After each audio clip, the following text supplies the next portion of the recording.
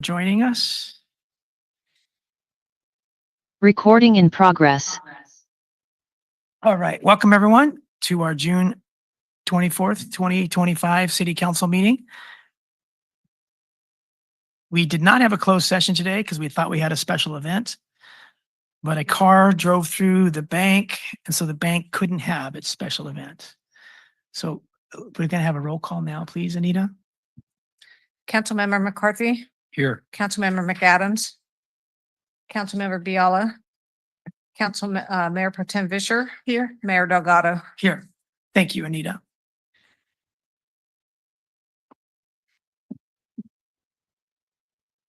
So we're going to jump right to public comment.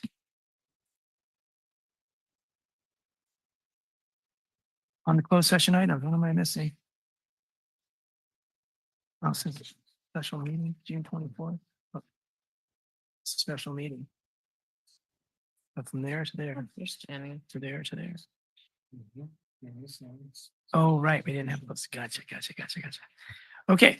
We're going to go to special presentations because we have a special time of year that we call Juneteenth Day. And before that, we'll do the Pledge of Allegiance. Can we have a volunteer in the audience that would like to lead us in the pledge? Drea, thank you. So we'll have a moment of silence. Please stand, and then Drea will lead us in the pledge.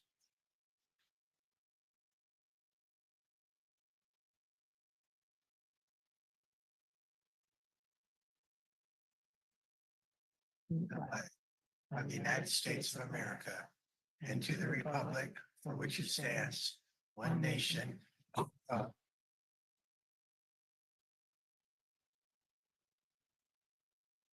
Thank you, Dre, for being a good sport. Okay, so we move now to a Juneteenth Day proclamation, and our City Council person, Kathy Biala, will lead us through this. Thank you, Kathy. Thank you, Mr. Mayor. So this is a proclamation for Juneteenth Day of Observation. And since we did have a change in our city council schedule this month, we didn't quite make it to June 19th. So whereas on June 19th, 1865, General Gordon Granger arrived in Galveston, Texas to announce General Order Number 3, declaring all enslaved people in Texas free, more than 2.5 years after the Emancipation Proclamation. And whereas this day, known as Juneteenth, marks the end of slavery in the United States and symbolizes the enduring struggle for freedom, justice, and equality. And whereas Juneteenth serves as a reminder of the resilience and strength of African Americans who have contributed immeasurably to the cultural, economic, and social fabric of our nation. And whereas the city of Marina, with a diverse population of over 2/3 of people of color, acknowledges the importance of recognizing and celebrating the histories and cultures of all its residents. And whereas the city is committed to advancing diversity, equity, and inclusion, as outlined in the final report of the DEI Task Force 2025, which emphasizes the importance of creating an inclusive community that values and respects all individuals. And whereas the city recognizes that the work of achieving true equity and inclusion is ongoing and requires collective effort, reflection, and action. And whereas the city encourages all residents to engage in activities that promote understanding, respect, and unity, and to reflect on the significance of Juneteenth in the context of our shared history and future. Now, therefore, I, Bruce Delgado, Mayor of the City of Marina, do hereby proclaim June 19th, 2025 as Juneteenth Day of Observance in the City of Marina, and I call upon all residents to join in this observation to honor the history and legacy of Juneteenth and to commit to the ongoing work of building a more just and inclusive community for all. Dated this 24th day of June, 2025. All right. Thank you, Kathy. recently we had a Pride celebration, and I believe Brian McCarthy, our city council person, and Jenny McAdams were the organizers of that event. And it was very much in line with Juneteenth. Um, I often say that the best thing about Marina, given that we're a physically safe community, we don't have a lot of crime, which is really important for people to feel safe physically, that it's a wonderful aspect of Marina that it's a very accepting town. You know, it doesn't matter what you look like or what religion or any particular lifestyle you may follow, but everybody in Marina feels accepted. Everyone feels safe for who they are. They're not going to get picked on or abused for who they are. And that sense of safety is paramount to everything else, I believe, that leads us to feeling such like a community town that we are. And so Juneteenth is more than just some words, but the words are very nice, and I appreciate Councilmember Biala speaking them. Does anyone in the audience want to say anything about Juneteenth? Okay, let's turn it over to City Council. Does anyone here wish to say anything? We'll go to Councilmember McAdams. Thank you, Mayor. The Monterey County Black Caucus, they had a great celebration in the city of Seaside, and it was held on the same day as the No Kings demonstration. And that was at Windows on the Bay, and the Juneteenth celebration was at Laguna Grande Park. And so they had a lovely day. There was Palenque Arts was there. There was some poets, lots of elected officials, local artists, and it was a lovely day of community. So I appreciate your words about Marina feeling safe. And I just want to say that there's a lot of people that are brown that are really feeling not safe right now. Especially with ICE in Seaside over the weekend. And I know that your words are coming from a really good place, but I also don't want to, I don't want to disregard anyone in the community who is not feeling safe. And I think that it's very justifiably, right? People are just getting snatched up. And not coming home. A gentleman in Pacific Grove who works at a restaurant has been a manager there for 5 years at Wildfish. His name is JC, and he's detained, and he's in Los Angeles right now. He has 3 kids. And so we're hearing more and more and more of that. And so, Mayor, I appreciate your words, and I also want to recognize that there's a very much a heaviness for our immigrant communities. And actually, you don't even have to be an immigrant. These are citizens of the United States. And so you know, I mean, it is a heavy time. Yes, we have a safe community. We have a loving and accepting community, and it's also a really scary time. So thank you. Thank you very much, Jenny. Councilmember McCarthy? Thank you, Mayor. I'll just say briefly, one, appreciate your words. And two, it wasn't that long ago when there was a unofficial Juneteenth celebration in Carmel, and I'll just be super candid, some people were losing their minds. And how far have we come that now Carmel this year is officially celebrating Juneteenth. And, you know, I just, as we move forward as a region, I think we all play a role in encouraging our colleagues in other cities to embrace and to collaborate. And I agree with the mayor. I think we're kind of leaders in this space, and I think it's one area we can pat ourselves on the back. And just really grateful to be living here, and thank you for the words. Thank you, Mayor.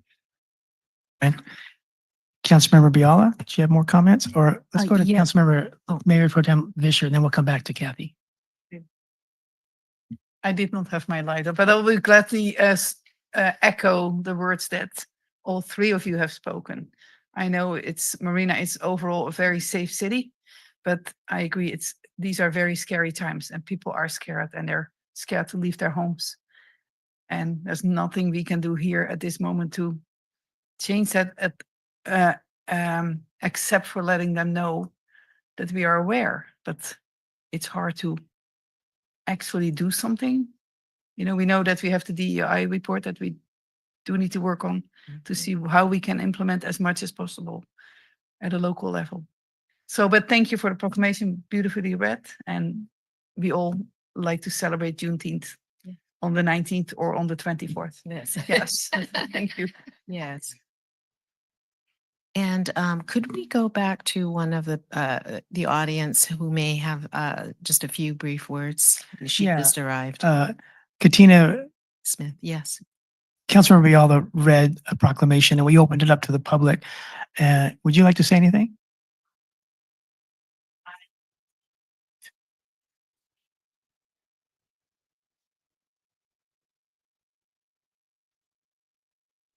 I'm so proud of where we are today. I moved back here in 2015 and I originally lived here back in the 80s. I left. My dad was in the military and then we came back. And so I finished up my time here like in the 90s, early 90s, and then I moved away for the military myself. The community was so diverse back then. And when you think about diversity, you think about ethnicity, there's also the attitude, right? Like Councillor McCarthy was saying, Marina does have a different spirit about it.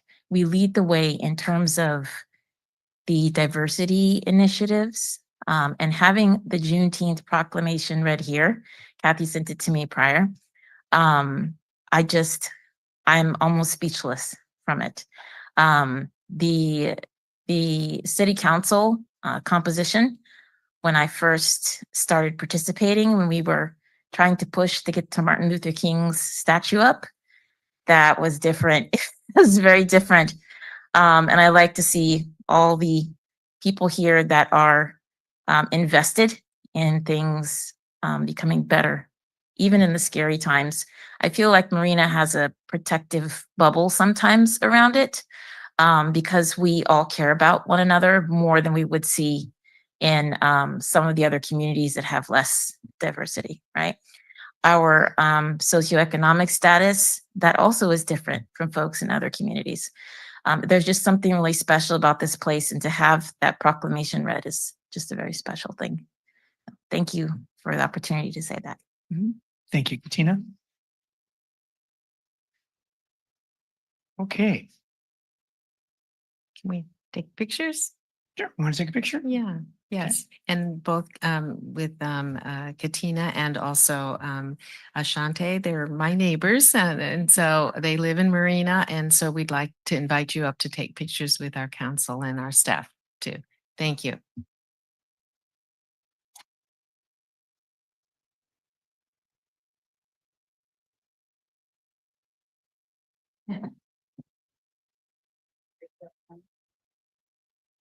Can we get our staff?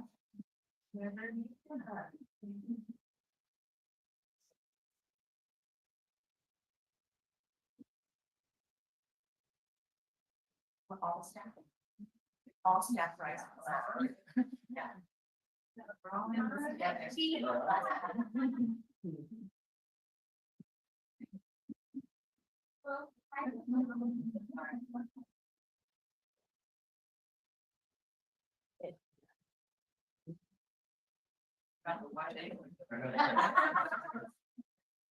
Okay, squeeze in just a bit more. Scooch a bit more. Scooch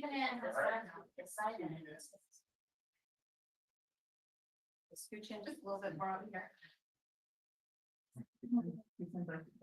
Yeah. Okay, ready? 1, 2, 3. 2. Thank you.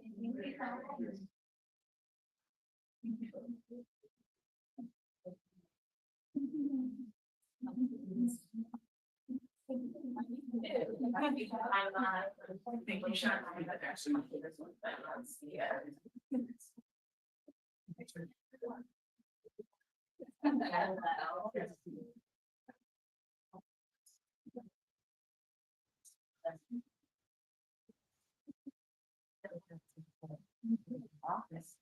that's what I was saying. Okay, okay. All right, I can't remember ever having the staff join us for a photo. What a great day to do it. That's going to be a really nice photo. I'm really glad for that. Thank you, everybody, for participating. All right, now we go to council and staff announcements, starting with staff. Anything you want to tell us? Good evening. There's lots I want to tell you, but I'm going to stick to 4th of July. Super excited that City of Marina is hosting a block party at the airport for 4th of July. It's going to be epic. We have 2 bands lined up. The Money Band. How many of you have seen the Money Band?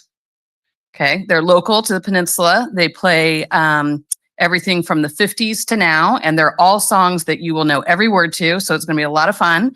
And then we have Dirty Cello, who is from the Bay Area. They are classically trained musicians that only play rock and roll. And so the lead is a cellist, and she just loves rock and blues. And her husband is a guitarist, and both bands are high energy, super fun. I think you guys are going to love it. But it's also a very family friendly event. We're going to have a kids zone area with all kinds of inflatables and games and fun things to do. We're going to have a touch a truck area with bulldozers and fire engines and police cars. There will be a beer and wine garden and food vendors. And it's just going to be a really fun, exciting event. Gates open at 3:30. Money Band comes on at 4:30. Dirty Cello comes on at 6:30. And then we're inviting participants to bring safe and sane only fireworks. They can bring them with them. And there'll be an area after the bands are done where families can use their safe and sane fireworks. So really excited. It's going to be a really good time. A couple rules I want to just say: no outside food or alcohol, and no pets. And no firearms. And I'm sure there's a whole list, but those are the ones I remember. And I do want to say where recreation typically takes the lead on these events, we needed to bring in our whole team. So we've had Public Works, Fire, PD, just about every department has been represented to pull this together because it is probably going to be one of our largest, most complex events. And I'm just super excited. So I hope to see all of you there. Hope to see all of you there.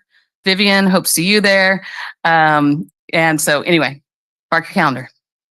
Fantastic. Thanks everyone involved with bringing that to reality. All right. City Manager Lane Long. Probably should have kept Andrea up here, but this is Andrea's last city council meeting.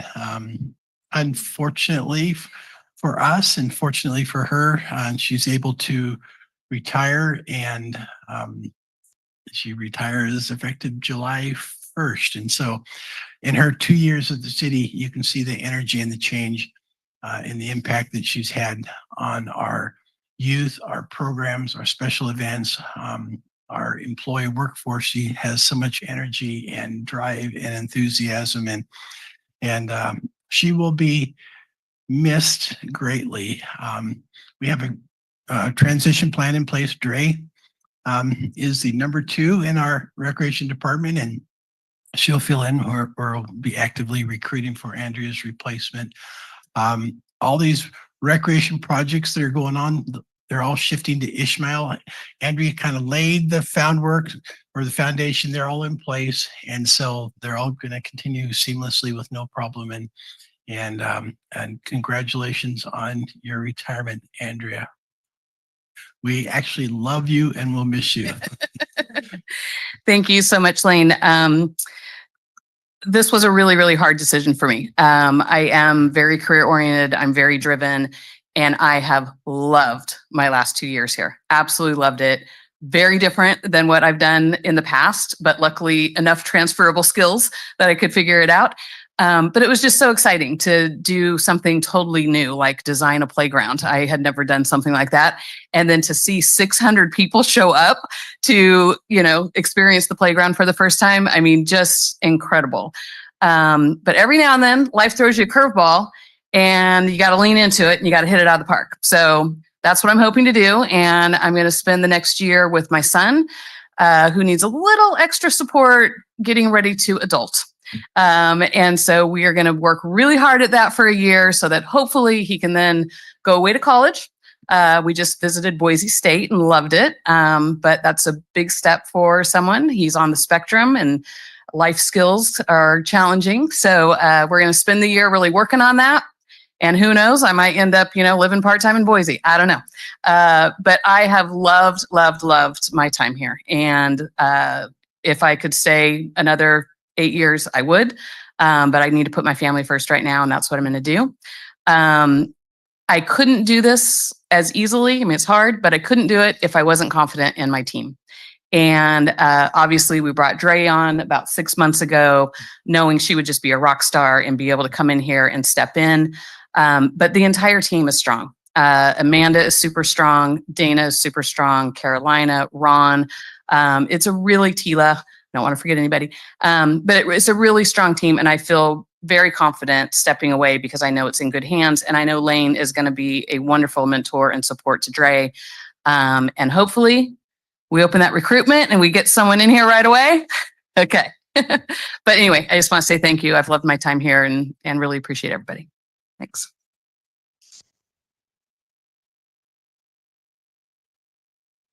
All right. Councilmember McAdams, you have something you want to say? I do.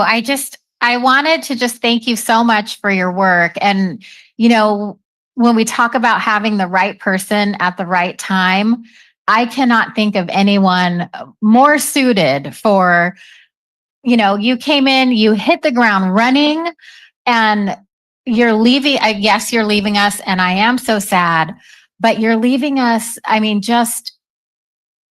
you have propelled the Recreation and Cultural Services Department into just a whole new, I just don't even have the words. And so thank you so much. And I'm so excited for you. And I hope you get to drink some fun, fruity cocktails somewhere by a pool in the heat and sun and enjoy your time. And just thank you so much for your service to the city of Marina. Great. Thank you, Jenny. Let's go to Mayor Pro Tem Fisher. Thank you, Mr. Mayor. Yes, when I heard the news, the sad news for us, the first thing that came to my mind was, the Aquatic and Sports Center. But I know Andrea will be in the background. She's not in Idaho yet. And I know the team that you leave behind. So I wish you all the best, Andrea. And I wish that I could ask Andrea to say what I am not going to say, but I had written down already, to tell everybody, Councilmember McCarthy and I are lucky to work with 3 people of the team to organize a big celebration for the 50th anniversary of our city. So please, no announcement about bands yet, but please mark your calendars for Saturday afternoon, October 11, from noon till 5 p.m. There will be a celebration. It's going to be downtown Marina to celebrate half a century of our city. So yeah, I wish that you could have said that. But so October 11. Thank you, Mr. Mayor. Great. Thank you. Councilmember Biala. I'm not sure what I want to say other than you have really represented to me like the ideal person for recreation and cultural services. When I first met you, some people, you meet and you just are in love with them because your optimism, your effervescence, your excitement, it just is oozing out of every pore. And I felt that. I think we've all felt that. So as much as we felt very loving of you, the same token, that's how much I'm sorry, but I am despairing because it's not just about the work, because I think we have a lot of competent people, but there's something about just your personality that exudes excitement for the position and recreation. I mean, we want to recreate because of you.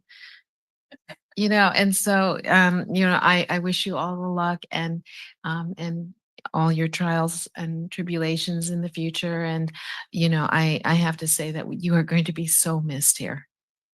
Thank you. Thank you, Kathy. Yeah, Andrea, you're a combination of a huge breath of fresh air, supported by a high level of competency to knock so many things out of the park, one after another.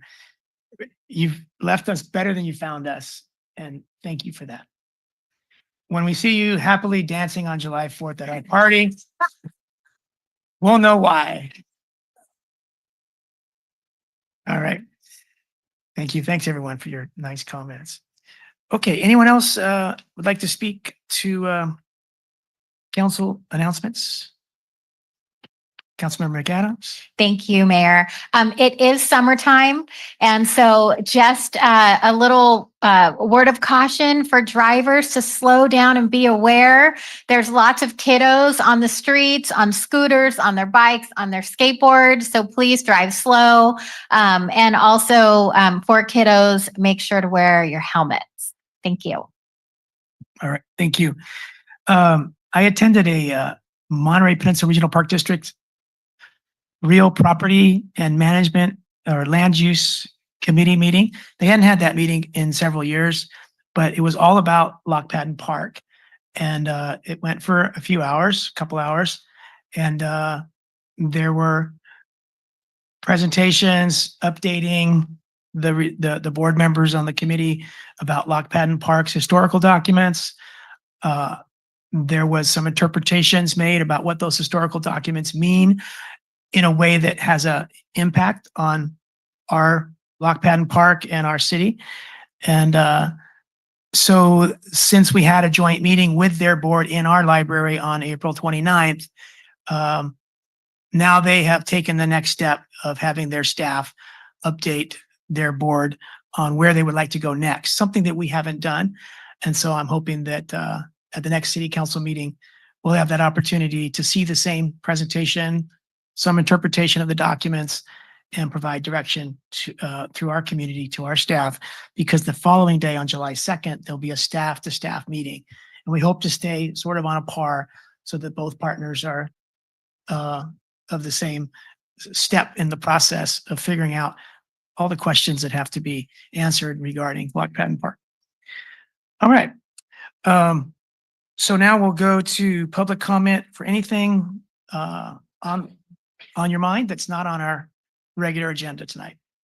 And we'll start with people here in the building. Just stand up and come to the podium if you'd like to speak about something that's on your mind, whether it be Juneteenth or some other issue in the city, or anything that's something of your interest you want us to know about. Hello, Fred. Good morning. Good afternoon. Good evening. Good morning, all too. Hello. I wanted to thank you, Councilmember McAdams, for your comments earlier about ICE. I appreciated what you had to say, and I appreciated, the tone you used. It felt like you really met the moment there. And I stand in solidarity with the protesters in my home county of Los Angeles and their energy. And I appreciate that they've tried their best to give them hell. I also wanted to appreciate you for a post you made on social media that called my attention to a study that said that students said that 1 in 5 students in Monterey County are currently homeless, or close to 1 in 5. I think both of these events or these numbers present an emergency that requires the full force of our effort. And our budget, it seems like the budget's being adopted today, but any ideas, anything, it requires all of our effort. I think homelessness is a policy choice, and I think it's all of our responsibility to help protect these children from homelessness and poverty. Thank you very much. Thank you very much, Fred. And Councilmember McAdams has reminded me that this public comment we're in now is also for comments you might have for those items that are on our consent agenda. Anyone else in the public wish to speak? Okay, we have a couple people online. Let's go to Denise Turley. Welcome, Denise.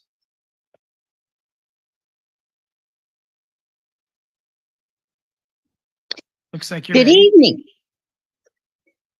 Yeah, I think this will surprise you. Your comment earlier about how great we've become as a city, I would have to take exception to.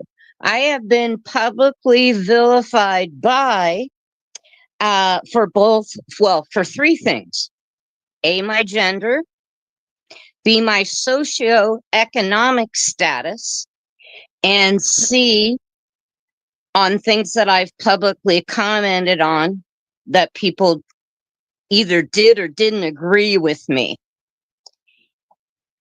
And in two cases, it was very one-sided. So I would encourage people to not do that. It was inappropriate. It was public. And immediately what it did to the group that was there in both cases is they came running to me to comfort me and said unkind things about the other person, which I had to say to them, hey, I feel their opinions is wrong. They're entitled to opinions. So realize that you might think that it's funny or cute to disparage a person publicly, but it makes you look like the worst of the two people. I'll leave my comments at that. Thank you. Thank you very much, Denise. Let's go to Audra Walton. Welcome, Audra. Good evening, everyone. Good, Mr. Mayor. Good evening, council members, city staff, and members of the public. My name is Audra Walton, and while I'm your vice chair of the Planning Commission, I am not speaking today from that position. Instead, I'm here representing blackaf.net, a platform meticulously crafted for verified Black American Negro freedmen. We are dedicated to empowering our community by providing a directory that allows you to list your business, discover tailored services, and engage in commerce that strengthens our collective economic potential. I want to take a moment to express our gratitude to the City Council for the recent Juneteenth proclamation. This recognition is vital in honoring our history and ongoing journey toward justice. Thank you all very, very much for that. We are excited to announce an upcoming town hall this Saturday, June 28th at 6 p.m. over Zoom. This meeting will focus on our lineage-based business directory and solidarity network designed to create a vibrant social hub across California. We're collaboration and gathering lead to a collective success. By circulating our dollars within our network, we can elevate our economic potential and foster meaningful connections. Additionally, the Coalition for a Just and Equitable California and the Lineage Equity and Advancement Project will be joining blackaf.net to present our current efforts regarding reparations at the state capitol. We will have representatives available to discuss our progress and answer your questions. This fight is crucial for acknowledging the historical injustices faced by our ancestors and ensuring that their legacy is honored through tangible support. I am also pleased to introduce the genealogists we're working with, who will help us trace our lineage back to our enslaved ancestors and beyond. I've already done that work, and let me tell you, understanding our roots is essential for building a stronger community. We invite you all to join us at the town hall to learn more about these initiatives. If you are a descendant of those enslaved under the institutions of U.S. American chattel slavery, please visit blackaf.net and click the Get Verified button today. Thank you so very much for this opportunity to speak with you. And again, thank you for that Juneteenth proclamation. Thank you very much, Audra, and thanks for your contributions to our community. Okay, anyone else online that hasn't raised their hand that might wish to speak, please do. Raise your hand now. We'll give you a moment before we close public comment. Okay, thanks everybody who did comment. We appreciate that. And there weren't any questions, so we'll move right on now to our consent agenda. And I would like to pull 10K2, which regards city improvements to City Hall building. And does anyone else have any comments briefly or questions or wish to pull anything for a deeper discussion? Let's go to Councilmember McCarthy. Thank you, Mayor. I really struggled with whether to do this, but I'd like to pull 10L 4 after receiving numerous public comments. And that's the speed limit study for the city of Marina that adopts speed limits. Oh, Brian, how could you? So that's 10L4? Okay, great. Thank you. Anything else, Brian? Oh, okay. Mayor Pro Tem Fisher? Thank you. I would like to abstain from 10B1 and 2, two meetings that I did not attend. 10B1 and 2. B2 Okay. or to approve meeting minutes. And I have a question for that I don't know if any needs to be pulled or that it can be answered pretty fast. For 10.8, acceptance of public improvements, dedication of public improvements at the dunes for phase 1B, the promenade traffic signal and public site lighting. Yeah, a question now would be great. My question was, if I understand correctly, this will be paid for, the maintenance of the lights will be paid for by, let me see, the CFD 2015-01. And my question to the city manager was, who is funding that CFD? Those CFDs I don't have the boundaries. Edry, are you online? Yes, so the staff report was incorrect. It should be the CFD 2024-1. So that would be the CFD that it covers the Promenade Phase 2 West and Phase 3. So, yes. No more questions. Thank you. That makes more sense. Thank you. Edry, did you have more input? No, thank you. Okay, thank you very much. Anything more, Councilmember Bishop? All right. Let's go to Councilmember McAdams. Thank you, Mayor. This is regarding 10K2. I just have a comment, a brief comment. Okay, that one's been pulled, so we can Oh, great. discuss it. Oh, perfect. Okay. All right. So a motion, we accept the consent agenda before us, minus 10K2, 10B1 and 2, and 10L4. I'll second that. All right. Any comments before we go to a vote? All in favor then, please say aye. Aye. All right, that motion passed unanimously, and we'll take up those 4 items at the end of the meeting tonight.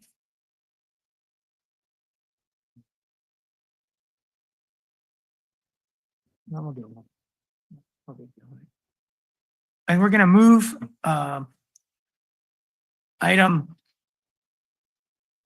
11A regarding the inclusive playground ahead before the public hearing, which is 11. So 13A, I'm sorry, 13A, we will hear now, and then we'll go to number 11, which is a public hearing on our budget. Hi, Mayor. Hi, council members. It's my pleasure to introduce the designers from Leathers and Associates who are joining us online today, all the way from Florida, to review the conceptual schematic design and receive your feedback. Over the past several months, we've embarked on an exciting and community-driven process. In April, we launched Design Day, a citywide event that brought together the voices of over 1,500 Marina students and their families. During the day, the students submitted their playground drawings and ideas, which have served as inspiration for the design. That same evening, families joined us for a community celebration showcasing the playground drawings and artwork by the students. Last week, Leathers and Associates presented the conceptual schematic design to the Recreation Commissioners to solicit additional community feedback. That feedback is in your packet under Exhibit C. Tonight, we're excited to present the conceptual schematic design for public feedback and council approval. Now I'd like to introduce Vivian with Leathers and Associates. Good evening. Good evening. We can hear you. Welcome. Thank you. We're hoping to share a screen this evening, if that's possible. But good evening. We'll move ahead. My name is Vivian McLean-Bunce. I am the Business Development Manager for Leathers and Associates.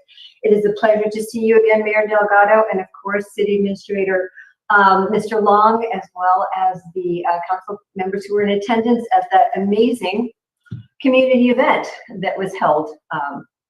So tonight we're going to, I'm going to introduce Ava Caro, who is one of our designers, to basically go through the presentation to explain to council what we have crafted with respect to the input that we have received from local stakeholders, the Recreation Department, Health and Human Services from the university, and not in the very least, the elementary school children who have instructed us in no uncertain terms as to what they want to see in a playground.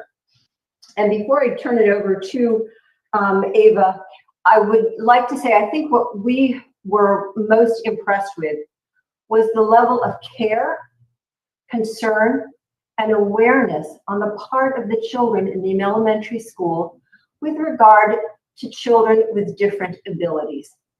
I think it's safe to say that the next generation of Marina residents will be an absolute star, will be stars in your crown, if you will. So now I'm going to go ahead and turn this over to Ava, who would like to share her screen in order to review the presentation with you.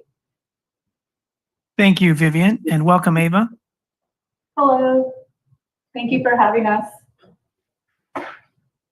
The audio is a little bit hard to hear.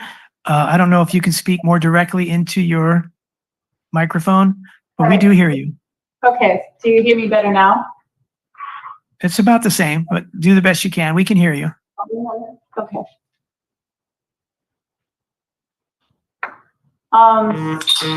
So if I can share my screen, I can show you guys the presentation. Thank you. We think you can share your screen now. Okay.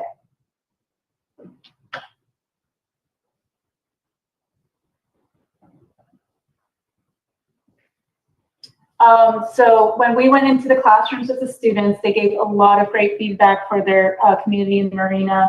And then we also met with the parents later on the design night, which also gave us their feedback as well. And one of the main focuses we kept hearing was just the beautiful dunes, natural flora, oceanic views that Marina has to offer. Also a lot of the natural animals and some of your amenities like the trolley cart ride. Excuse me, Eva. We're hearing you fine. We don't see your presentation, so we think we have a share issue here. Okay. You've done everything you can, Eva, to share your presentation? Let's do window. Try to share. Do you see Looks it like now? it's working. Okay. Yes, we're good to go. Thank you. Okay. So we really collaborated on getting all these elements to potentially put into the playground in our schematic design and really showcase what Marina really has to offer. So these were just a few of our inspiration photos that we even saw ourselves that the community also gave back to us. I know you guys have a lot of the natural dune elements, the Fort Ord area, even the Fort Ord Dunes Park, the Festival of the Wind, kite flying, and we would really like to put all of these items and incorporate it into the park to really show the life and soul of Marina. These are just a few examples of what a Leathers playground are. They're very specific to every community and what they've been told and heard. So we know this wants to be very inclusive, so have a lot of items for special abilities, special needs, and just a lot of different items for every children to play with side by side or cooperative play. We really want the children's imagination to grow in these spaces and also just feel like this is a place of their very own, very special castle or ocean or anything they want to dream up of. So we hope that we can incorporate everything that Marina has to offer into your playground as well. This is our first draft of our schematic. We will still be working on it as we go through the developing process and hear your guys' feedback. What we really want to do is incorporate maybe a lot of just the natural flora into the PIP, the protective surfacing of the playground, and show those colors, show for the children. There's a few elements like the trolley cart ride can also be incorporated into some of our structures throughout the playground. We know there's a few lighthouses in the areas that can be areas for the children to have imagination play and have special like cubby houses for parents to also play with their children. We really want to incorporate a lot of the ocean and animals that you guys have in the area. So we were thinking of also incorporating the art community to do some murals around the playground or just have different paintings of either the dunes or the natural flora, seals, whales, all throughout the park. One person mentioned it would be really cool to have an art wall going down the zip line cruise. So as you zip through the zip line, you can see multiple different colors and imaginations of what the kids want to bring to life into this park. We really want to try to get very inclusive with this playground for all kids of needs and special needs and sizes, and really just incorporate shoulder to shoulder play, inclusivity play, and cooperative play throughout the park. And we just hope that the kids and the parents can really enjoy this time and this area with one another. And also to have some healthy risk taking within the park as well.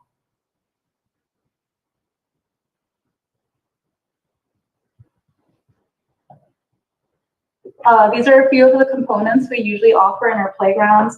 We can go from either big twisty tube slides, rock formations, a lot of climbers for children, circuit courses, and different types of levels for swings. I know Mommy and Me swings were a big ask for, also tandem swings so kids can swing with one another.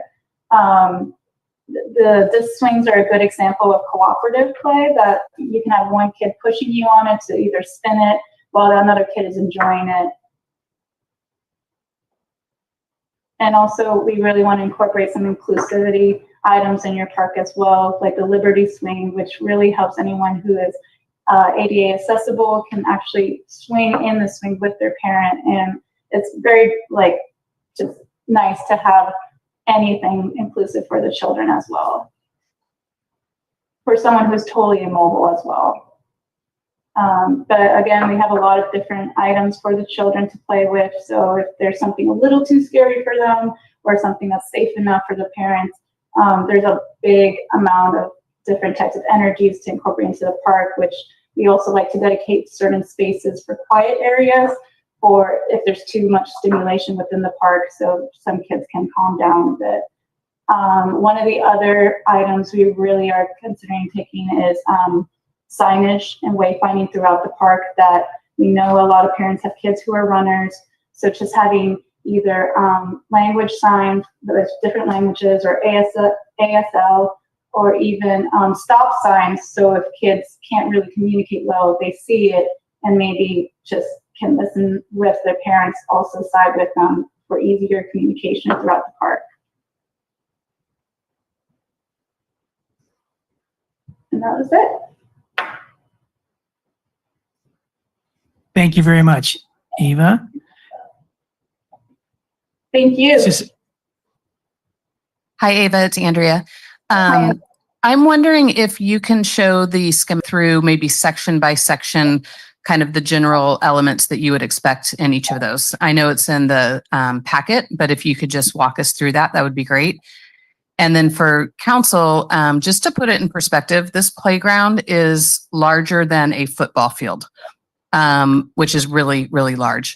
So that first rendering they showed you was kind of a long, narrow, rectangular space. We chose that to show you because that's kind of a similar shape and size to our playground. But yeah, if you could just walk us through that, that would be great. Thank you, Ava. You're welcome. So up on the north side, west side, we have our parking and entry, and then we also have a entry over by the north side We plan to collaborate with the Wallace Landscape Group for this entryway, which we're thinking of just having a more natural sensory garden, more just quiet area of space. And then we only have one entry and exit through the playground, so parents know that their kids are well contained within the space. So as we enter the playground, we have a info and wayfinding station. Since this park is so large, parents can see where they might want to bring their children or areas they might want to avoid. We have a large zip cruise to the right of the playground. Here we like to incorporate a lot of the artwork maybe by the fencing on the west side. And then on the east side, there is a separate fenced-in top lot. So this area is really just for 2 to 5-year-olds. Again, it will kind of keep the theme of Marina. There will be a larger structure of playhouses. All these items, parents should be able to come with their kids and help them with any struggles they might have in the playground. And it's always good we try to separate the toddlers away from the older kids so there's less accidents. And so we have a lot of different items here, such as game tables, healthy risk-taking, climbers, a small trampoline, mommy and me swings, therapeutic swings, and then a bunch of spring toys with some musical elements in this area as well.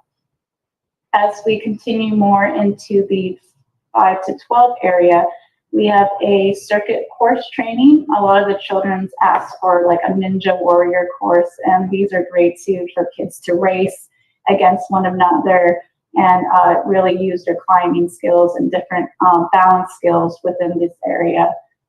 We were thinking of incorporating your guys' cart trolley ride as a swaying deck bridge.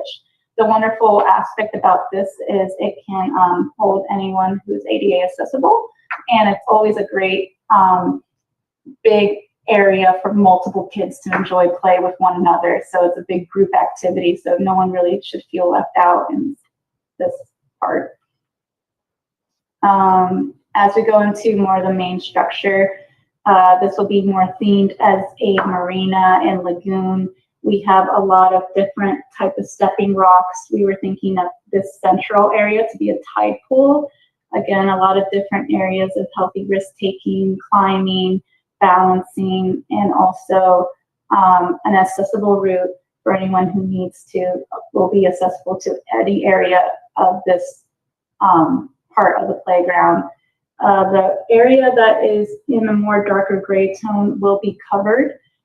This will be a much larger structure for the kids to climb up of, and they get a pretty large twisty tube slide, such as this one in the folder.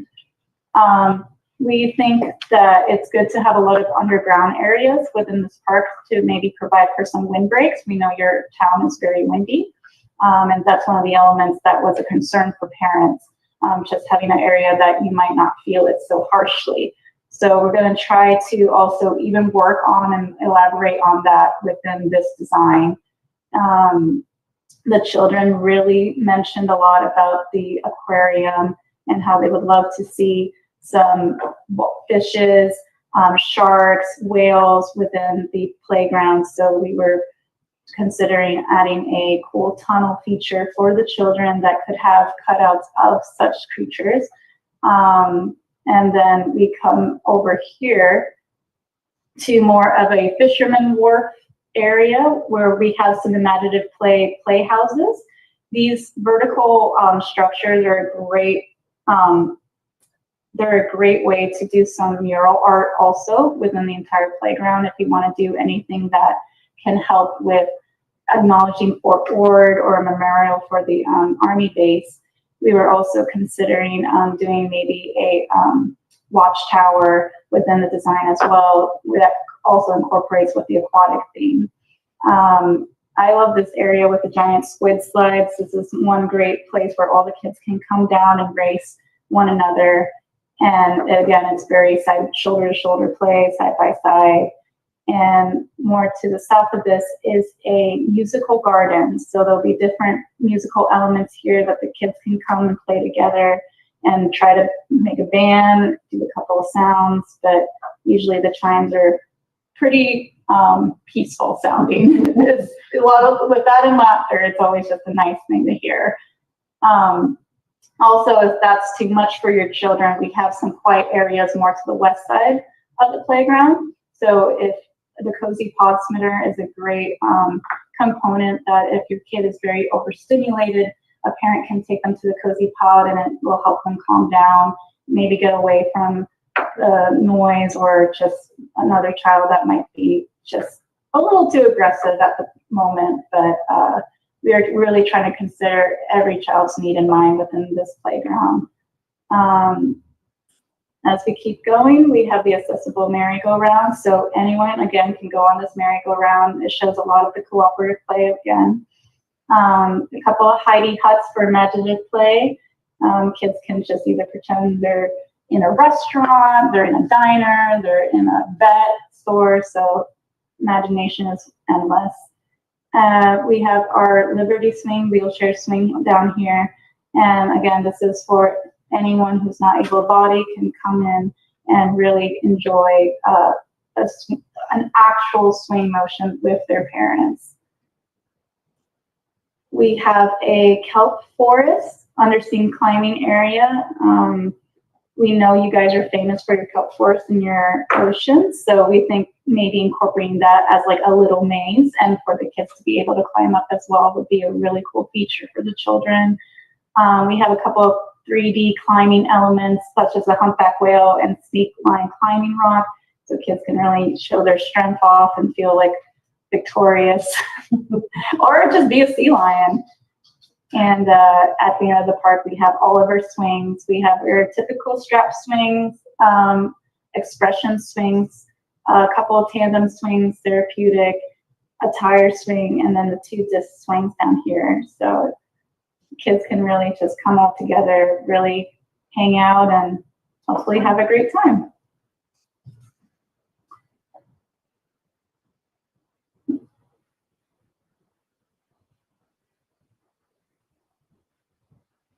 Wow is what comes to mind. Do you have more? Do you have anything else that you would like to speak to, Ava? Vivian, do you have anything else you'd like to say?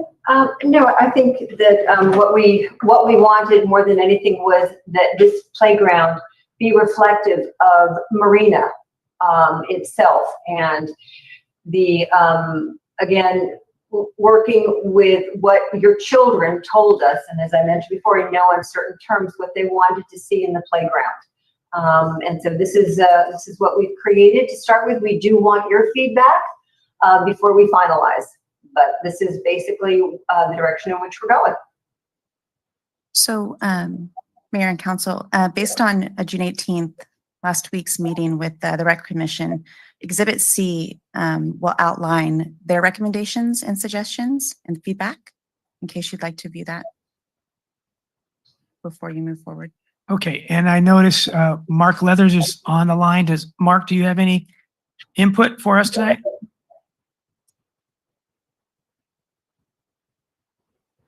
Good evening. Can you hear me? Yes, welcome. Oh, thank you. Well, I just want to say, well, first of all, good job, Ava, for doing the presentation, but good evening, everybody, Mayor and Council. Thanks for the opportunity to have us present. We're very excited about this project. It's gone up to a fantastic start, as proven with the community's involvement and all the children. It's one of our more successful design days with almost 600 people being there. So, we're a very unique firm. So one of the aspects of getting the communities involved, getting the kids involved, working through this design process, that's kind of where we're at now. So this is just our first round at the schematic drawing. We've gotten a lot of feedback so far. We'll maybe get a little more tonight.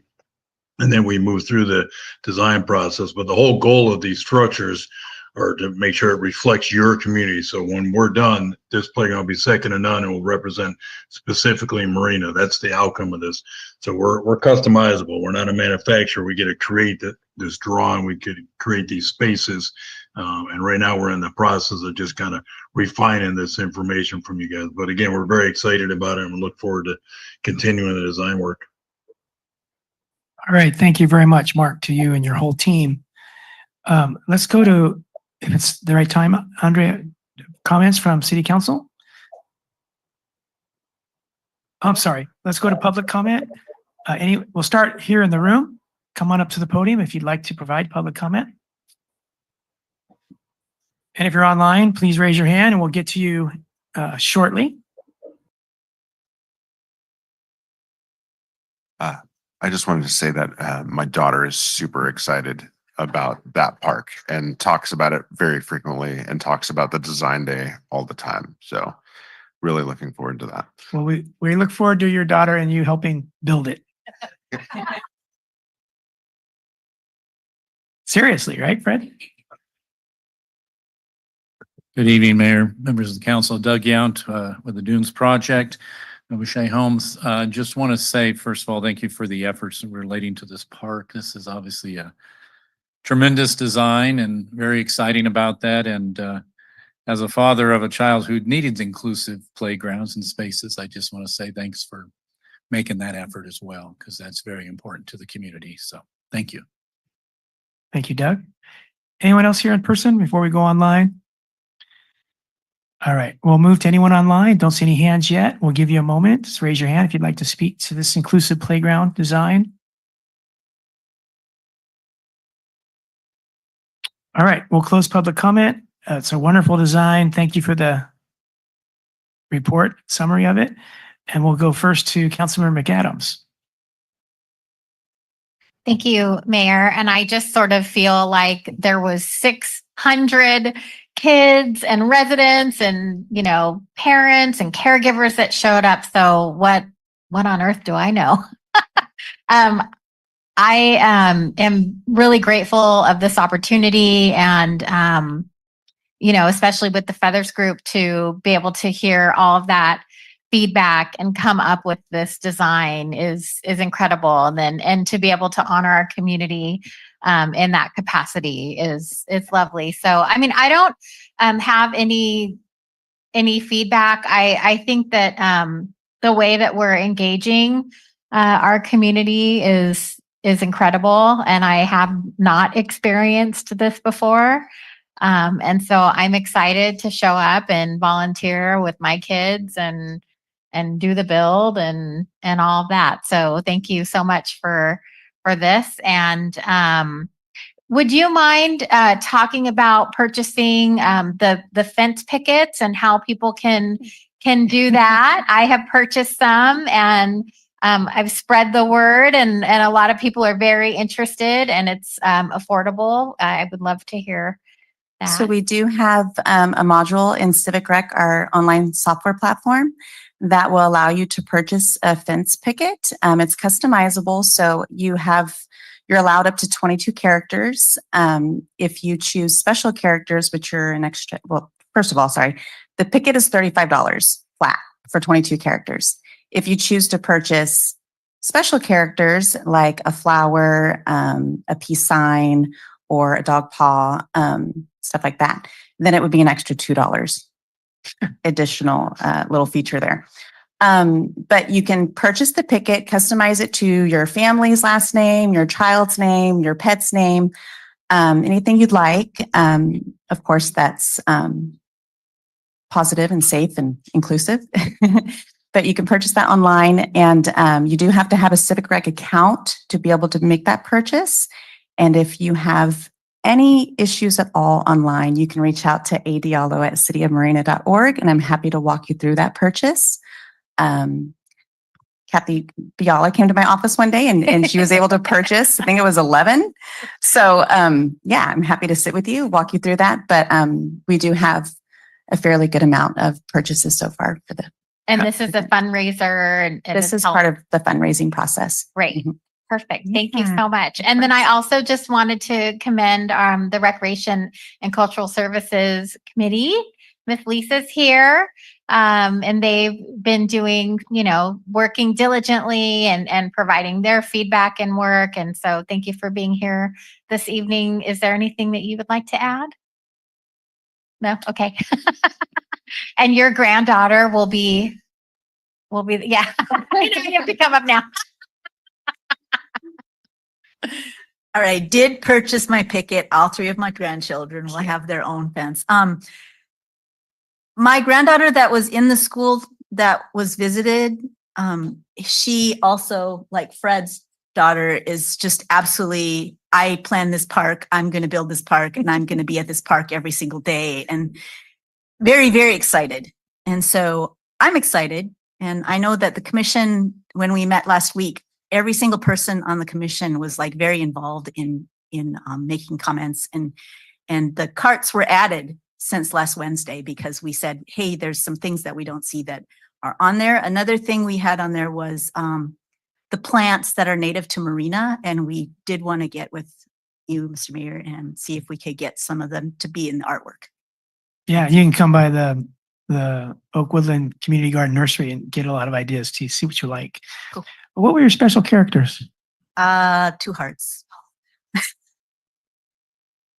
Thank you. And thank you for your service on the Recreation and Cultural Services Committee. I have to give a shout out to our all-inclusive steering committee. They've been huge in helping us plan everything, and they show up to our meetings, they volunteer, they bring their children. And for all of us who are part of this project, this is all brand new. Like, we have never done this before. So we all have grace for each other and have fun. And I think what's most important is to laugh through it.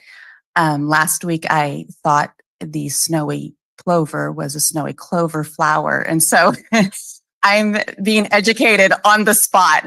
So we're all learning as we go along. But the All-Inclusive Playground Steering Committee and the Recreation and Cultural Services Commission are very supportive, and they have great ideas and great feedback. So we're very grateful for everyone. Yeah. Thank you, Drea. Okay, let's go to Councilmember Biala. Thank you, Mr. Mayor. So, my grandkids are so excited too. I mean, the first thing of the, Windy Hill Park was really great, and they can't even imagine what this is like. I mean, this is huge. I didn't realize it was so huge. So because it's so huge, I didn't hear you mention anything about bathrooms. Are we having bathrooms? There will be bathrooms. Okay. Lisa, yes, please do. If you, we had the question at the commission. If you look at that diagram, when they showed it up on the screen, it had a picture over it, but there's this kind of rectangle thing in there, and that's where the bathrooms are going to be. So it's like right out the gate and down. Is it? Oh, I see the blank rectangle. Oh, Yeah. okay. So that's going to be Yes. a whole bank of, okay, great. Because I was thinking my 5 and 3-year-olds, this is huge. They're going to be there like hours. Right. And somebody's going to need to use the bathroom. Okay, great. Also, we do have Windy Hill Park. So my thought was calling it Wind Festival Park. It seems like, and I just threw this out, like Ocean Wave Parks, to have it something different than wind again. You're speaking my mind. Really? Oh, okay. I was meeting with Amanda Becker, our special events, and we're going through names, and we were like ocean sand dune, ocean dunes, ocean. So like you have that whole ocean theme, yeah. So that can be part of our process to have the community come together and really choose that name. This was a placeholder, I believe, just so that we can Great. have that on the. And I love Design. the names of the different elements, but I was even thinking you could even do more. So I just did AI, but like you have the giant twisty tube slide, we could call it the whirlpool slide or spiral surf slide. The lookout seating that's on the thing, we could have pelican perch or seagull's view or captain's deck. Tot spider trampoline tide pool bounce or starfish spring. Slow down, Kathy. This is exciting. I've got all this down. I have a whole list, so I love I'll it. give it You to can you share that guys. with me. Oh, Yeah, thank you. Okay. because I think and now here's another thing. Just the feedback from the committee was talking about culture and some of the history and stuff and diversity. The Chinese original settlers are very big into squid fishing and they actually did some Yes. very unique ways, introduced new fishing ways. Also, the Japanese then became Yes. abalone divers. Mhm. So they brought that here to our area. So if you wanted to somehow put that in. Now, I know this is a playground, but it's so huge. Mhm. And, you know, when I go to the beach and my kids, my adult kids laugh at me because they say, "Oh, mom, you're a bird watcher now," you know. So, you know, there are many birds like egrets and sanderlings, and you mentioned the plovers, but curlews, avocets, and I can identify them all. Leopard sharks and bat rays are over at Elkhorn Slough too. So there are things that are really, you know, nature here that we could incorporate that in the names. But I don't know if this is not appropriate, but it seems like we should also be educating. You know, like if we put a leopard shark, Oh, because yes. they are seen in Elkhorn Slough, you know, we have a little picture and not a huge interpretive panel, but saying you can see these in this area, or you know, something Little interesting. fun fact about them. Yeah. Mhm. So all of this, you know, even plovers saying they're threatened species. Okay. They're really rare and we have to protect them or something like that, you know. And we would have a little picture of these things. And, you know, when we're talking about you know, the the vegetation, like, you know, Bruce would know most of that. I have a hard time, like, you know, finding a Sangilia, for example. You know? Have you ever seen a snowy clover? No, yeah, we need a picture of that one. I'm gonna have to be careful what I share, Adele, with you. We just laugh because we've all come a long way, you know. We can laugh about that. Yes. So, you know, if we could do that and really, you know, look at what's really in our environment that's knowable, seeable for us and our children, and just have a little, so it's a little bit more educational, but you know, this is so huge. I think we can do that. I mean, I know it's going to cost more money, but you know, it might be something we can do. Yeah, it could really be part of the artwork and Yeah, and, Yeah. and even on a mural, then you Yeah. have Mhm. you have them identified, you know, somewhere on the mural. There's a legend, you know, find the whatever, Yeah, you know. an interactive play, something. Uh-huh. Yeah. Okay. Right, right. So great. Okay, I Thank think you. that's my comments, but it's so amazing, amazing. And I hope that we have a PR person out there, you know, hired by that time that can really show the community what kind of thing that Marina does. I mean, really, this is amazing. Thank you very much, all of you, for, you know, for all your hard work on this. Thank you. All right. Thank you, Kathy. Great input. Mayor Pro Tem Fisher. Thank you, Smith, for sharing here. So yeah, thank you all for your input and for all you're doing for this football field. It makes me wish that I would have grandchildren, but so just like Councilmember Biala, I wrote down as a suggestion to have interactive panels, you know, for that kids or grown-ups can push buttons to see the answer about all the animals that are and plants that are being listed. And I also thought about maybe organizing presentations. That's not so much for the design now, but I thought there's musical play elements, so there can be maybe people can come play the instruments there, and but that's all after it has been constructed, which will take a little bit of time and effort. There's a chance that we might have some very skilled volunteers because the Carpenters Union, their office is very close by and they are interested in helping. So I will speak to one volunteer. She's going to be retired and she's offering to volunteer the entire month of the build. Oh, Just pointing that out to everyone. That's Andrea Willer back there. Fantastic. Does she have an account? She might be leaving, but I'm still going to drive her a little crazy. Let me see. But on a more serious note, since it's so huge and it's very special for our entire state, I think, do we have an idea of how many visitors we can expect and how many parking we need? That's a very good question. I do know that we have Placer AI, which is really going to help us determine how many people come to visit this location on an ongoing basis and where they actually come from, the different cities, states, everywhere. So that piece will help us figure that out. We do have a lot of parking inside that park area and by the playground. Yeah, so my question about the parking is the parking on the west side, so in the back of the playground, is that level or there's probably some elevation there? Will there be steps, stairs, ramps?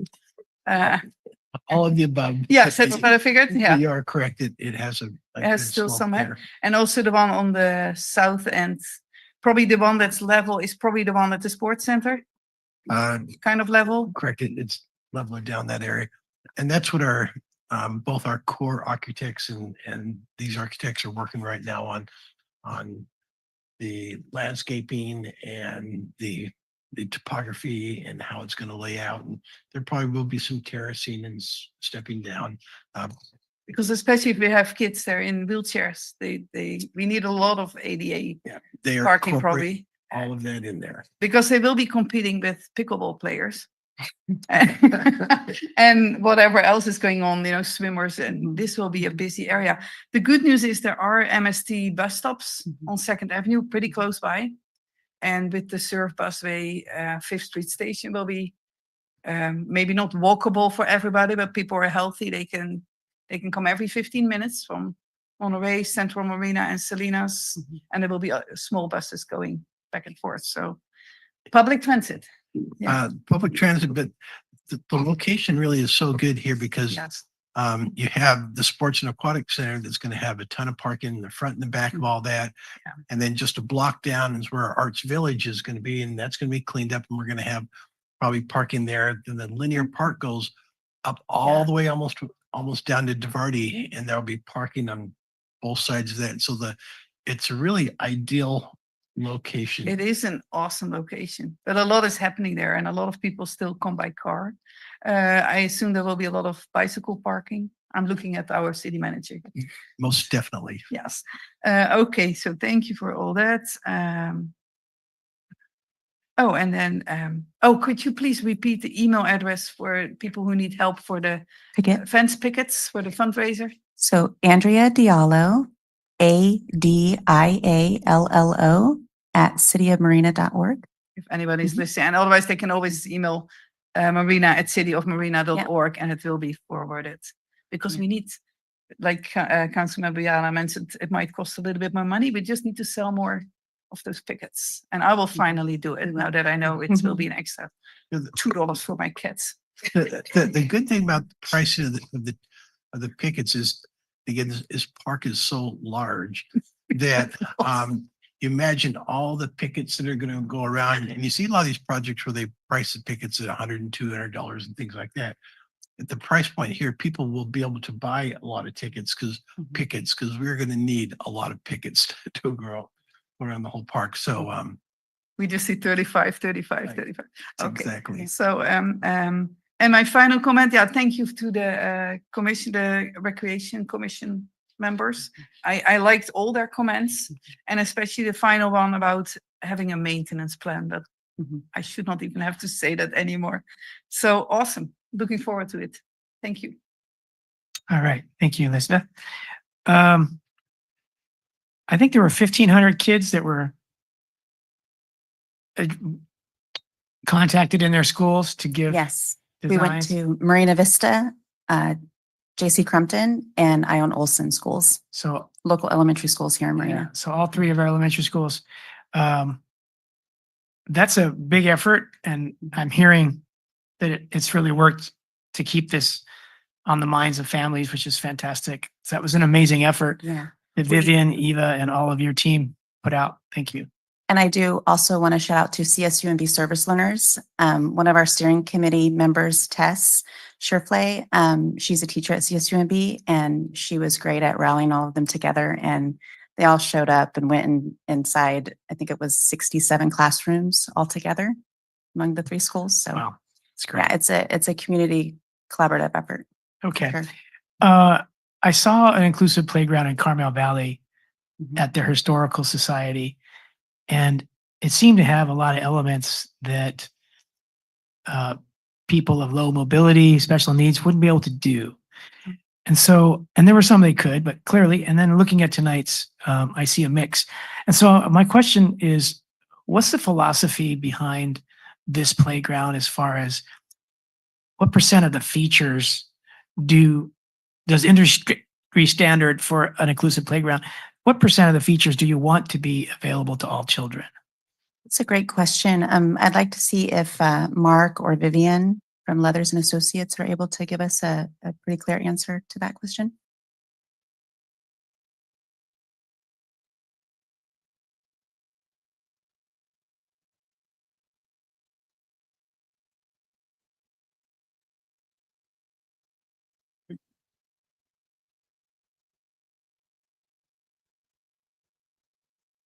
I think I'm back. Can you hear me? Okay, Mark, we can hear you. Oh, okay.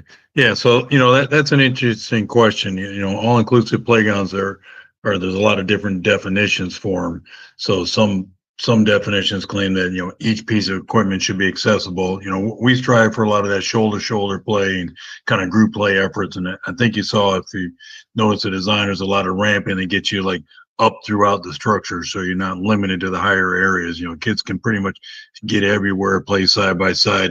There isn't any specific magic number, but in these kind of designs at this level, you're achieving pretty much the ultimate kind of, I guess, participation by all the children. So you can't really say 100%. But in this design, but basically due to the size and the way we've done the layout, you got a lot of ground activity, so you can stay on the ground and participate in a lot of the playgrounds. You can use transfer points to get into the structure. The ramp, and it's pretty extensive as well. So you're able to maneuver all the way through the structures. And then obviously you get down to the little details where you just put things at the right heights and stuff, so all users can use them. When we do areas like music areas and play panels, all of those are always set at the correct heights for everybody to be able to use. So at the end of the day, the whole play environment is considered extremely accessible. But again, there's no way to really say it's 100% or 90%. I'm not sure if that answers your question exactly, but Yeah, thank you. That gets at it. Yeah. I appreciate that. There might be different flooring materials, but is there one material that's the dominant flooring material? yeah, it's called port in place rubber. So it's a rubber surface, and that's the most accessible that you can really have. You can use turf as well, but the rubber surface, not only is it highly accessible for mobility and walkers and wheelchairs, but you also get another aspect where you can add to the design of that. So you can have pathways to it. You can do different colorings, designs, games on it as well. But the port in place rubber would be the preferred one in this case. And is that the same rubber we have at Windy Hill Park? Andrea's saying yes. Yes.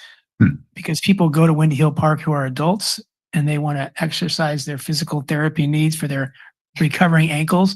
And they say that that's really comfortable to do that. I'm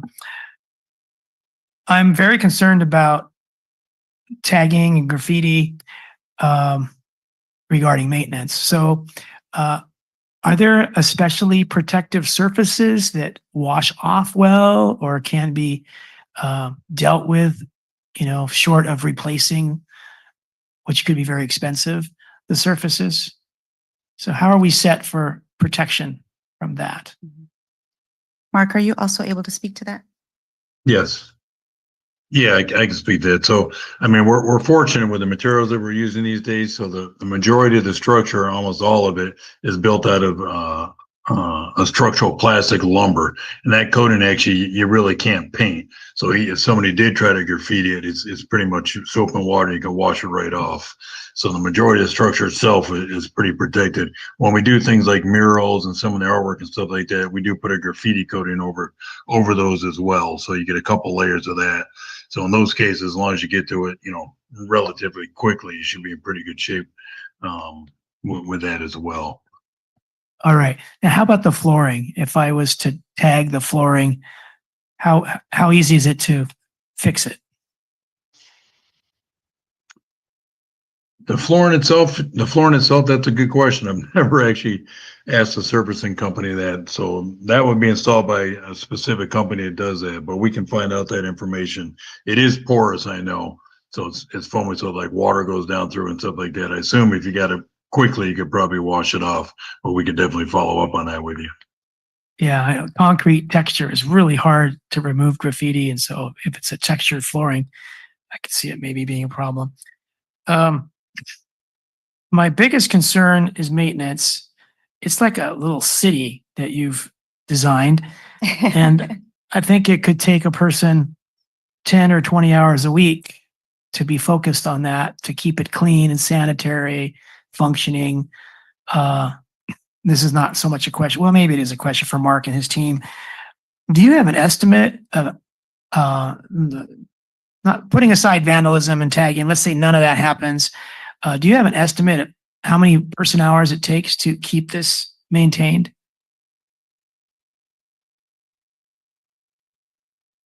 Unfortunately, I don't actually have a numbers estimate. I mean, it's kind of a catch-22 because our parks are literally the most popular parks within a community, so they get a high volume of children on them. But I will say, as far as the structure is concerned, and again, this goes back to the materials that we use and the fasteners, stuff like that. The structure itself is going to require, believe it or not, a very low amount of maintenance. What you will have is any of the moving parts. So like on the swings, obviously the pivot points and anything that moves, those are going to wear. So based on the usage of it, you do have to go through it and kind of monitor those things. So it does require somebody going through and checking it. We can work with you on this, but there's daily reports, weekly reports, semi-annual and annual reports where you can go through and have somebody methodically kind of check those things. But again, our structures are very maintenance friendly. Okay. Those wear points you mentioned that move, are they generally of a material that can rust or a material that doesn't rust?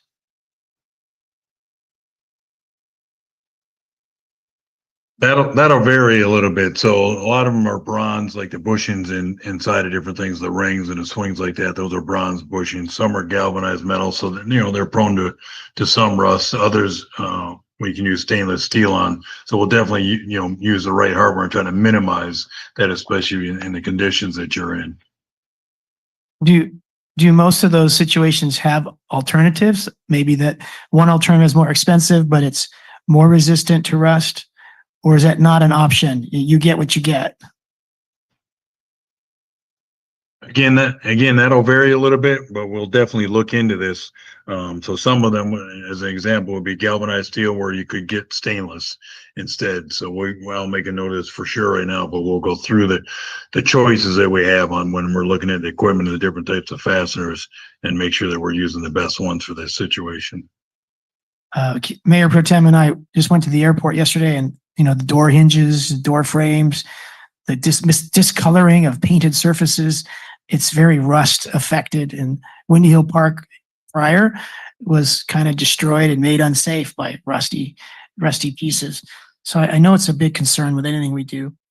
I really like Councilmember Fiala's dive into interpretive sort of labeling, just a little bit of education where possible on all these features. And it's just a fantastic job you did, Kathy, to come up with examples of naming structures that are relevant to our local ecology and where people actually go and see these animals and plants. And when you were talking, I was thinking, yeah, you could say for the leopard shark, you can see me at Elkhorn Slough. So kids start to tell their parents, I want to go see that, you can see me at the beach. You can see me on a whale watching trip. You can see me wherever, you get interactive site. And I know that Drea is all over this. So I really appreciate you bringing up all the opportunities we have to make this much more than a playground for the, what's between our ears as well.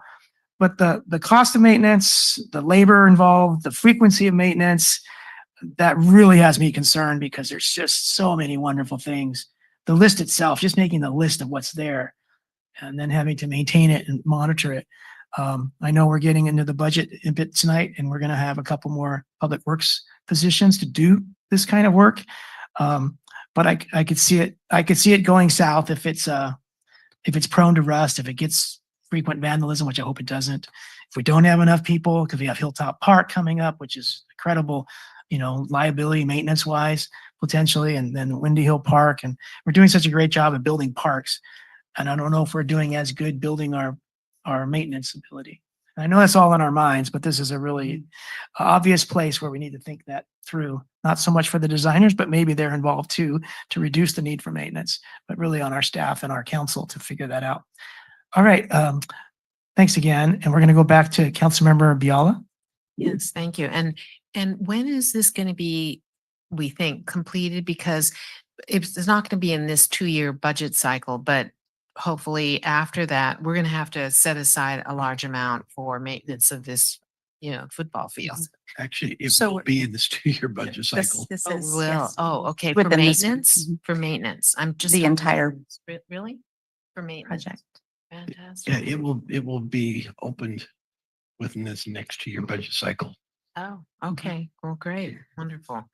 Okay. So we're tentatively breaking ground for the community build, February 25th, around that date. Right. And it's going to take anywhere between 2 to 4 weeks. Okay. Yeah. And I was just thinking the money set aside for maintenance. And I mean, so we're doing it right now, apparently. So that's great. Right. And we will take that's the purpose of tonight. We'll do a deeper dive into those maintenance and resources and what we'll need for that park. So we appreciate those comments. Yeah, great. Okay, and these are just very small things, but they're going along the line of authentic plant and animals. Like you have something called a seahorse something. Why don't we say it's a sea star? Because that was recently in the news actually. But we have these huge sea stars. They're on sun. I think not sun stars. I mean, they're huge. They're like this with I don't know how many arms. But instead of seahorses, because we don't have seahorses that I know of, right? I mean, you think of ocean and you think of seahorse. We don't have those here. There's one at the entrance of Seaside. I know exactly. That's their exactly. Or like I don't know what a bongo tree is, but you have something in here called bongo tree. Why don't we call it the live oak tree? Ooh. I mean, I don't know. Is there a bongo tree really someplace? Probably in Africa or something. That's on my I next list to look up after I leave Okay. tonight. I Okay. think their intent was trying to associate with the musical instrument, so a bongo. Oh, I see. I see. Oh, got it. Thank you, Lane. In that case, Okay. That's my faux pas, right? Like yours, right? A bongo tree versus a bongo. Okay, great. All right, great. I think that was just little things like that. I just want it to be as authentic as we can. Okay. So thank you. Thank you. all right. So we're coming to a close on this issue. I want to say thank you to the Recreation and Cultural Services Commission for reading this. And of course, the All-Inclusive Playground Steering Committee. The Recreation Commissioners Exhibit C shows that they put a lot of thought and provided really great input. So I hope that we keep an eye on those suggestions. They have many. Anything else, anybody, before we move on? Okay.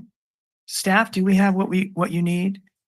Just need to adopt the resolution approving the schematic design. And so this will get it moved forward. Again, we'll work on the concepts, your thoughts, and we'll incorporate that. And All right. and we won't be coming back to you until we actually have kind of these mock-ups and bigger colored drawings. And so this is key to get this feedback. We're on the right track and got the same feedback from the Recreation and Cultural Services Committee and the Steering Committee. So we're good with that. I also wanted to give one little shout out to the dunes that people probably don't realize, but the majority of this funding in this park comes from the dunes. It's part of our overall agreements package with the dunes. But they're contributing almost 10 million towards this park. And so a shout out to the Shea Company and their support of this. Okay. Councilor McAdams, I was wondering if you could make the Mr. Mayor. motion. I forgot one note that I had here on the suggestions. So I went to Los Altos, their civic center, and they had like amazing stuff there. But one of the areas of the playground is they had the sand pit and kids were in there, and granted, it's not, they don't have the ocean, but I was thinking it was like a cement thing, like a comma shape. So kids could be in that little area and it was all sand, and then it would spill out a little bit, but because it was in this kind of comma cement kind of place, that it just seemed like a nice thing for kids to have some tactile with sand and stuff, and maybe hook up some shovels and rakes and stuff that are attached, because otherwise they'll leave. But especially for children who maybe can't play with other kids so well, it's like a nice area that they can just be in the sand area. It's also very calming. Yes, Yeah. yes. So Sensory. thank you. Yeah, I think across the nation, there's children's mud kitchens because there's an age of 2 to 7 where they just love to mix and measure and transfer. And those mud kitchens often have a water feature where they can mix dirt, or in our case, probably sand and water. And this is a very expensive project. So it seems like if they can do it around the country, they could probably do something like that here. That might be a major element that's new tonight that we haven't talked about that has an impact on the design, as far as the size it needs to be and how to keep it contained so the sand doesn't go beyond, et cetera. But Right. having a mud kitchen that's very common and very highly popular across the country Really? is something that, if it's not too late, we should give it a look. What are you Yeah. thinking, Kathy? Oh, I was thinking with my grandkids, if they were in mud, and they get in your car, they're gonna come in my house. I gotta hose them down. It's like, okay. Well, they be do it across the practical. country, so it's got to Yeah. be a way. Yes, but to just make the it. sand too. The kids were in there playing. So But they can Dry go to the sand. bathroom and wash off before they go home. Yeah, outdoor shower. Yeah. Okay. February 25th, 2026 is kind of a tentative start date for the build, and it gives us that much time. Once the day is known, and even before then, can we have like a regular outreach to the community in a big way to get them ready? Mark your calendars. Are you going to be there? We need 1,000 of you. That kind of a thing. Is that well underway? A massive outreach to get 1,000 volunteers? So the massive outreach started with our civic rec volunteer module. So we have a pretty good amount of volunteers, but we're also advertising for volunteers online, social media, and through the website. And then also we have reveal day coming up. So once the schematic design is finalized, we have reveal day, which is going to be a huge event, just like design day was. Ah, okay. And we'll be able to promote more volunteers. At all of our events that are coming up, we're also promoting volunteers for the all-inclusive playground. When do you think the February date will be solid? A month in advance or 5 months in advance? I'm thinking maybe a few months in advance. months in I advance. would think, yeah. All right. Thank you very much. Jenny? Yes, thank you, Mayor. I move that we adopt a resolution, receive a presentation, and approve the schematic design of the inclusive playground at the city park at the Dunes, with the recommendations included from the Recreation and Cultural Services Commission, and find this action is exempt from CEQA pursuant to section 15061 B3 of the CEQA guidelines. I second. Okay. Any final? Oh, and could we, yeah, that's exactly what I was gonna say. And could we include, you said the committee, but also the recommendations of the city council? Yes, absolutely. Okay. Any final questions, comments?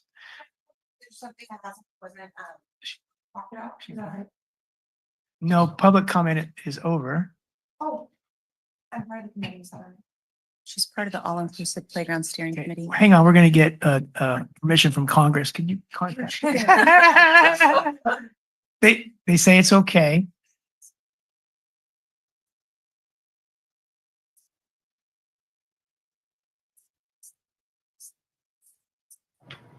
I was just going to mention, Mayor, just to, Can you say your name? I'm Amanda Hayes and I am the accessibility chair for the steering committee.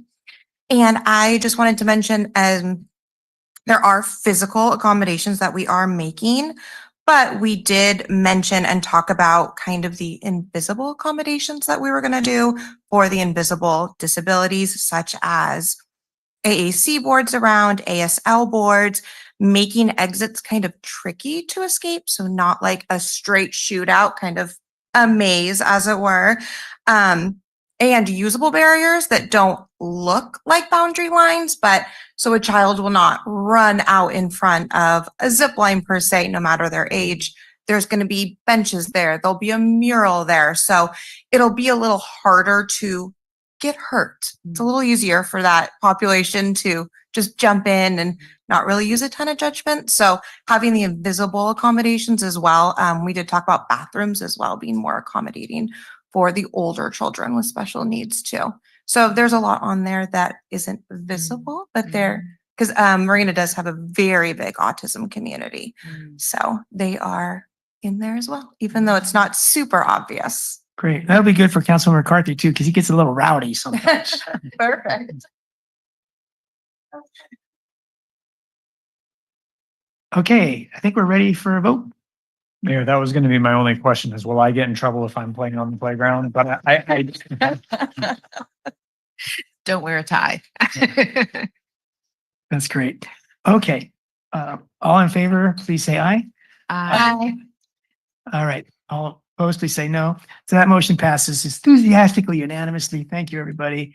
Thanks especially to everyone involved with this. It's a big team, different committees. You're all doing a great job. It's fantastic. Okay. So now we'll go to our public hearing.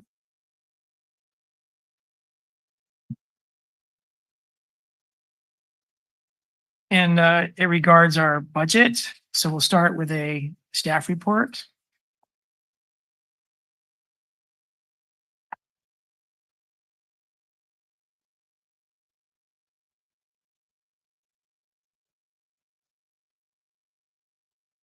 You just a moment while we queue up the presentation. Good evening, Honorable Mayor, Council, members of the public. I'm Tori Hanna. I'm the city's finance director, and we're here to look at the proposed budget for fiscal year 25-26 and 26-27.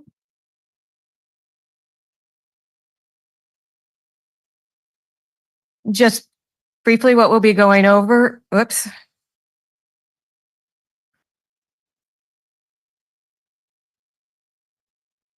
Is just reviewing some of the highlights that are in the budget. Items that have been changed since the workshop. We went over a lot of the items in the workshop are included in the budget, but there were a few changes that we made after the fact. We'll be covering what those items are. An overview of the general fund, the fund balance calculation, whether we meet the structured budget formula, revenues and expenditures in the general fund, and capital outlay, capital improvements. And also, we're seeking approval this evening on the interfund loan for the Aquatics and Sports Center.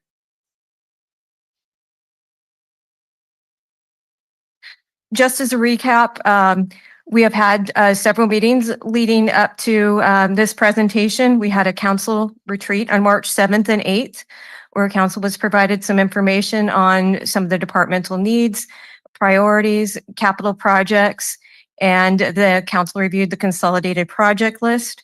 We had a community workshop on March 29th and a continuation of the council retreat on March 31st, where council was able to receive some of the feedback from the community presentation.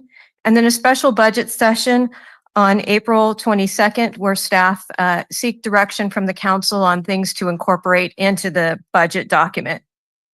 While this slideshow shows the budget development timelines, just as a reminder, the budget's a continuous process. The budget is monitored by departments, and we report to the council quarterly on finances now. And we also have opportunities to amend the budget throughout the year as needed. Just some of the highlights. This is a significant, robust budget. Citywide expenditures, net of transfers, is $184.7 million for fiscal year 25-26 and $102.8 million for fiscal year 26-27. All funds net of transfers is capital improvement funds is $114.7 million, which a large factor includes the Aquatic and Sports Center, as well as completion of the roundabout project on MGen. On the general fund projections, we have 2-year increases in taxes that have averaged about 2.8%. Operating expenditures increased by about 4.3%. But this varies during that 2-year period because we're gradually depleting the groundwater litigation costs. There's a general fund capital outlay budget of 1.3 million over the 2-year period and capital transfers from the general fund of 19.8 million. The budget includes addition of staff, which includes 2 police officers, 3 maintenance workers, a transitional position for the city clerk and deputy city clerk positions, which will allow for a 2-year overlap, which will also include time and resources to implement a document management system. And what we included in the budget was initially transitioning an assistant engineer to a construction project manager.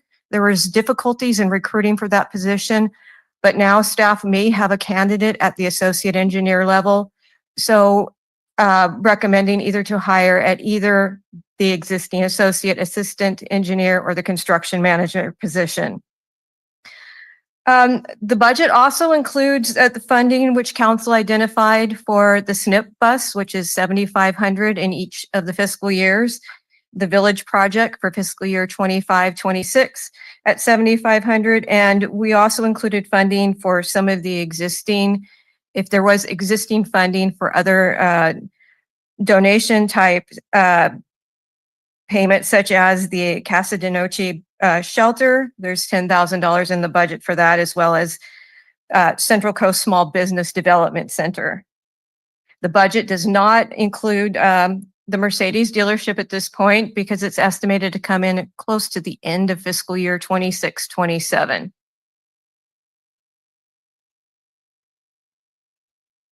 Items updated following the budget workshop include minor changes to the general fund estimates. We added $100,000 for the 50th anniversary celebration.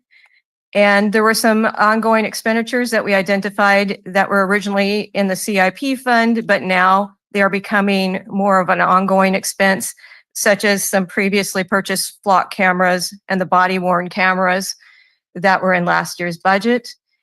And we added some other projects funded through other sources, such as impact fees, Preston Park Ball Field, which include Preston Park Ball Fields, Del Monte Beach Roundabout, and Vince DiMaggio Playground improvements, as well as other funding for projects that are listed on the screen for the CIP, from the CIP fund and the Road Maintenance and Rehabilitation Account Act.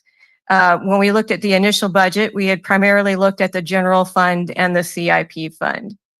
There was also adjustment made to the Gloria Jean Tate Park and Sea Haven Park amounts, one to reflect the developer contribution that was not necessarily in the project.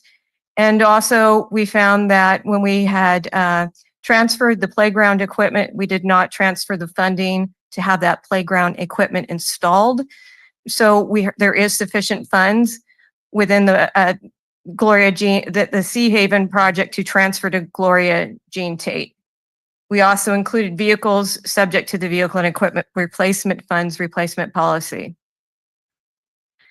Just at a very high level, looking at the budget, we are also requesting tonight to amend the fiscal year 2025 estimate to reflect a stronger estimates. And what that is really in the tax line, you'll see 29.9 million is projected to be 30.6 million.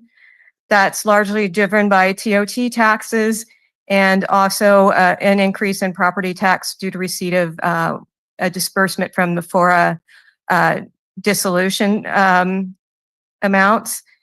And then another piece is charges for services are increasing, and this is primarily due to additional planning and development activities, and use of money and property is increasing due to interest earnings that we've been seeing in the quarterly reports.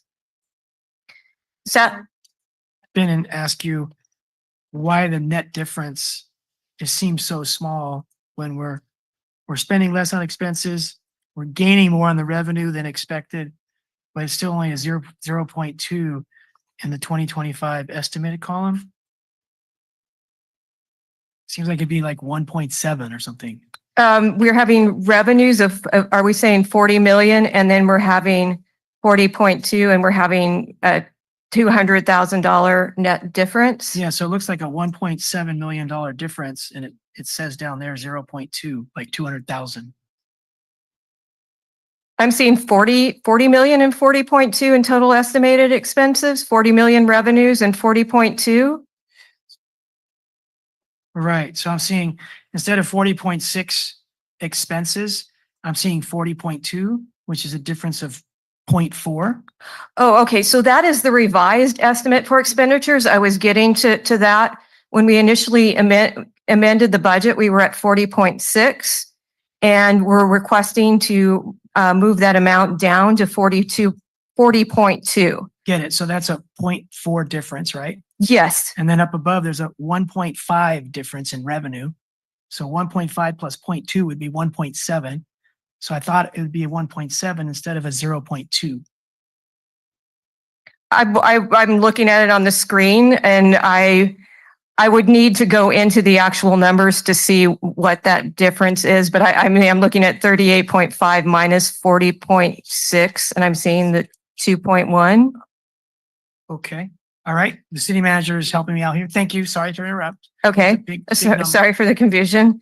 And then moving forward to the fiscal year 2026 budget, we are looking at tax increases by 2.8%. That's the major revenue increase. And license and permits are projected to be relatively constant, as well as fines and penalties. Intergovernmental will be somewhat of a decrease, but that reflects differences in grants that are available. And charges for services, we usually try to tie that to what we look at expenses in some of the planning cost and building cost. And so that's a reason for the slight decrease between 2025 estimate and 2026. Use of money and property, we are projecting a decrease, and that's primarily due to interest earnings. We are expecting it to go down. We've been fortunate to see interest earnings continue at a high rate through this fiscal year, but there's still uncertainty as to whether that will continue into this next year or not.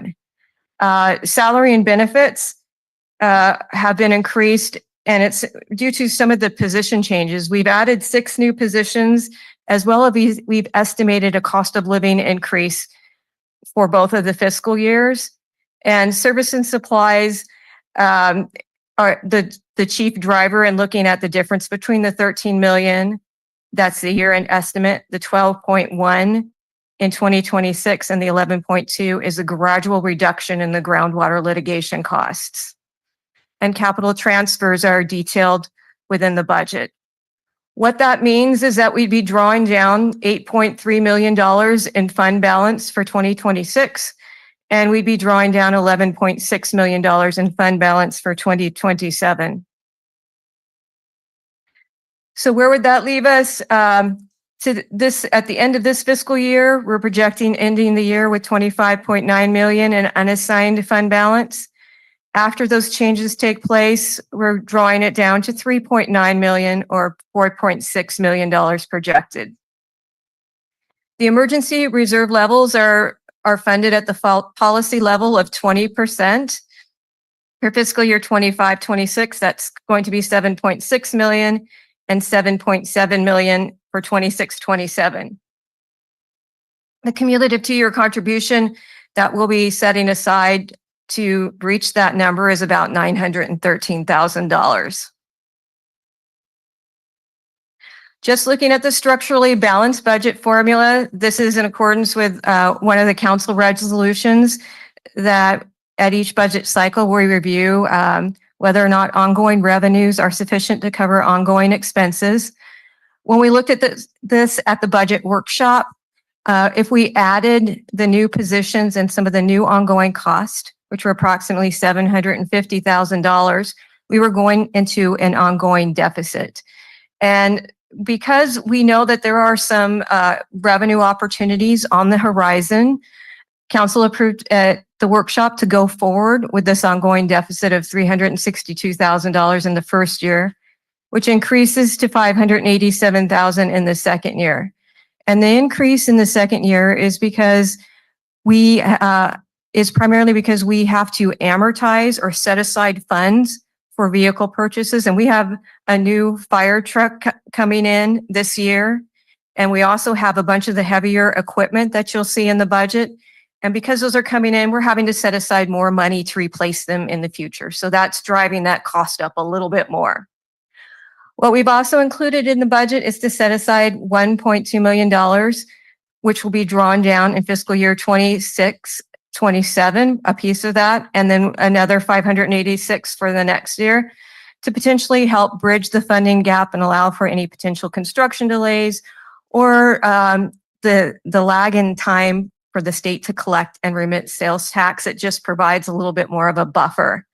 It is estimated that, through the continuing economic development and the new Mercedes agreement, that there will be sufficient funds to cover these on an ongoing basis. General fund revenues in fiscal year 25-26 are projected to be 38.5 million. And this is just to share with that there's going to be the largest share of revenues is 81.2%, which is taxes, and about 71% of that is with three taxes, which include property tax, sales tax, and transient occupancy tax. Since those are some of the key drivers, we'll just take a look at some of the factors that went along with the projections. In property tax trends, we're looking at increases of about 4.2% over the 2-year period. And just noting that we did not include any funding for the FORA funds that we have only seen in fiscal year 23-24 and 24-25. These are just residual funds that we will get a distribution from. One has been close to 100,000 and the other's been 200,000. So we did not build that into the budget just in case we don't receive those funds. Sales tax trends hovered around $10 million over the last 3 years and 4 years. And we're projecting to go up at about 2.7% or $277,000. And this is in working with the city's third-party consultant and trying to estimate what might be some of the increases. There is, of course, uncertainty moving into this budget cycle, but we feel like the city is in a strong position with reserves and funding to help mitigate any potential reductions in revenue resources. Transient occupancy tax, you'll see from 22-23 to 24-25, some significant jumps in revenues from 4.6 to 6.3 million. Right now, we're still on track to get to the $6.3 million number. And we're projected an average increase of 2.5% or $160,000 over the next 2 budget years. Another revenue source that has significantly contributed to last year as well as this year is interest earnings. Right now, we have projected a decline. You can see in 25-26 that we're going down to 800,000 or 500,000 gradually from a $3.6 million amount. We do feel like this year we're above the $2 million amount revenues through this third quarter. So we would be, while we haven't amended the budget, we may come in a little bit better. Expenditures are 46.8 million, and looking at some of the larger departments is police, fire, and public works. That's consistent with many cities. And the largest share of expenditures in the general fund is 54% is salaries. And just sharing with the positions, one thing to note that since fiscal year 22-23, the city has added 18.5 positions if the positions are approved tonight. The positions that are being added are 2 police officers, a city clerk, and maintenance workers. So the staffing is growing to help meet the needs of the community.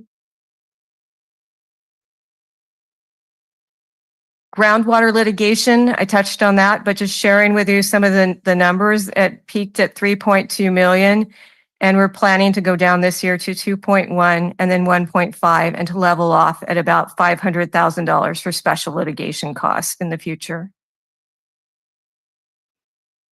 One of the other continuing cost and concerns is for CalPERS unfunded liability payments.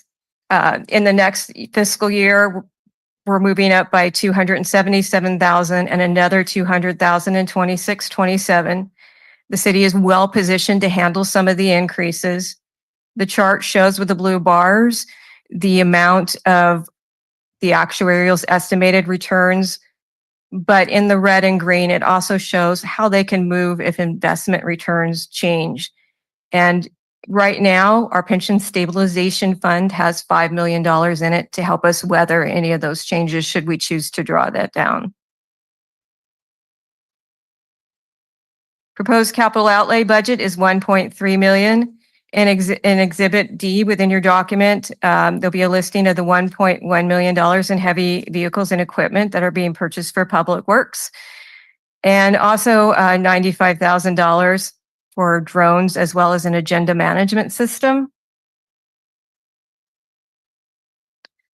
Additional capital outlay, when we did the budget presentation, we had not, at the budget workshop, we had not had the opportunity to completely review a list of vehicles that were subject to vehicle replacement that would be funded through the Vehicle and Equipment Fund.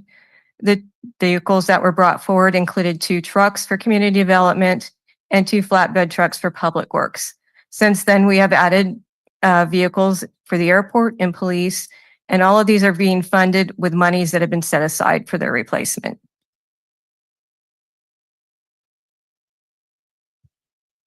We added we had funding for 18 projects as part of this fiscal year, and the funding added as part of this budget process overall was 52.1 million.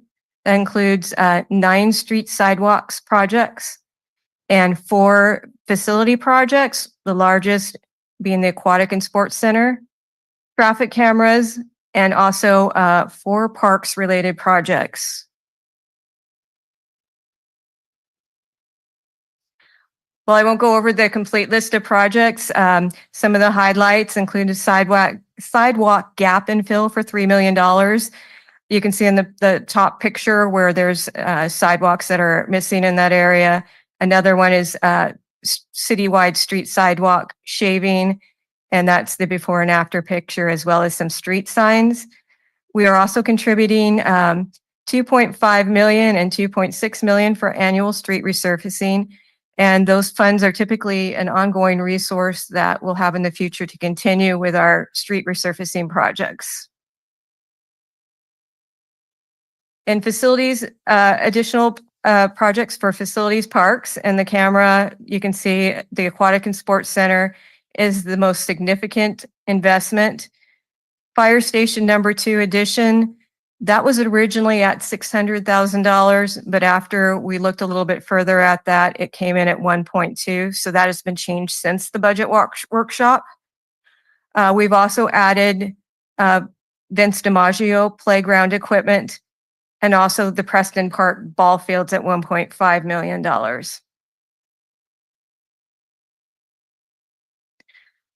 The Aquatics and Sports Center is being funded through primarily through FORA dissolution funds, some of the fund balance as well as some of the fees.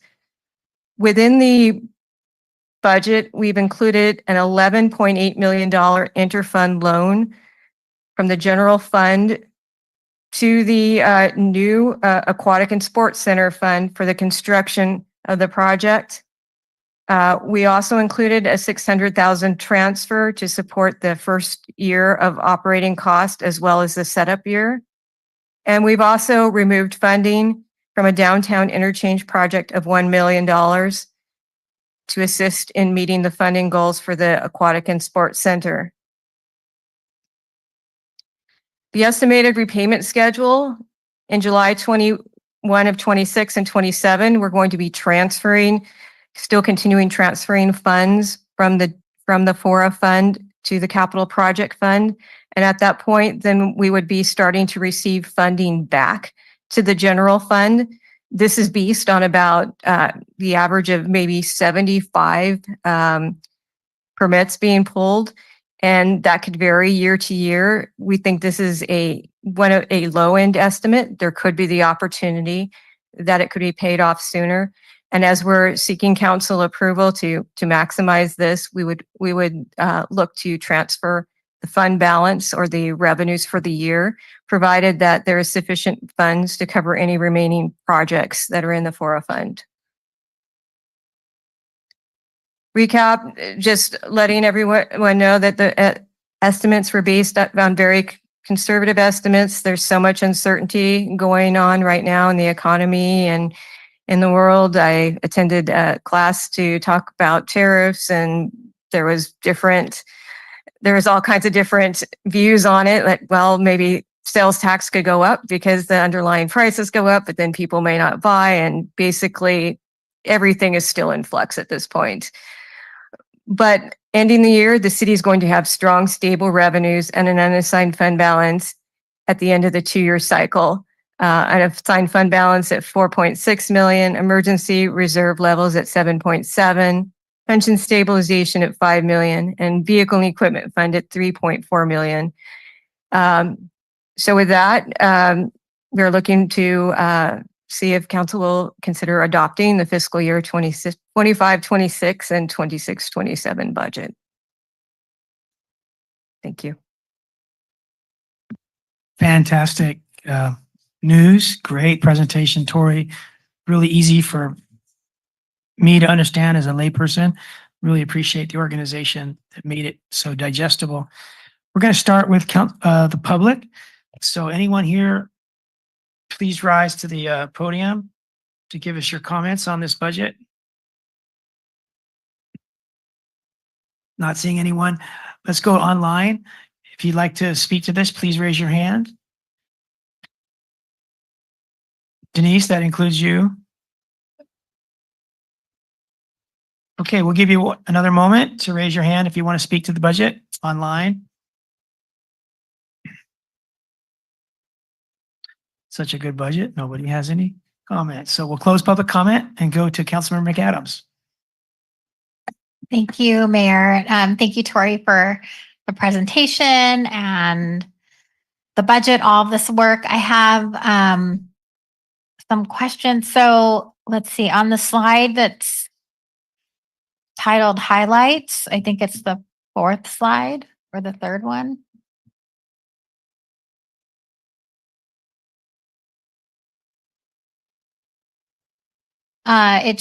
It's the one that just talks about the additional staff. Yes. So it says city clerk, deputy city clerk, transitional position. So is it the intention that we're going to have the 2 positions filled during the transition and then go back to 1? Correct. And So- why would that be the case? So we'll be hiring a city clerk position to help during the transition. And then when the deputy city clerk retires, then we think we only had the workload for 1 position is all we need. But for the transition, and as we're really updating all of our record management system, putting a whole agenda management system. And so having the overlap and the download of all the history is why we're having the overlap. But after that, 1 position is sufficient. But there's even currently now, there's 2 funded. No, there's just 1, just deputy city clerk 1. Okay. And so, okay. I think that instead of just assuming that we're going to have the 2 during the transition and then go back to 1, why don't we just pause and sort of see, like, instead of saying, oh, there's only workload for 1, maybe there is workload for 2, or maybe there's special projects or other things like, Anita, I love you. And I see your desk and it totally gives me an anxiety attack. So, so maybe, let's not assume that 1 person can do all of these things. Maybe there is room for two. And that's a good point. So it's fully funded for two through this budget. And Yes. so when we start the budget process 2 years now, that'd be a great discussion at that point. Right, because we have funded positions that have been empty for years. So maybe this is a very important position that we are obviously going to fill, and we could keep that person and take from one of the empty funded positions. Just a thought. So then on the structural balanced budget formula slide, which I don't know which one it is. That one, yes. So the Preston Park loan payment is due February 1, 2026. Is that included in this? What we will be talking a little bit about Preston Park when we get to the specific Preston Park budget, but we will have about $13 million to pay on that loan, and we will be looking at refinancing it. So what we have done is, as far as the 26-27 budget, we have built in what we think would be the amortization cost on the existing loan, less a $13 million payment if it were refinanced at a traditional structure rate. Right now, it's an interest-only loan, and so we would most likely be looking at a standard principal and interest loan for the remaining balance. Great. And so for me, because that's 7 months away, I want to really understand all of the options. I don't want to be backed in the corner. Like, we have to close a loan now. We have to decide now. I really want to understand and look at everything, understand our net, understand what the new payment would be, all of that. So please. We have our finance team already working on that as we speak. And so, as Tori mentioned, the good part is over that 10-year just interest-only loan, we have saved $13 million. Yes. And so the loan is $36 million. So we're in excellent financial condition to give us maximum flexibility on loan options. And actually, we're also exploring some other options. So you'll have a lot of different options that'll come back to you.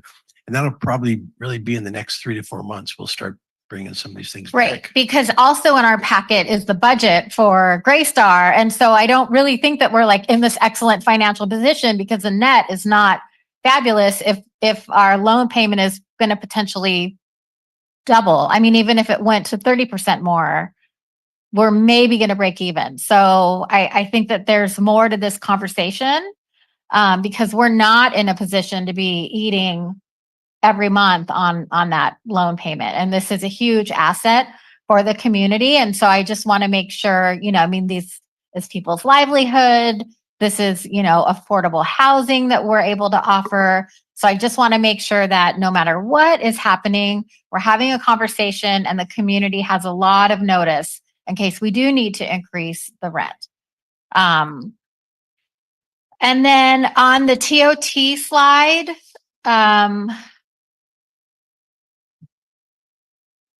so it's fairly flat in 26 and 27. And so when does the city expect to see the new hotel come online? And is that included in here? It is not included. Typically, from a financial perspective, sometimes we would not include something until the ground has actually started to break. Then we really know that it is truly coming. So at this point, we did not incorporate anything. I'll defer to the city manager for timing. Yeah, we're going to be coming back to the council in probably about a month with some more information on that. Typically, a hotel, it's 18 months to construct a hotel, you're 6 months to go through the entitlement process. So even if ground broke today, you're still 2 years away. And so we are going to be coming back to council with an update on the status and looking to get some direction from council. Okay. And then I know I'm probably running out of time. Starting on just page 36 of the budget, the general fund departments, I encourage everyone to take a look. This was my favorite part of the budget. It's a great opportunity to learn about our team. It talks about what they've done prior fiscal year, what they're looking ahead to do, goals. There's beautiful pictures and their budget. So when somebody asks, what does the city do? You just refer them to page 36 through 67. And it will give them a very clear understanding of what each department does, past, present, and the future work. So thank you for letting me indulge myself. All right. Thank you very much, Jenny. Let's go to Mayor Pro Tem Vischer. Thank you, Mr. Mayor. As usual, detailed questions, just stop me when my time is up. Thanks, staff, for a beautiful report with photos and lots of numbers. I know there is no project justification for any of the projects because accidentally the poor developer is going to do everything, I think. Yes, we are trying to understand what happened there. We had double proofed it and I don't know, I can't even see a find and replace in Excel taking that away, but my staff has been alerted to it. Unfortunately, one of them asked me if they wanted to come in at 8 at night tonight to work on it. And I said, tomorrow morning is fine, but we will get that rectified tomorrow. They actually have found a copy where everything is intact. And so they might need to do a couple other updates, but we will have that out. It's just that I would have liked to read, the justifications for some of the projects. It would have been interesting, but I totally understand how this goes. If you have square eyes, if you've been looking at everything for so long. So in general, how confident is staff that the proposed expenditure will be sufficient for projects that are not being realized right away? Have amounts been indexed for future years? I did see on page 210, the annual street resurfacing.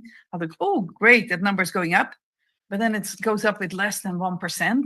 So where does that come from, that number? Do we think that it will only be 0.9% more in following years? The number was generated based on when we looked at what was historically in there for the planned out years. But then we also looked at what are our continuing revenue sources that fund that, like the Measure X ongoing cost and the road maintenance and rehabilitation fund, and the typical $1 million general fund contribution. So we assumed that if those revenues were continuing to grow, that we would align it with that project cost. So knowing that, yes, it could increase, maybe there could be less streets that would be done, but we feel good about the revenue estimate side of it. And should it need more, we do have some additional resources in some of the fund balance of those funds that can help with the additional cost if needed. And actually, and we can show you, if you go back a couple of years, and you may not have been here, when we did our PCI index, and the council made some very, I think, really wise decisions on, they established what we call a pavement condition index of 70. And that's our goal of getting all the streets up to a 70. I don't think you'll find any area around that it's going to have all their streets at a 70. And so we're spending a lot of money, a lot of general fund money right now to get to that 70. Once we hit that 70, our actual maintenance costs are going to decrease because we're not doing all this construction and now we're doing slurry seals and chip seals. And so you don't have that there, but long-term, you'll actually see it decreasing the cost. Thank you both. Yeah, because we all know how important how much we all like our streets to be in good condition. So but 70 sounds good. Yeah, so our street program is in amazing shape. Once we get once we get the war construction zone done this year and the start of next year, our streets will be in amazing shape, and we will be able to sustain that 70 for the rest of the city's future. So you are confident that the numbers that are in here will be They are, because our costs will actually decrease in the future. Thank you. Elizabeth, I want to point out that recently there was a news article locally about Salinas City Council passing a $4 million road repair. And that was important for them. Yes. We're spending $11 million this year just on the worst streets. And then we've been spending and project to continue spending $2.6 million a year on streets. So compared to Salinas being 7 times our size, it shows how much we're investing in street upgrades. Yes. I just wanted to make sure that we don't underestimate what it will cost to We're not, we're in good keep on shape. the, And Ishmael is going to make sure that our Yeah. streets stay at that 70 level. will share his phone. Until number. he's 70. I'll be long gone. Here. Okay. Oh yeah, and also I always like to see the ongoing annual maintenance cost, but quite a few times it says not applicable or to be determined or 0. I know staff is working on the long-term maintenance plan, so I just assume that everything that needs maintenance will be in that plan that's coming, and it might not always be in this because, okay. And that's also Ismael who will do that. Okay, thank you. Yes, Ishmael is working on that life cycle costing plan for everything. Page 149, the duplex housing renovation. I know it's for out years, it says 1.4 million. What is this? This is more a question for our city manager, I guess. What is the plan for those 2 former military homes? Why are we reserving money for that? We are working on some plans that will come to the council council. very shortly. Okay, you always make it so exciting. Cliffhangers. Page 156, the Los Arboles Court resurfacing. It's in there again for the $75,000. I thought we were going to wait until we have a new MOU with the school district that we all agree on. Actually, the final direction from the council was we aren't going to be moving forward with that project. Okay, I must have missed that we said we do that without an MOU. No, because it's their property. So Lane, the result was we were going to put the tennis court at Dune City Park. Okay. I still go. Page 160, Dunes Park development, 4.3 million in the following year, fiscal year. And it says construct site work and restrooms to support the first phase of park development. I'm just using this as questions. What is the planning and how soon are those tennis/pickleball courts? How soon do you think they will be available? So it's not a question for Tori, but for our city manager. Or Yeah, we are meeting with CORE weekly now. I think the earliest that we're looking at starting construction, Andrea, help me here, February next year. earliest, yeah. What's realistic? I think it's realistic. The topography and the utilities are are definitely challenged with that whole area. And so we have a lot of different engineers working on that. And once we get those topography, those utility issues worked out, then I think it'll really start to move forward pretty quickly. I mean, I think we will have final plans done by the end of this year, honestly. And then I'm given a few months buffer to put it out to bid. And So I think her question was, when would it be available? So February doesn't seem possible, right? So is it June? Is it December of 2026? A realistic opening Yeah, date. but it'll take a year or. There comes Andrea. if you get it wrong, it's her fault. Yeah. I wasn't expecting to be questioned tonight. It will take approximately a year once we break ground. And I haven't done a deep dive, but we did get an email today from the architects that they've completed the survey and are moving forward to about 90%. So we'll take a look at that, but they are moving along at a good clip. So break ground earliest is in February, I believe so. and it takes about a year. Sometime in 2027 Is the answer to your Yes, question. because you don't want to know how many neighbors are asking me or residents are asking. Okay. Thank you, Yeah. Andrea. You keep going, or would you like to? I can take a turn later. Yeah. We've not been I paying think I attention did a tonight to the lot. 5-minute round robin, so let's be loose on this one, and then please help me remember to follow the 5-minute next one. I get 5 minutes. You only get 5 minutes. Right, everyone. Stop. No, I'm kidding just now, but I say for this issue, let's go ahead and let you go flexibly. But next time we have an agenda item, please help me. Okay, so I can go. Yeah. Okay, and I'll probably have to go the second round too. So I know we pulled a consent agenda for 50,000, I think, to be talked about the, the city hall refurbishing and stuff. But there are this on page 140 that I can see, we have city facilities and parks maintenance plan, then we have city 141, city hall and annex permit center reconfiguration.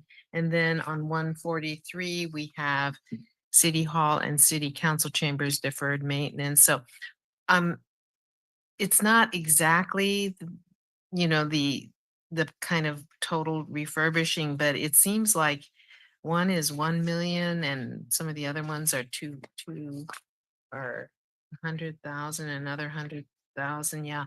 So how does all this mesh? I mean, are we spending the refurbishing from several different pots, or what's the limit, or? The refurbishing is all coming from the general fund, and some of these monies have been allocated over years, and some of those projects like the annex, those upgrades have been completed. Like there's $1 million that's been allocated for City Hall, and that kind of relates to that item that the mayor pulled, that Right. up to 50,000. So what we're looking at is just those basic improvements to carry the facility for the next 3 to 5 years while we are finalizing our plans for building new city facilities here. And so we're not looking at major repairs, major renovations, because we know these buildings are at the end of their life cycle, but we need to make them usable for the next 3 to 5 years. And so that's the intent. So we have $1 million there. I don't think that we'll spend it all, but we are going to be working with our with the consultants to help us make the building usable. Bare minimum, it's going to be repainted. It's going to be new carpet. We're going to fix some of these work areas, some of these restrooms. We're going to clean those things up like that. And those costs could run close to $1 million, but that's the intent. Okay, so that means that that's from page 143, that's the 1 million here that's going to come out of. But we don't, for that project, we don't do the page 141 City Hall and Annex Permit Center reconfiguration. Those are totally separate. Correct. Okay, so we have 1 million and we consent agenda was spending 50,000. Correct. That's Okay. what we're proposing. Okay, all right. At least, we kind of know the end point, because, we could we could spend a whole lot of money even in one facility. We know as we've gone down that path, and I'll give the example that the council chambers here, every time we've looked at just making ADA improvements for the restroom, the doors, access to the dais, and that cost runs up close to $1 million. Yeah, And so we're not, yeah. we're not putting that type of funding into it. It's just to make them usable for the next few years. Right. So like the leaking roof here where we have sandbags holding, that's not part of it. It may be. We'll work with Ishmael and different people on that. And if there's fixes that we can do, that's what we'll do. What we don't want to do is have to start opening Yeah, things up. Once we start opening up, then it'll yeah. be scary. Yeah, I understand. But just for the public's, understanding that this is the condition. I mean, it's not a blue skylight, by the way. It's blue because there's tarps being held down by sandbags up there, right here, right now. So just so you know, that's what 50-year-old portables look like. Okay. second thing is on page on your presentation, Tori, and it was a fantastic. You're so knowledgeable about every detail, like Mr. Long here. On your presentation, you had preliminary estimated ending fund balance. You have the general fund and emergency reserves.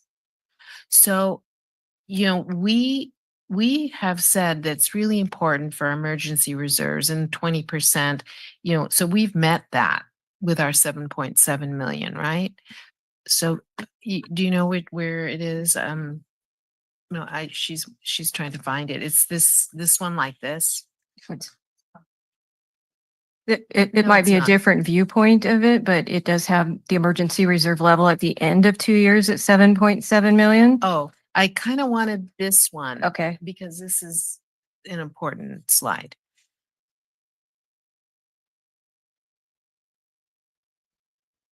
As general fund versus emergency reserves.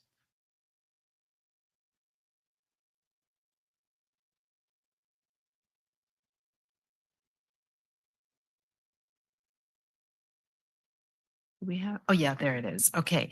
So the emergency reserves we've been talking about for a long time, and the general fund, but fund balance, you know, I was talking to Lane about this because we don't really have a sort of a policy on this, but to have maybe an equal amount of 20%, set aside in our general fund, because when we see unassigned, unallocated fund balances, it gives us the feeling that, oh, that's extra money and we can spend it. And I don't think that that's kind of what we're saying we want, correct? I know that there are sometimes emergencies that we require pulling out of the general fund. And so I think it's not emergencies for total disasters, you know, whatever, floods or whatever.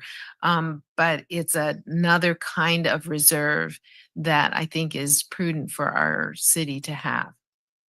And the Government Finance Officers Association has like a like a questionnaire that you look at your revenue sources, you look at your hazards in your area and different things to develop what would be the appropriate total amount.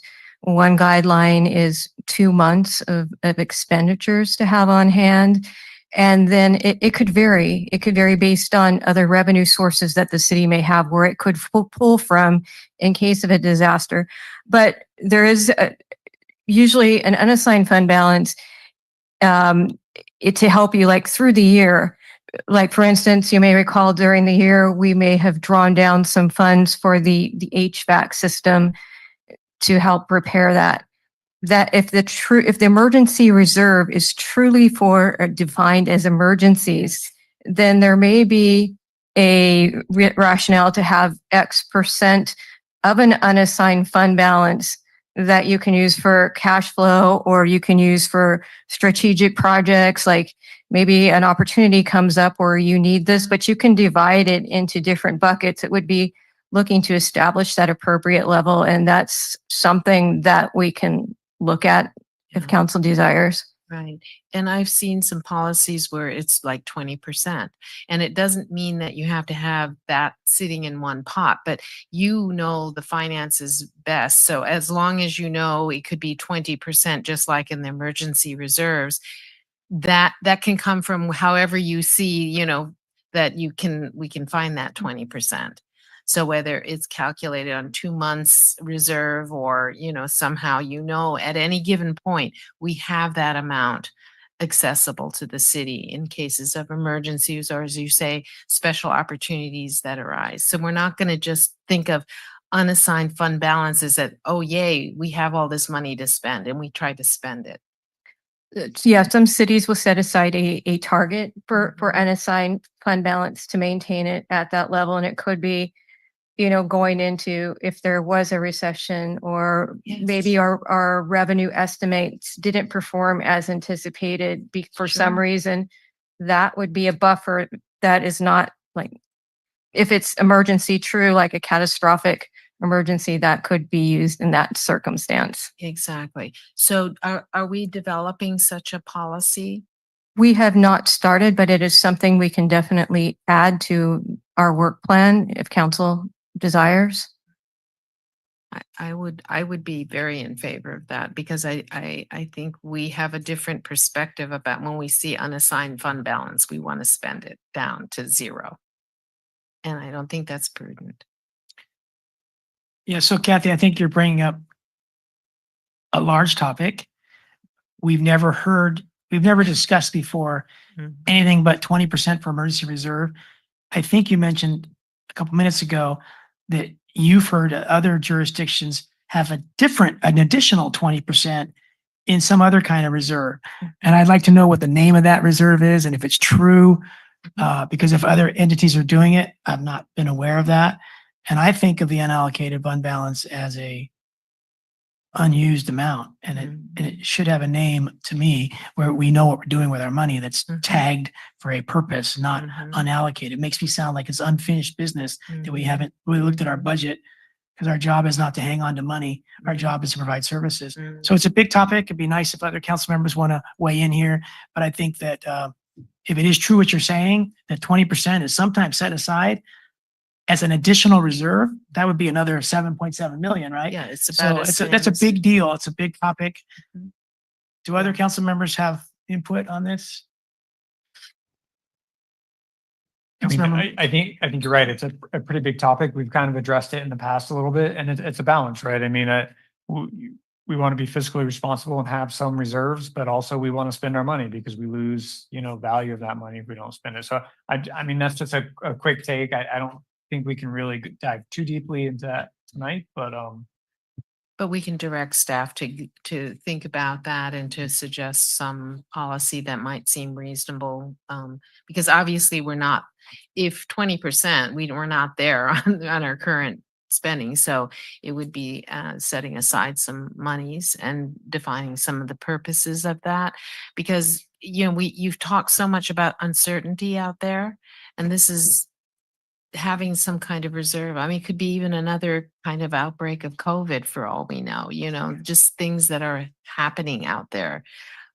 So anyway, but we could do that, and have a discussion about that. Okay, great. Okay, Let's interrupt you just for a second and go to Councilman McAdams to talk about your point. If that's what you want to talk about, Jenny? Yeah, thank you, Mayor. And, I think we were just sitting on like 26 million or something, right? And then we have a lot of we have a lot of funded and not filled positions that we don't know that dollar amount. And so, I mean, for me, I think we already have that money and we don't know about it. So, I mean, I hear you and I hear the concern, but for me, I want to know this information that I've asked for before. And understand that before moving forward with the policy, because I think a lot of it is probably here. I mean, we have a $500,000 for the community center to do construction to rehabilitate it. That's been sitting for years. That's never been done. So how much of that is rolling over every year? So for me, I want to know that before, going down this path. Thank you. All right, please proceed, Kathy, whatever input you have. And I would still like to recommend that we consider it, but also in that consideration saying what are we putting in here unallocated funds when in fact we might have some sitting out there, and could that be also considered some of the calculation of how we get to a 7 million reserve for general fund, for example. Okay, great. Let's see, I'll do one more and then I can let someone else speak because I have some other stuff. Okay, so it looks like for the groundwater reserves, it looks like we're decreasing quite a bit. And I know that we're waiting for some final lawsuit things with the annexation one, for example, and it goes down significantly in 26, 27. Now, I just want to make sure that when it's going down, from 1.5 now to, and this year has been kind of a holding pattern, I would say. We've been promised certain, court dates. We've been promised certain large reports coming out of the Water Resources Control Board. So I see the 1.5 as sort of a holding pattern, but I could be mistaken on that. So now suddenly next year and this year we're going really down. But my question is, like, if we appeal, sometimes I think that, and I see appeals not necessarily meaning that now our legal costs go down. In some ways, I'm thinking, my gosh, if we're appealing something, that means that we're behind the 8 ball and that we may have to step it up rather than assuming that it's kind of like, let's cut our legal fees on it. Can you clarify, Elaine? And I think Renee can help. Yeah, I think this is more appropriately to talk about any sort of ways the litigation could go. That would be more appropriately in closed session. So, but and then certainly we our can- budget is reflecting that we think something differently than we do today. So certainly if there are changes, then I think that would warrant further discussion of in amending the budget going forward, but this is sort of the best guess. Okay. I mean, I just think it's such an important thing, and I don't want us to be assuming that we're now going to plan a budget and cut it by more than half because of, I'm not sure why. I would rather make sure that we have, during a key period, that we have enough budgeted for it. Yeah. So Kathy, we do annual mid-year budget adjustments, and like Councilmember McAdams say, we have a lot of monies in funded positions that aren't occupied, and every year we save on those. And we also have a lot of money, as Jenny said, on projects that are funded that aren't being done at the schedule we thought they were. So we're never going to have a problem with legal fees because they're always under $1 million. The delta is always under $1 million. And so we can always find $1 million somewhere in the budget. And we usually do that at mid-year adjustments, make those kinds of adjustments. If it was a $5 or $10 million price tag that could happen, then that's where your comment would be especially really important. Okay, I'll accept that. Okay, so I'll hold off on some of the other stuff. You're welcome to continue because we kind of, Oh, okay. All right. everyone else has So- had their chance. Okay, so want to make sure that I understand where the 250 for the Asian American Garden is. It seems like there are two things that are referred to Lock Padden Park, so I just. Is that on the capital improvement project? And just for clarification, the city manager asked us to update it, but we had already released this packet, so it will be in the updated version that we'll be putting online most likely tomorrow. So we have an existing capital project approved for the Asian Garden. What previously Brian McMinn had put for the title, and we have 350,000. And the title we have park improvements and the pond maintenance. And so we're going to clarify because we continually get questions of those Asian Gardens funded. Well, that 350, 250 is allocated by the council for the Asian Gardens and 100,000 is for the pond maintenance. And so we're just going to make that clarification. So when people ask the questions, that they'll, rather than see park improvement, they'll know that 250,000 is Asian Garden, 100,000 is for the pond maintenance. Okay, and on page 155, we have another 500,000 for Lock Padden reeds and trees maintenance. So that again is different That than is totally the separate. 100,000 that, okay. Correct. I mean, they're kind of related, so it's a little hard to kind of. Actually, but it's a Same. very different project. It's primarily for the tree maintenance and But those are discussions we're gonna have with it. Okay, but reeds are in the pond, are they not? So that's why I'm saying it's a So little confusing. We can clean up that. Okay, thank you. Because the direction from the council for that 500,000 was for trees. Okay. All right. Yeah, it was trees and or pond vegetation management. was it? And or Right. okay. We knew it wouldn't cover it all, but it was a good start. Let me interrupt you, Kathy, because I think Jenny might have something pertinent to exactly what you're talking about. Jenny, did you have a lock pad? Yes, thank you, Mayor. I just wanted to clarify because I was confused about that too. So page 164, the 350,000, it says park improvements, including pond maintenance. So that is actually the Asian American Garden allocation? Yeah, 250 of that is Asian American Garden and 100,000 is for pond. Okay, and then the 500,000 that's on page 156 is what we allocated earlier in the year to try to get just a general park cleanup that hasn't happened yet. Correct. Okay, Trees and or pond. okay.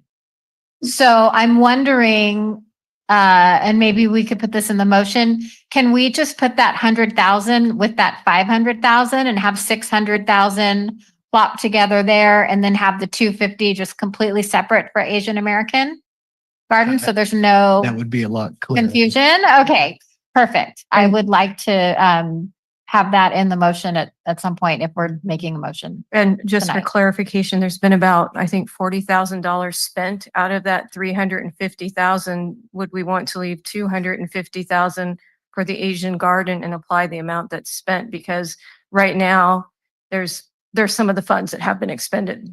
And Got charged it. to that Yes, project. yes. If the council supports that, of course. Councilor, Mayor. thank you very much. Councilor McCarthy, do you have something on this point? Yes, money has been spent on the Asian American Garden, or and maybe that's a question for Lane. I had heard a rumor that our landscape architect had done some work on that. Is that?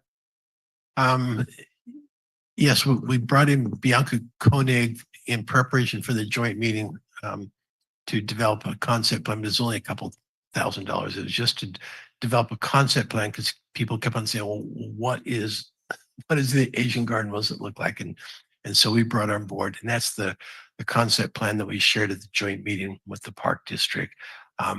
If there's 40,000, that I'd have to look into it. It just says prior years. We would have to go back to see what it is, but it's not in like recent times. We would have to see what it is. Okay, and then just a follow-up comment, and because I know this is kind of a touchy subject, but on Lock Patton in general, we've allocated this money, but at this point, my understanding is it's not our property. We're in basically a total kind of stop mode. We're doing extremely minimal maintenance. We have no landscape agreement in place. Again, it's not our property. I mean, the Parks District has sent us a cease and desist, so we're in essence trespassing if we're, not being careful about what we're doing. So we're allocating, but kind of not necessarily spending. Is that where we're at, or? Correct. Our council meeting next week, I'm going to put an agenda item on for a discussion of Lock Patton Park because I wanted to update the council on some of these recent developments. The real estate committee and not all the council is there, so I want to update on what happened there. We got this letter from the Park District basically saying no more activities or projects in the park. Jeff Markham on their board has been asking me, wants a direct letter from me that says, tell me exactly all these projects that we had talked with the district, which ones does the council really endorse and support? So I'm going to put an item on the agenda, get some very clear direction from council on that, and provide the opportunity to give me some direction on things like this. The following day, July 2nd, is when we're meeting with their staff. It's taken us a month to get that meeting scheduled, but it is scheduled for July 2nd. Do you know if they'll have their new general manager? They haven't told me, so I'm just assuming that we'll be meeting with Sharon. Brian, the land that the city owns, for example. So we're getting off the budget issue, which is what? No, I'm talking money. So the city owns land at Lock Patton that some of this $300,000, $500,000 maintenance that's here can go to trim trees tomorrow. If we By had the anything. bathroom, for example. Yeah, and the entrance near Seaside Circle. around the library itself. There's a lot of trees on city land that need tree maintenance. So this money in this budget could be spent really soon as the contracts are let.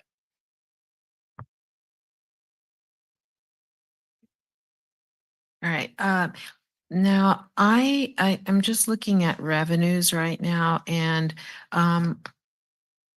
from a person from the public was letting me know that they knew for sure there were short-term vacation rentals happening in our neighborhoods, and these are not reported for business licenses or anything. And so I don't know what extent it is, but there were several addresses where, we're missing out. So I don't know how pervasive this practice is, but or how much we lost revenue that we're having, but how can we get our hand around this? I may be able to answer a little bit of this. I know that our code enforcement department is actively working on some of them. What we receive from our third-party administrator is if they find something through discovery, they reach out to them and they give them about 30 days to respond at that point, and then another 30 days where they contact them a couple of times. And then we refer it to code enforcement, or it's really a process that we're working on building, but that's where we're starting to look at capturing those. They have been researching them. We're just now more actively getting code enforcement involved at that piece. If they don't wind up paying HDL, our third-party administrator, in the period of discovery. Okay, so if the public has, because these are our neighborhoods, if they have knowledge of it, would they contact code enforcement? How is that? I know you're doing investigations through the consultant, but if people whose neighbors are doing this and they know it, they're not, it's not the owners living there. Yeah, they can, again, contact the Marina at citymarina.org and say, here's a short-term rental. Please look at it, make sure it's there. They can contact planning department. I know Guido's working directly with his code enforcement staff on trying to address those issues and coordinate it with finance with our HDL consultants. Okay, great. And I don't know if that's a small amount of money, or is that a revenue source that. I would like to say right now, there's some that there's, I would say, over $100,000, but what HDL does if they are unable to reach the person is they assign a dollar amount owed based on market rates because they don't know. So they look at similar properties, and that would be the incentive for them to come back and give that information to HDL. So some of the numbers might be arbitrary because there is no way of knowing if they aren't complying. And I would have, did you have anything additional to add? Okay, because I know it's a lucrative business if it's done. So, I'm just concerned about our lost revenues, but did she have something? Councilmember McAdams on this point. Thank you. I'm just curious, because obviously we went through that in Pacific Grove. Does the city of Marina, either through HDL or through community economic development, do we have software host compliance, or are we doing manual searches? Because I know of 3 on my street on Vista del Camino that are full-time turn and burn short-term rentals. I would say HDL is using a software. I can't speak if community development is using something different. We're primarily using HDL, but we're still in the preliminary phases of trying to ramp up enforcement because there is some significant lost revenue there. Can you repeat that, please? So we're not using a separate software. We're working with HDL and the finance department to kind of ramp up enforcement because there is some significant lost revenue there. So if a resident, so I sent an email months ago, and this short-term rental, it's a duplex, and it's still a full-time short-term rental. And it's, so how does our code compliance officer look it up? Is she manually looking it up on line? So after a period of time, HDL will flag it and then we will start the code enforcement process. So that's basically how it's been doing for now. And how do they flag it? When they have back TOT taxes for more than 60 days From their, from the initial, when they were supposed to pay the city.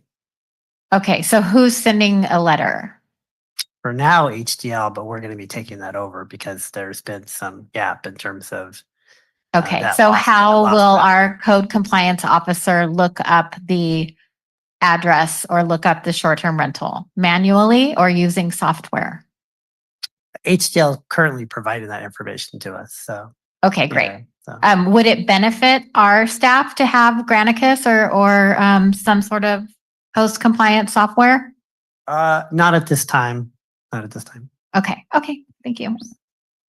Okay, go back to Kathy. Yeah, I think she wanted you Yeah, to. for this Okay. item. You Because didn't tell me that. You didn't tell me that. No, because I didn't know that yet. Because I think we're only talking about addresses that already have registered for a business license or not. Because how do we know the many homes that are being rented short-term or long-term, but they never signed up for a business license? HDL will look at like some of the Airbnb platforms and VRBO platforms to see if they are reporting and if they do have a business license. I've done that as an HOA manager. It's time consuming, but neighbors will usually help. But that doesn't help for the long-term rentals. Those are not on Airbnb or VRBO. And I recall that you had asked a question and I started meeting with our HDL representative. And I think I need to work with the city manager on that at some point. Some activities on that side were decreased on the business license side. So I need to find out some more information on what happened there. Because I agree that we're missing out on, it might be a small amount, but it's also a matter of fairness. You know, people who do report it and others who don't. So thank you for working on that. Right. Thank you. And it's more than just money. It's we set a specific short-term vacation rental because we didn't want our neighborhoods eroded. You know, when you don't have somebody living there and it's basically a mini business inside of, a neighborhood. And so it's not just about money, it's about preserving Marina's neighborhoods. And so I think it's a, important topic, especially if we're losing money, but also we don't want half of our homes to be vacant and being used as businesses from the outside. Because now it's in the news, in countries like Spain and I think London, Amsterdam, the residents are fed up with the enormous amount of tourists. So it ruins neighborhoods. Yes. So this is the big picture, but we're Yes. small, but it's the same principle. thing. So thank you. Okay, and my last thing here is Los Alamos was bringing in 1.2 million about in revenue. No, I believe it's closer to a couple 100,000. Oh. Oh, where did I get that number? Okay. All right. Well, that changes a lot of stuff. I mean, I was thinking it was significant, but certainly Mercedes can well compensate for that. So it's not, 200,000 is not a big number for us in terms of loss of revenue after this year, right? Because after this year, they're not going to be bringing that. And I would say we did incorporate the winding down in the budget, but what we're seeing is that with the new Trader Joe's and Ross's, that it's making up and even a little bit more than making up for the loss of that, at least on the sales tax side. Great. Well, I had a total misconception, so totally corrected. Okay, that's all I have right now. Thank you. All right. So somebody time me. I'm going to stick to 5 minutes. That's easy. I doubt it. Sorry. The most important of my comments is $17 million fire station that we need, a couple years ago. So the price is, I'm sure, going up. $16 million police station, $35 million community center. So our plan B follow-up to measure, use, 60% instead of 67% passage, so it didn't pass. I don't see that mentioned in here. So that $4.2 million unallocated fund balance is a drop compared to the needs we have for those three buildings, those three facilities. So how does this budget, how did staff, city manager, Tori, you and other department directors, how did you think about Plan B when thinking about the money for this 2 years? And we're planning to have, it looks like in development impact fees for at least city public facilities, not the public safety ones, close to $8 million. And the city manager and I have been meeting with a financial advisor to look at alternatives if you want to. And on that, just before Lane jumps in, how much is there for public safety facilities, development impact fees? Is it 2 million? It is a smaller amount. Let me confirm. If it's ballpark 2 million, that's good enough for now. It's ballpark couple million. Yeah, I think Yeah. that's safe. Okay, that's good enough, Tori. Thank you. Yeah. Well, yes, it is 2.1 at the Okay. end. Okay. I'm sorry, Lane. Yeah, so, yes, is at $55-60 million. And so none of that is built into this budget. But we will be coming back to the council, probably in August, September, and we've been working with several consultants on options and ideas for moving forward with these facility plans. So yeah, we'll never be able to save up the money for these facilities. Well, it's important to me to hear that we have 10 million, 8 plus 2, and we need 55 million. So the delta is 45 million. I'm wondering if we can put money into this budget for public outreach prior to September, because September, we have some meat on the bones of information to provide the public. But prior to September, the public could be giving us a lot of information. We could get ahead of the 8 ball more if we started sooner with public engagement. We don't need a lot of numbers for some public engagement, but at some point, the numbers are going to have to be in line with public engagement. And so how much money is in this budget for public process on Plan B? So the council approved at the last meeting, $175,000 with Trepepi Smith. And that is public outreach on a myriad of projects. Right. So that would be part of that. That's already funded with that. all right. So it's not part of this budget because it was allocated. It's on the books Well, from. It was approved, but so it will be it's already budgeted for. Okay. So it's in the general fund expenditures. It would be in the city managers. We had increased the budget at one point to accommodate for some of that, and then council had approved another $100,000 for communication materials and mailings. That was added in addition to what's in the existing budget. Okay. So we're talking about a $4.2 million unallocated, or sorry, $4.6 million unallocated balance and $175,000 for all public outreach sort of issues. And I think that this issue of public facilities could spend that in a heartbeat. And so I think there's a lot of places we can spend some of the unallocated balance to be more real now and have less mid-year budget adjustments. But anyway, so that's my main concern is I don't see a lot of reference to that here, those 3 facilities. Another concern is probably the next biggest concern is Preston Park new ball fields. We have a $1.5 million allocation in this budget that we've heard tonight. And I think it's going to be 4 to 6 million to do the job. Yeah, we already have an existing 6.5 in the Preston Park ball field budget. So this would be in addition to that. So that'd be 8.0 I think we're up to that. approximate ballpark. I didn't bring my previous budget, but Okay. I think every 6. And do you have a ballpark estimate of what the cost of that project? I was thinking 4 to 6, but Andrea, help me out there. Getting everything we can before her golden parachute. That's right. Thank you.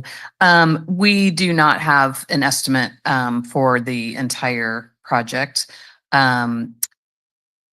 Based on what it's costing us to refurbish the 2 baseball fields, I'm kind of ballparking this, but I would say maybe 2 million to put in 2 baseball fields. And then the remainder would be to expand, hopefully if we can, that lower grass multipurpose field for soccer and football and those kinds of things. So but we do not have an estimate per se. Right. So you didn't mention parking, right? And that's going to be part of the expansion. Parking is part of the expansion, yeah. And that's in addition to the 2 million ballpark. Correct. New fields. Yeah. Okay. All right. Thank you. Mhm. Recently, our city manager and Andrea toured for alternate facilities in case we can't do Preston Park. Will we need more money if we go to one of those alternate locations that you toured? No, we didn't look at any facilities that we didn't own. Okay, so the facilities we own that are alternative to Preston for new ball fields, would they cost about the same to put in parking and ball fields? Yes, yeah. Okay, all right. We talked about high performance standards regarding the aquatic center, whether that jumps the prices up short term to build it or not, but it would reduce the life cycle costs because it costs less to maintain a building's utilities, et cetera, if you have high performance standards beyond the green building code. And so has staff thought of any kind of contingency funding in this budget for the aquatic center, given that we have a 4.6 million unallocated fund for potentially spending more to make the building better environmentally, usage wise, as far as people's air and health while they're in it, and then saving money long term on utilities? No, we haven't included anything additional beyond our 42, Okay. roughly 42 million budget. Okay. So overall, I'm seeing some opportunities for expenditures that's aren't in this budget. But my 5 minutes, I'm sure I'm over it or close. So I'll turn it back to Mayor Pro Tem Vischer. I'm sorry. Let's until Brian just put his light on because you haven't spoken yet, right? Correct, Mayor. I just maybe want to make a quick point of order if I can. It's 20 minutes to 10. We have quite a few items, including the items that were pulled to cover. We often talk about how problematic it is to get civic engagement for people after 10 p.m. I'm getting tired as it is.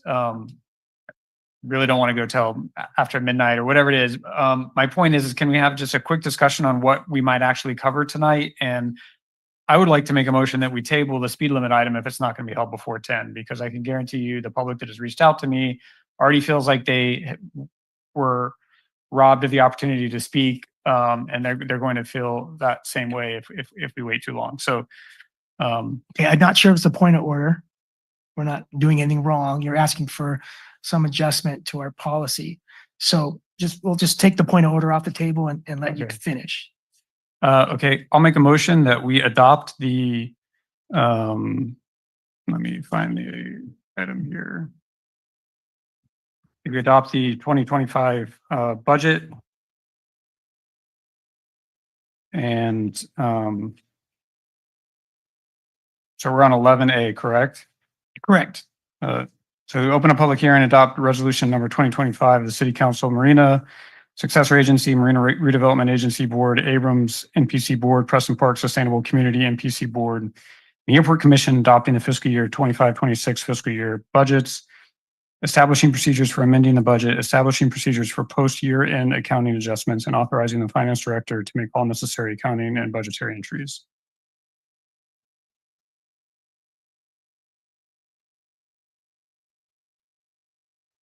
The motion has been made, and if there's not a second, it will die for lack of a second. I suppose, I don't know, can a motion be made if the original motion dies?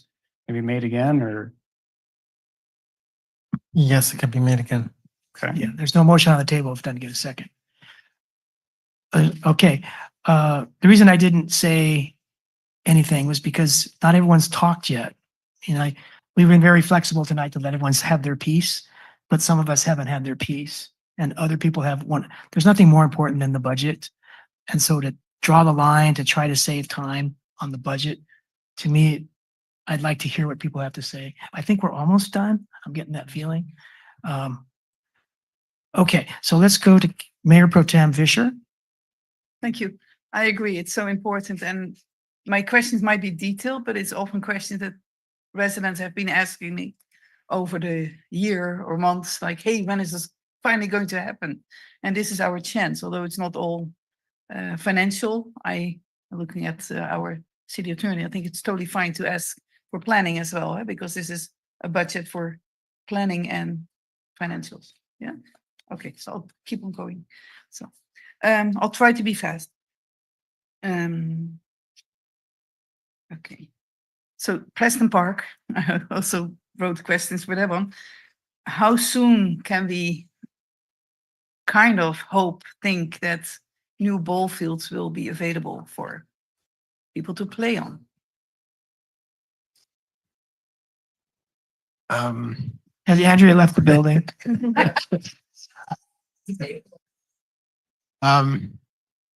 You know, we do have we're working on a couple of things. We're trying to focus on Preston Park. We're have people looking at the Sanguille issue and looking right now that if we can build the ball field around and not around the existing Sanguille, because if we have to mitigate it, then we're definitely going to another site. So we have our team working on that right now. You know, I think maybe 6 months we might be in a position to say, yes, we can move forward. The design of it really is pretty simple. It's not as complicated as these other parks. We kind of know what the soccer field, the ball field, they compute what the parking standards need to be met, so you know the area. So once we're through that hurdle, you know, we can be through the design process in 3 to 6 months, and then you start construction after that. So let's try to keep our discussion to money. I mean, there's money Okay. to that, but it's like, yeah, is it going to cost more money to account for mitigation? My question could be, when is the $6.8 million going to be spent? So we're starting to spend it right now with our consultants, but I'd say a year from now is when we're targeting to actually get under construction. Okay. Just to let people know, you know, they've been waiting for such a long time. Can I ask a follow-up, Elizabeth? Oh, please, yes. To that, will it cost a lot more money if it turns out that California Fish and Wildlife Service wants mitigation, given that they're going to look at where the Gilia is and they're going to say, this whole place that you don't know where the 6 plants are. So are we looking at a lot more money if we can't build without a lot of mitigation? Those ball fields. Yeah, our most cost-effective option is there at the existing place at Preston Abrams. The infrastructure's there. We know where the parking goes. It makes sense.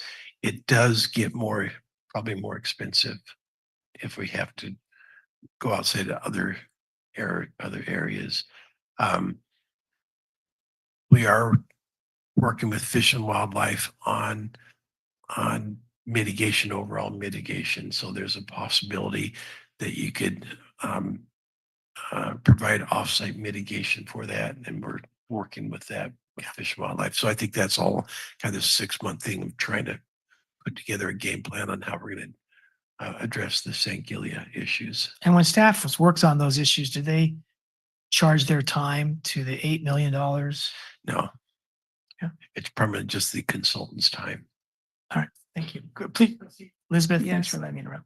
Can we get an update as soon as you know more, and even in 6 months if Yes. nothing new is known? Absolutely. Okay. Thank you. Page 166, the Sea Haven Community Park, which I think should be named City Park to not have the confusion that people might think it's owned by the Sea Haven Community Association. When do you think the $6.1 million will be spent? Renee is working directly with their attorney. We have our funding and they sent a contract back and they kind of rewrote things again. And so Renee is working with that right now and he can. That's correct. We hope to get our comments back to them this week and then we'll see. We're close. So. Perfect. Yeah, because now I see the scope only says something about plan review and inspection, and I think it should include construction of the park. Okay. Page 174, this is for Ismail, I guess. Arterial striping, people have been begging for this for a long time in our city. $300,000. If this gets approved, will this be spent before the year is over? Huh? This will be done. Yes. Yes, thank you. I wanted to hear you say that.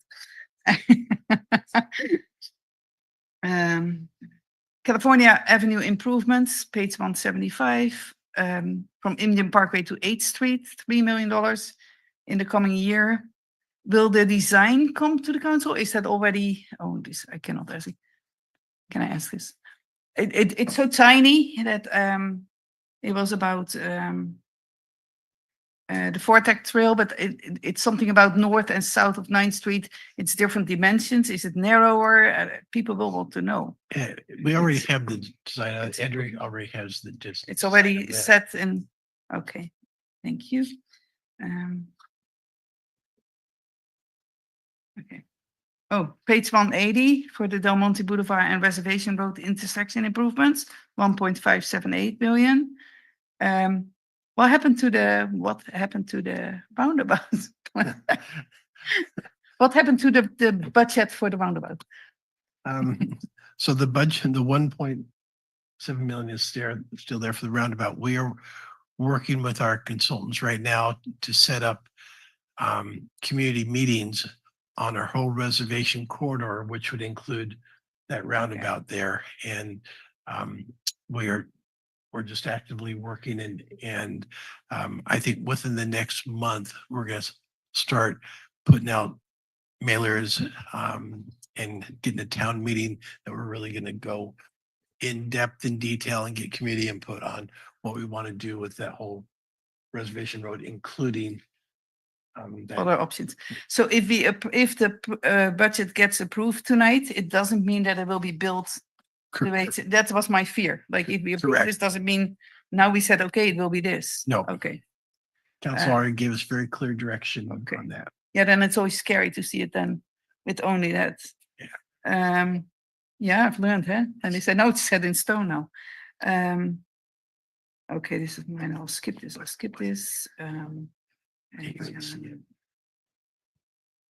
Okay, I'll skip all this. I'll just have a meeting with our city manager. Okay, my final question.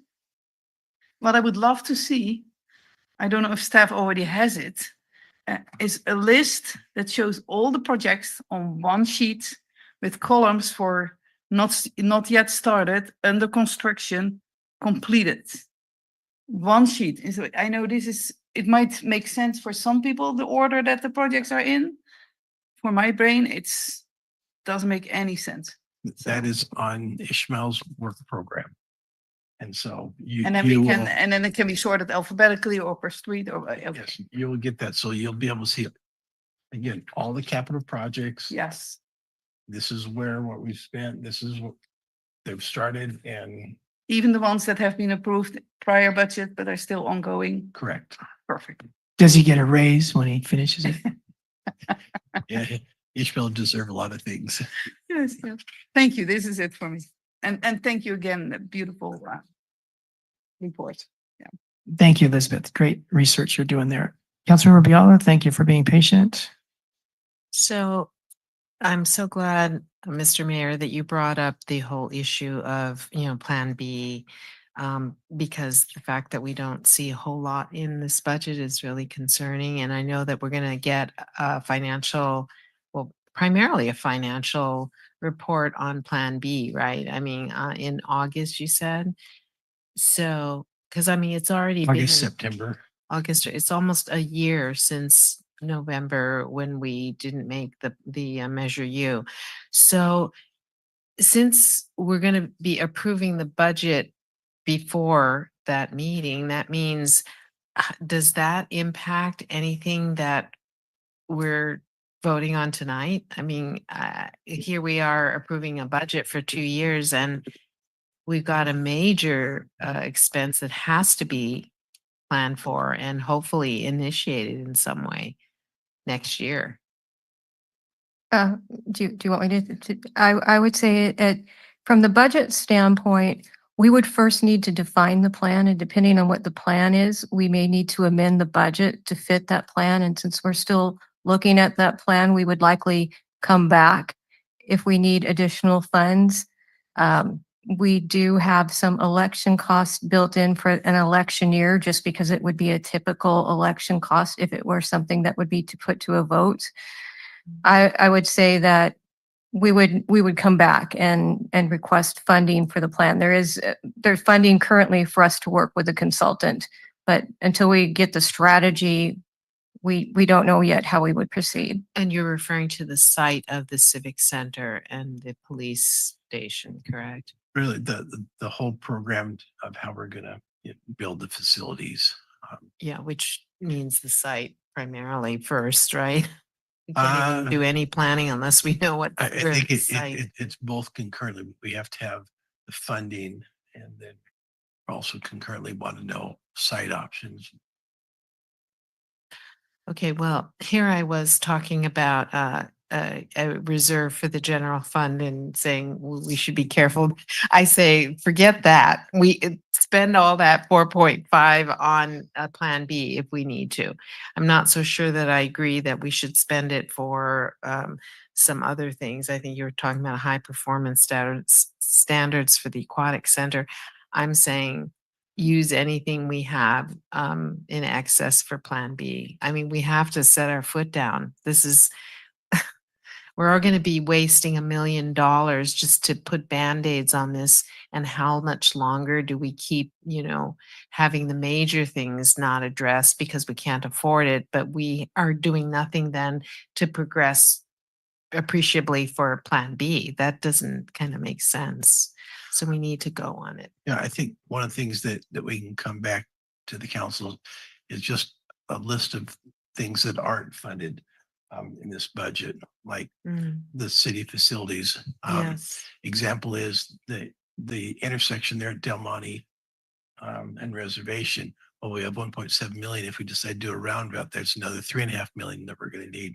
We've talked about property purchase for potential city facilities. That's another couple million. And so I think that would really help that we can work on it and then come back to council at another meeting, just say, these are unfunded projects. That'd be helpful. And actually, some of those projects may appear when we come back for the development impact fee study, because we lined out about 20 years of projects that are in there. So that may list some of them. I know we have some smaller ones as well.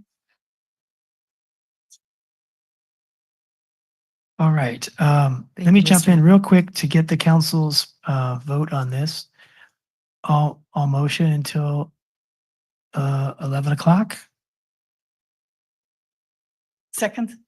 Okay. Any comments? Discussion on the motion. We have some friends in the audience. Do we know why they're here? Yeah, let's get a raise of hands if you're here for speed limits. If you're here for Abrams Park budget. And then greenways. Greenways. Obviously. Greenways.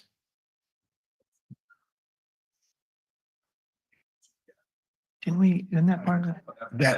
That was approved. We just didn't tell you because we wanted you to stay. You're approved. We Okay, did. thank you. Okay. It was part of the consent agenda. Oh, okay, you're on it. You're on it. You're just fascinated with it. just like we are. Any more comments? No, thank you for that, Mayor. I Okay. just wanted That was to. good. Okay, all in favor, please say aye. Aye. All opposed, please say no. Okay. Did everyone vote yes or no on that? Okay, so that motion passed unanimously, so please continue, Kathy. I think I was done. Okay, Thank you, Mr. Mayor. okay, so we really are close. I had some questions. Do we need more money for Windy Hill maintenance? And that owl structure is so beautiful. I just imagine if we had it vandalized or graffitied and anything else. So kind of back to maintenance. Do we have enough money for vehicle replacement? Sorry, equipment replacement, equipment maintenance for Windy Hill? The structure in the agreement, they are going to maintain the structure for the first 5 years. So they will come and do any touch-up painting, any issues at all with that for the first 5. All right, fantastic. Thank you. I didn't see in the staff report, it's probably there. Gateway monuments, that might be a 1 to 2 million or more project. What's the budget say about the gateway monuments?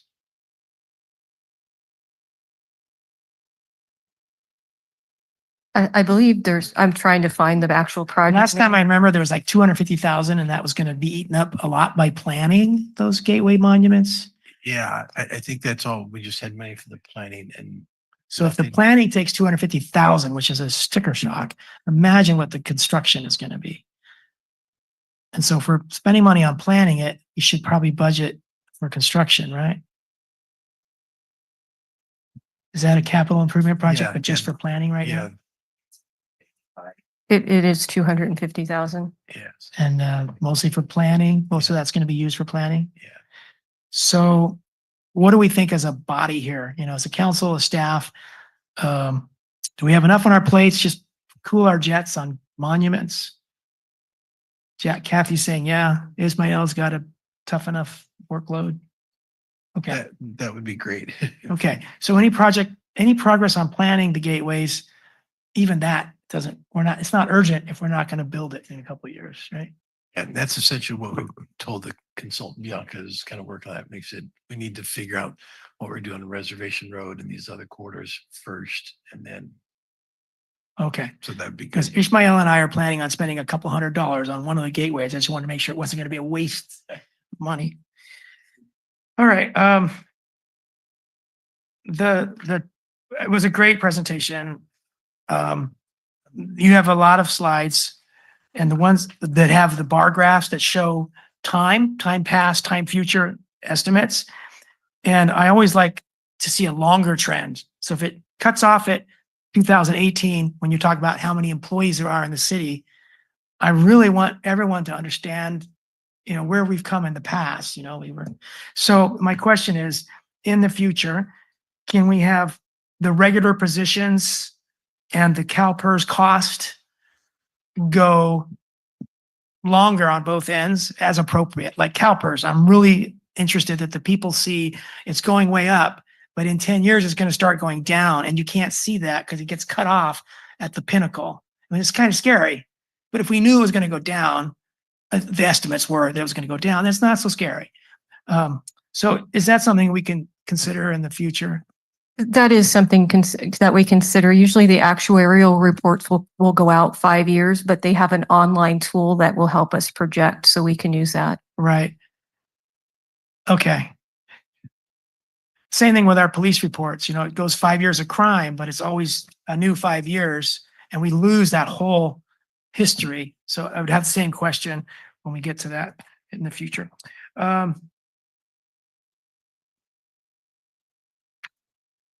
The striping, and this is a budget question that's kind of in general, but using this specific example, we've all known that we need striping. We know that we get a lot of complaints, and it's a safety hazard, right? I can't drive Carmel Avenue at night and see the striping, and that's really dangerous.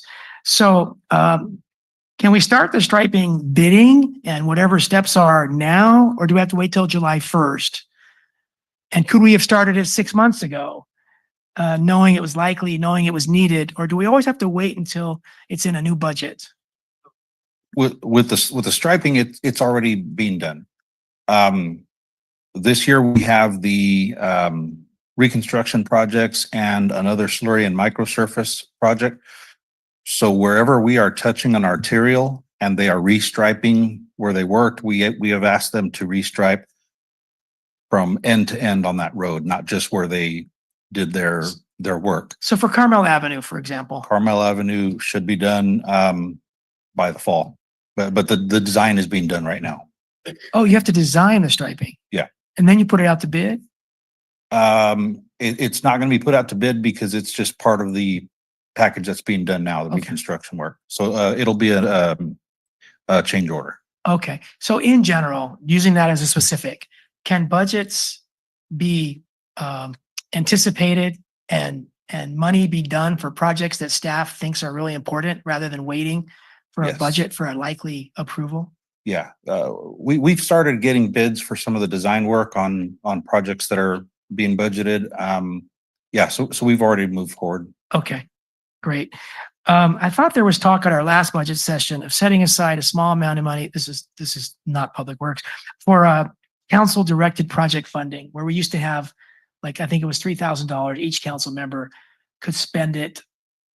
You know, you can't go to Mexico, but you spend it on city. You can direct staff or whoever to spend it. So is that anywhere in here, or is that idea dead? No, we'd looked at it, and so in your budget right now, you have 20,000 for training and conferences. And this year, I think to date, you've spent about 12,000 of it. And so we had thought that there probably is capacity within your existing travel and training budget if the council wanted to do that. So, but we'd love to get some specific direction if you wanted to do that. And then would make sure we had funding from there, or there's other funding that we could do that. So we wouldn't want specific direction for that, so we could be sure. And Yeah. So if I had a $2,000 or $3,000 allocation and the principal at Los Alamos Middle School calls me up and says, we want to put a mural across the street where we had a graffiti problem and we need $400, I would love to say, okay, I can find $400 for you because I have, $1,800 left in my directed fund. So that's the reason. What's the rest of the council think?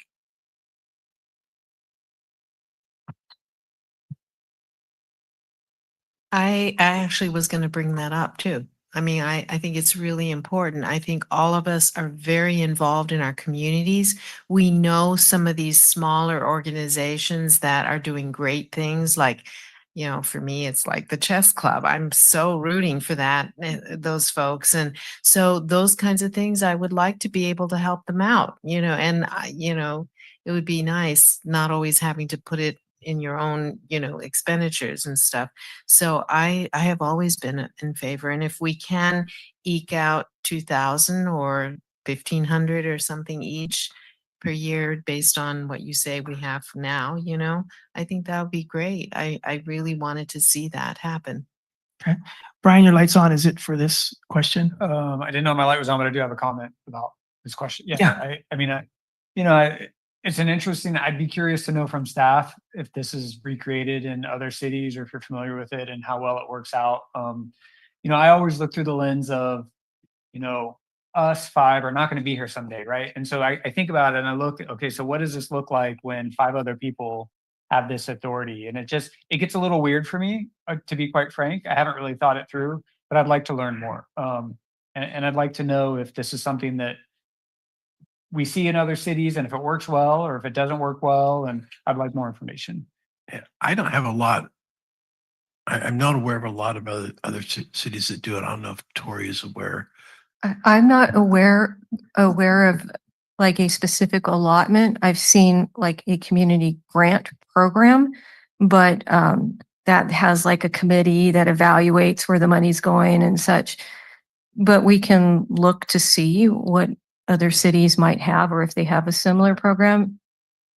In talking over with Renee in our staff meeting, he talked about that if we do something like that, we probably need to put some boundaries that it has to go for the public good, and somehow there has to be a mechanism that it gets tracked somehow. Great. Okay, city attorney, Renee Ortega. Yes, Lane just said what I was gonna say. We still wanted to hear your voice.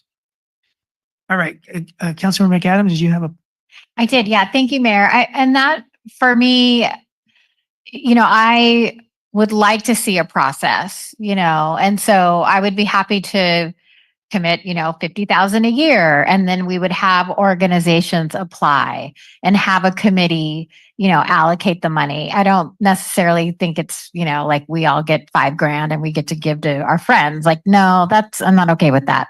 But I do think, yes, I absolutely would support allocating, money and having a process come up with that's fair and equitable, to make sure that legitimate nonprofits can be applying and reporting what they're doing with the money, stuff like that, to make sure that we're investing in the community, and that the money is being, utilized in Marina, benefiting our residents, et cetera. So that's what my preference would be. And I know that sounds a little more complicated, but if we're going to do something like this, let's do it right instead of just, allocating whatever amount of money and deciding where we want to give it. Because I agree with Councilmember McCarthy. It's like, that is, I don't know. It does just seem a little willy-nilly to me. So thank you. thank you for that input.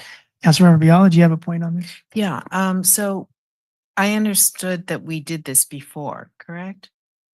Okay, and so I don't even know what the parameters were for that, but we should probably, have access to that. But my thought is that, and I like your idea of having it more of a group approval in some way, but I also don't want it to be so formalized now that some of these good agent or groups that are out there working hard now feel like they have to have a whole long application and there's a competitive thing. I think we know who's doing good in the community, and they may be small and some of the amounts may be small, but it's so meaningful to them. I want us to be sort of being able to exercise our knowledge of the community rather than making it a competitive, almost like a grant kind of thing. So maybe what we could do is say there is an allocation of funding, but instead of having the groups have to go through a competitive process, that we submit those to this group, and we have criteria and limits on how much it could be and all of that and the purposes, and then we submit that, and then that becomes the group decision is which of these applications submitted by council.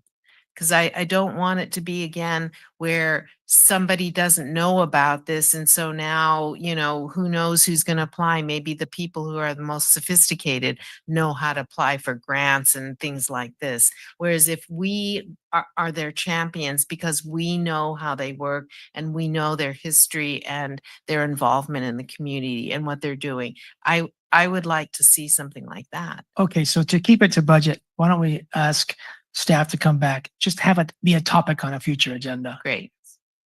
Okay. The unallocated balance when we met March 7th at the retreat, it was estimated to be 2.25 approximately. And now it's 4.6 one year and 3.9 the other year, something like that. So it tells me that there's movement in the unallocated fund balance, and there's no movement in trying to find a place for it. And it's hard for the public, if they knew about this, to say, hey, give us tax money, but we're not spending the money you've already given us. And so I'd rather have the unallocated fund balance be small as possible. And the difference between small as possible and what it is today, I'd rather have it go somewhere.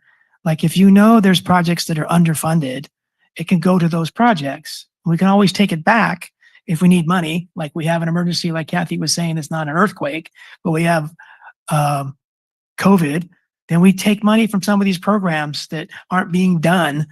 Where like, let's say Preston Park Ball Field, if it's not being done and we've added money recently to it, then we can take money for that. It's a bad example because I don't want to get anybody upset.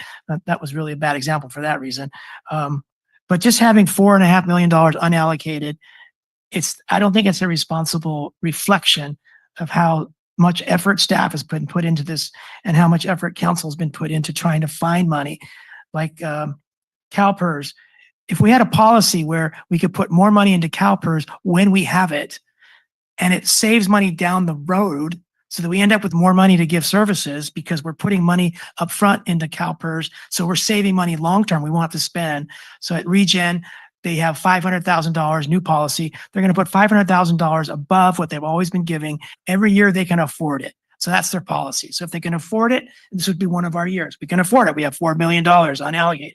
So if we had that same policy, we could afford X more to go to CalPERS and save us X plus Y in the future, which is great because that means we have Y more money to spend on public services. So long term, we're doing more for the city by being smarter about our money. CalPERS is one thing. Park maintenance, you almost can't have enough there.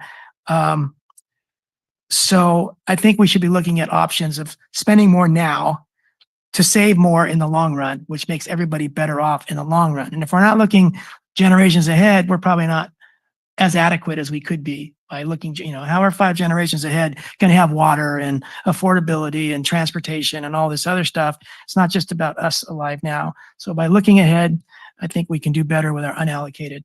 Just dividing it up, putting it somewhere so it's not sitting there, and maybe having a policy of 2 million or 1 million unallocated for those unexpected shortfalls that come around that we can fund that aren't so catastrophic. All right. That's it. That's it for me.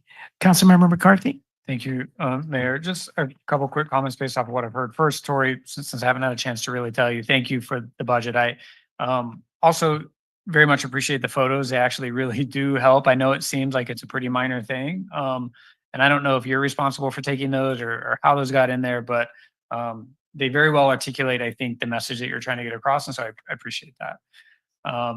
And I agree with the mayor. This is really important. I think that from a high level budgeting process perspective, I think we still have lots of work to do.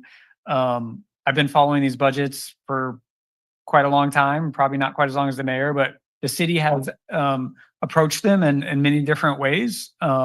We've had a consultant, we've done these different things. I think it's important to lay out on the table. This is the 3rd or 4th meeting on this budget that we've had.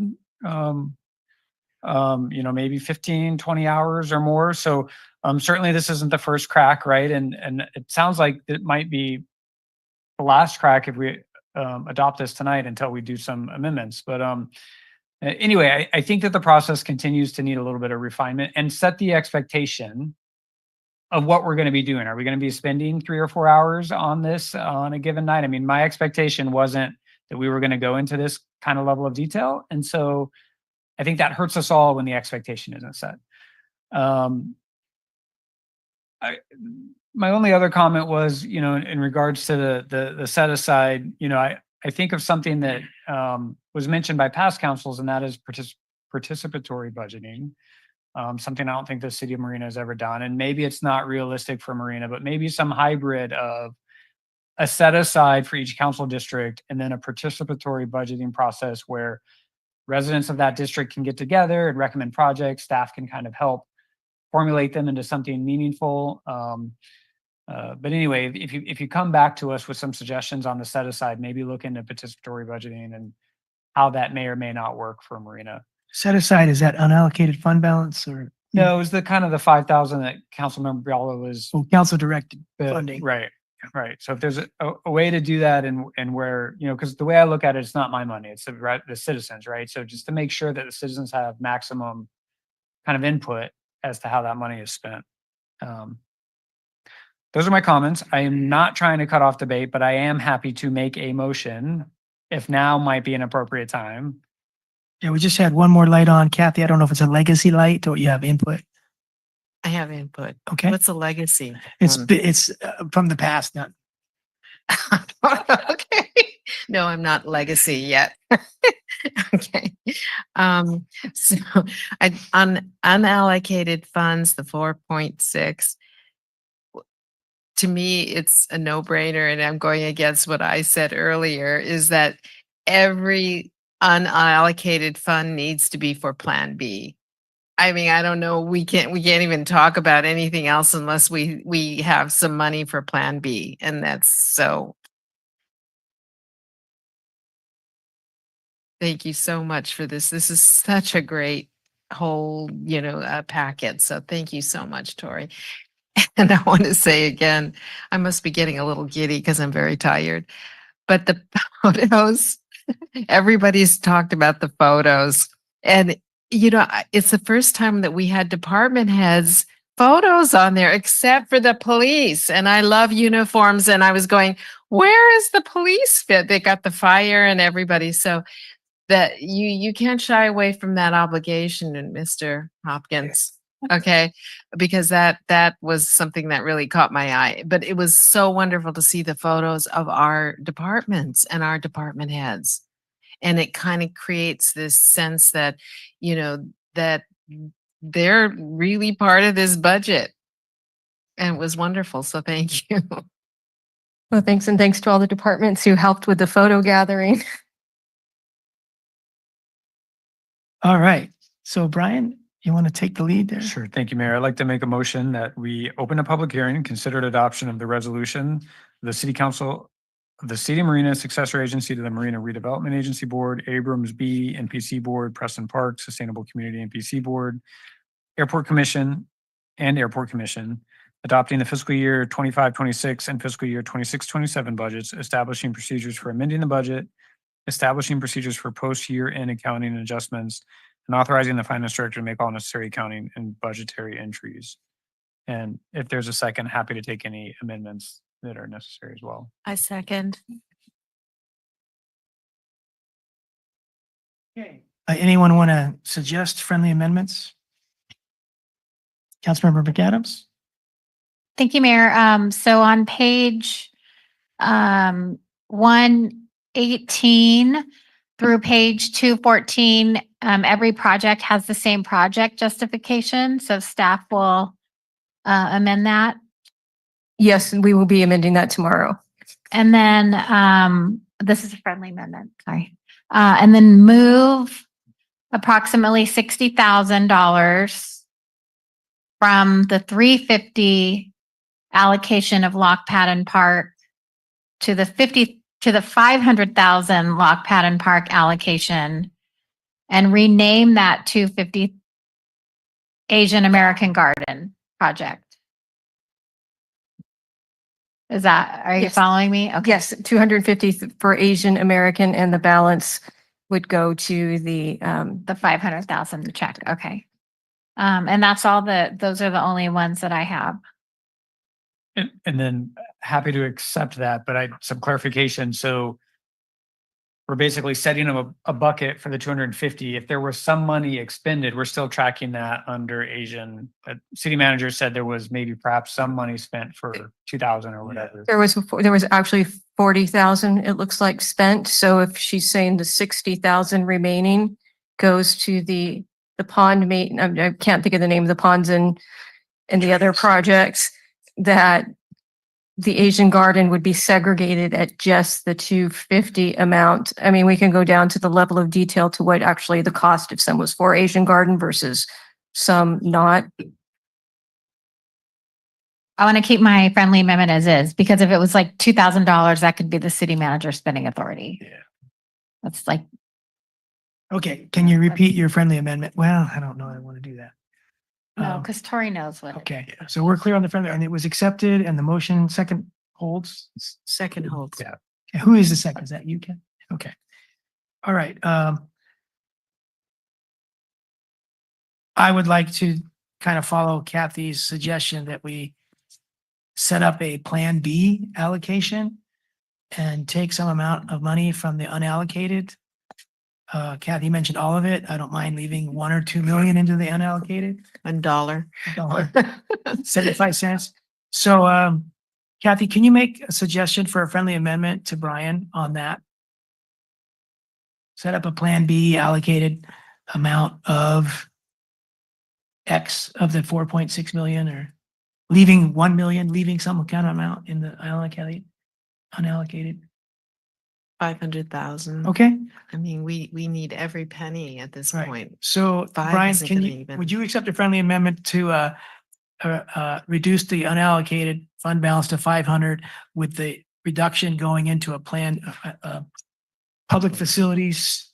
I was going to say, I'm not sure if I'm pregnant or not. So if, can we get away from the Plan B nomenclature? Plan B, as you may know, is a contraceptive. I didn't know of- that. How did you know that? I'm just kidding. But yes, public facilities, I would accept that, friendly amendment. Okay. May I clarify, did you also want the 8 million to go into like a plan, not Plan B project, but public facilities project? Or just the balance, up to 500,000, leave 500 and the balance goes? Yeah, so we have a 4.6, so they're saying Take it down to 500,000. And she's 500,000. asking about the 8 million that's not identified other than public facilities impact fees and public safety facilities. The public facility fees, that 8 million, I mean, you had mentioned it earlier. Did you also want that to go into a project, so to speak, or not? I think it's already, the fact that it's an impact fee set aside for public safety buildings, that's already allocated for that. And the 8 million for public facilities would be community center or anything else. So Correct. she's asking if you want that 8 million to be earmarked for, let's say, the community center as part of And the I, alternative plan. and from our perspective, I'd say leave it there. Let us come back. We have our big meeting and then you can talk about, at least we'd say, these are the buckets that we have and then give us direction. Could somebody repeat the amendment then? Or if we're making one? Yeah, the only friendly amendment suggested is to reduce the unallocated fund balance to 500,000 and that reduction money to put into a Public facilities. public facilities bond fund. Yeah. Fund, building fund. But yeah. Okay. So is that friendly amendment accepted? Yes. Can I ask a question about that? And so that would be just to build new facilities, not to upgrade or Right. construct? Yes. It's only to, so can we add that to build new New public facilities? facilities. Okay, Yeah. thank you. It's intended to start to reduce the bond amount. Check, okay, Potentially. yes, check, okay. Yeah. Ask a question because our city manager, what do you think of this? Because this is very important for me. Because like, you know, the roundabout instead of streetlights might cost more money. Preston Park, we might have. So if we now already say everything is going into this bucket, we won't have a lot left for anything that's The thing more is, than we don't think. council can always change these buckets at any time. I think once we go through that Reservation Road corridor study and get impact feedback from the community and direction on that, then we may come back and say, okay, So for me, at this point, it's not as important to already say, because we all know but when we need money for the new facilities, we will look at everything what's available. So for me, it's not important to do it now, but that's. For me, it's an optics thing. Oh, we have 4.6 million. We don't know what to do with it. Yeah, no, I'm Dutch. I can look at money and not spend it. And for me, what is that we did not pass Measure U. And in doing this, we were saying this is a critical need. So when we don't get that, then we have to make some sacrifices. We can't have what we direly need as a new community center and fire and police, and then expect not to have any sacrifices any other way. There's just nothing around that. We asked for a bond because we can't come up with $50 million as a city. And so now that we don't have that, we can't do everything that we wanted. That's the reality. I mean, you know, so it's that and, you know, the perception of we have unallocated funds. So it's all of that. So I know that it's not nice to say that we are going to forego this because now we have to put this public facilities fund in here now. But that's the reality. And ostensibly, we have 13 million toward a $55 million need. Mhm. That's Right. getting somewhere. And that's what I think the people who voted against it want to know. We turned over every rock. So there's some optics there. Okay, any more friendly amendment suggestions? Oh, yes. Let's see. We were going to, this is not, it can be long-term, but we talked about giving direction to staff to look at a policy for this. And I know we have no unallocated funds anymore, so it's kind of a moot point, but I would like to see ideally how our city should be functioning in better times, and that's a goal of ours, is to have that kind of cushion. So I'd like to still do that. And also to give direction to the staff about the possibility of having, and a process of having a certain amount of funding for council members to fund nonprofits or local, or however we want to say it, that allocation.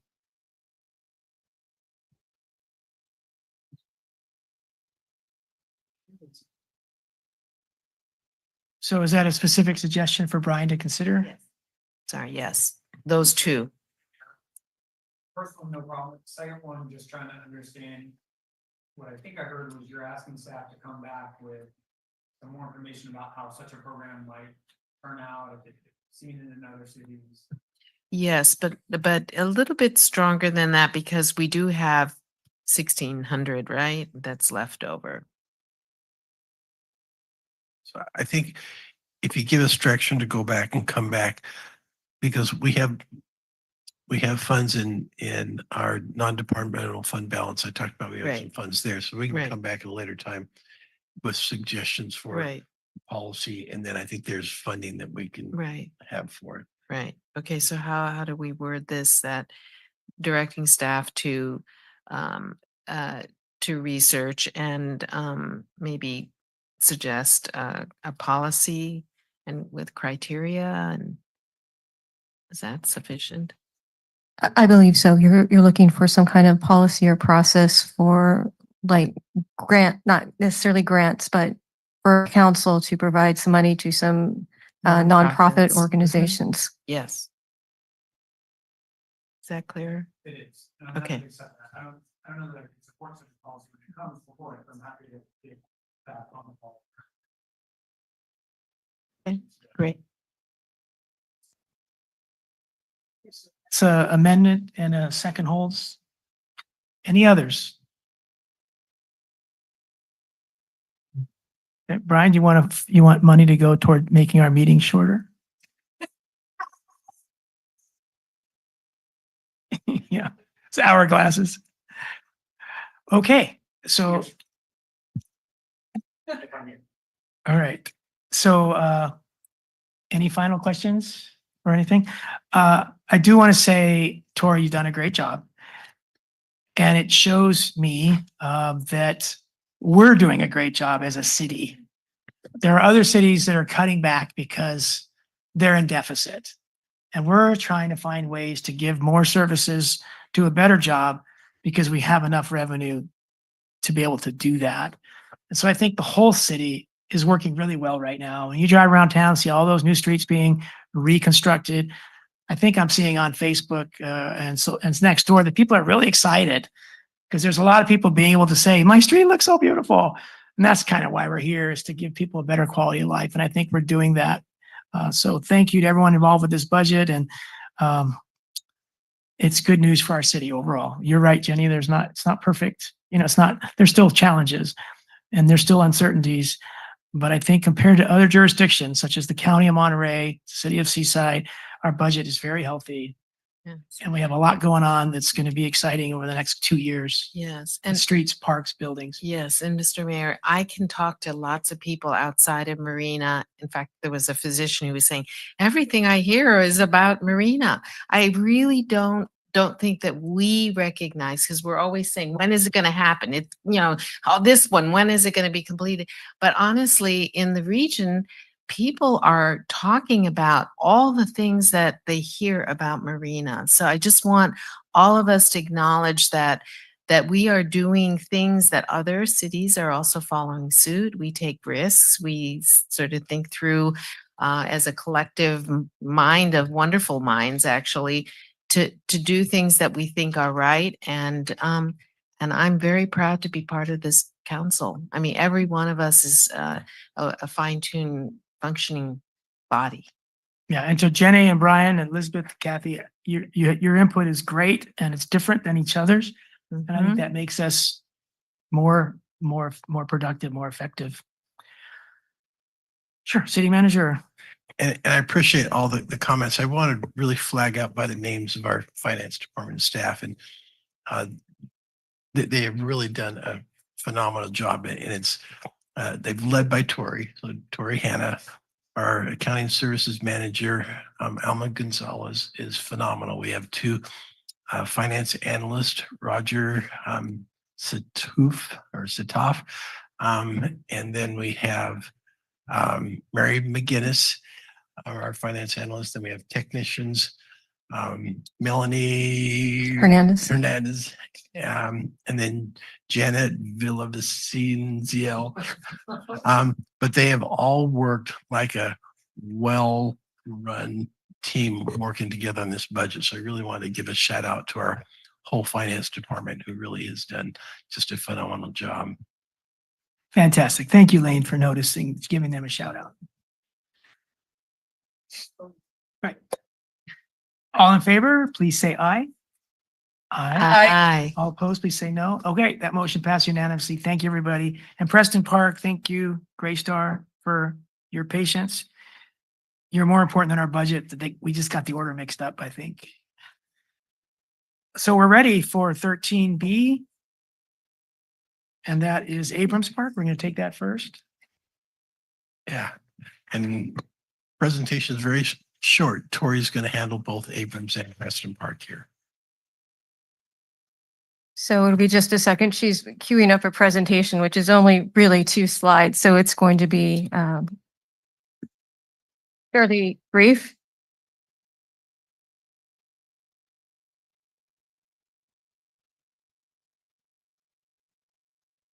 So Abrams submits a separate budget. It is incorporated into the overall budget. But we work with Gray Star to produce this number. And they actually forward this to us, and we meet with them and go over the individual line items and descriptions. And with your agenda packet, it has some of the descriptions for the rationale for changes. But in looking at the total income, it's coming in at about $48,700 or 1.3% better than anticipated. And we're projecting to come in 2.2% in the fiscal year 25-26, greater than what was estimated. Operating expenses coming in a little bit, actually less in the estimated year end. And also looking at the proposed budget, they are increasing by approximately $153,000 in relation to the estimated year end budget, or 11.2%. Some of the factors leading to that include inflationary costs, as well as Abrams in particular had a higher increase in insurance because of their location within a fire hazard zone and the California wildfires. The distributions would remain the same. And while it looks like all of that is going to the general fund, about $600,000 really goes to the general fund. The remainder goes to pay for debt service and associated cost with some of the escrow accounts associated with the property. They have a capital renovation budget of just $1.1 million in the upcoming year. And that includes the second phase of an exterior painting project. And just in general, it's looking at, in this year, it's coming about $426,000 to the better. And in the upcoming fiscal year, it is coming about $714,000 net cash difference. But what it doesn't tell the full story is it's not really setting aside enough for ongoing maintenance. When you see this proposed budget, you're seeing we're transferring in from our capital reserves to cover the cost of this year's ongoing renovations and capital. And we do need to look at the new plan. Just moving over to some of the highlights. We're just going back to what was done this year is we had a capital replacement and reserve study that was completed. And initially it looks like Abrams does not have sufficient revenues to set aside the needed funds. But we are going to go meet with Greystar and go over each of the line items to make sure that they're not covered somewhere else and that they're properly listed, and see if that is the case. If it is, then we are planning to come back to council regardless and talk about the rent process, as well as if we need to look at some options for increasing rent, just to look at from a sustainability standpoint and funding our capital improvement program. Right now, the rental increases are 2.7% for all market rate in place units at renewal. And you could say, why does not the revenues go up by 2.7% for rents? And that's because 63% of the resident population represents the market rate units. And the other percentage is they have a higher number of low and moderate income units at Abrams property. Capital and one-time expenditures, just touch briefly on the phase 1 of the exterior paint project. They also had some funding this year for asphalt repairs resulting from the root tree damage. And coming up, they will be completing phase 2 of the exterior paint project, but they've also included funding for unit renovations, appliances, flooring, and concrete and other more routine capital improvements. At the fiscal year end 25-26, the capital reserve is estimated to be at $2.7 million. And with that, I conclude the presentation on Abrams. Okay. Any public that wants to speak to the Abrams budget here in person? All right. I see Denise is ready online. Denise, let's get you unmuted. Welcome back, Denise. Hi. Okay. So, specifically for Abrams, I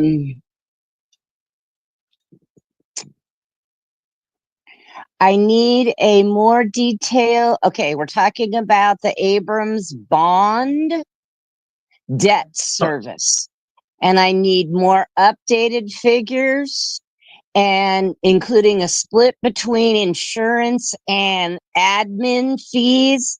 And I need the admin fees listed separately. Number 2, for the Ingman parking expansion, I need to know if it is now part of Abrams Park, or did it remain an otherwise city-held property.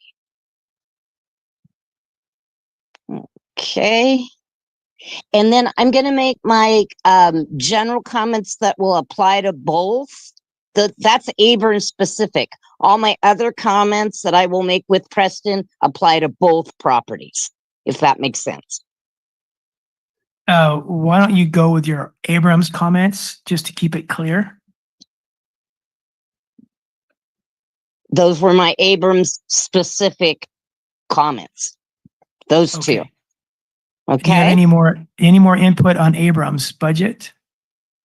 Just those 2 items. Okay.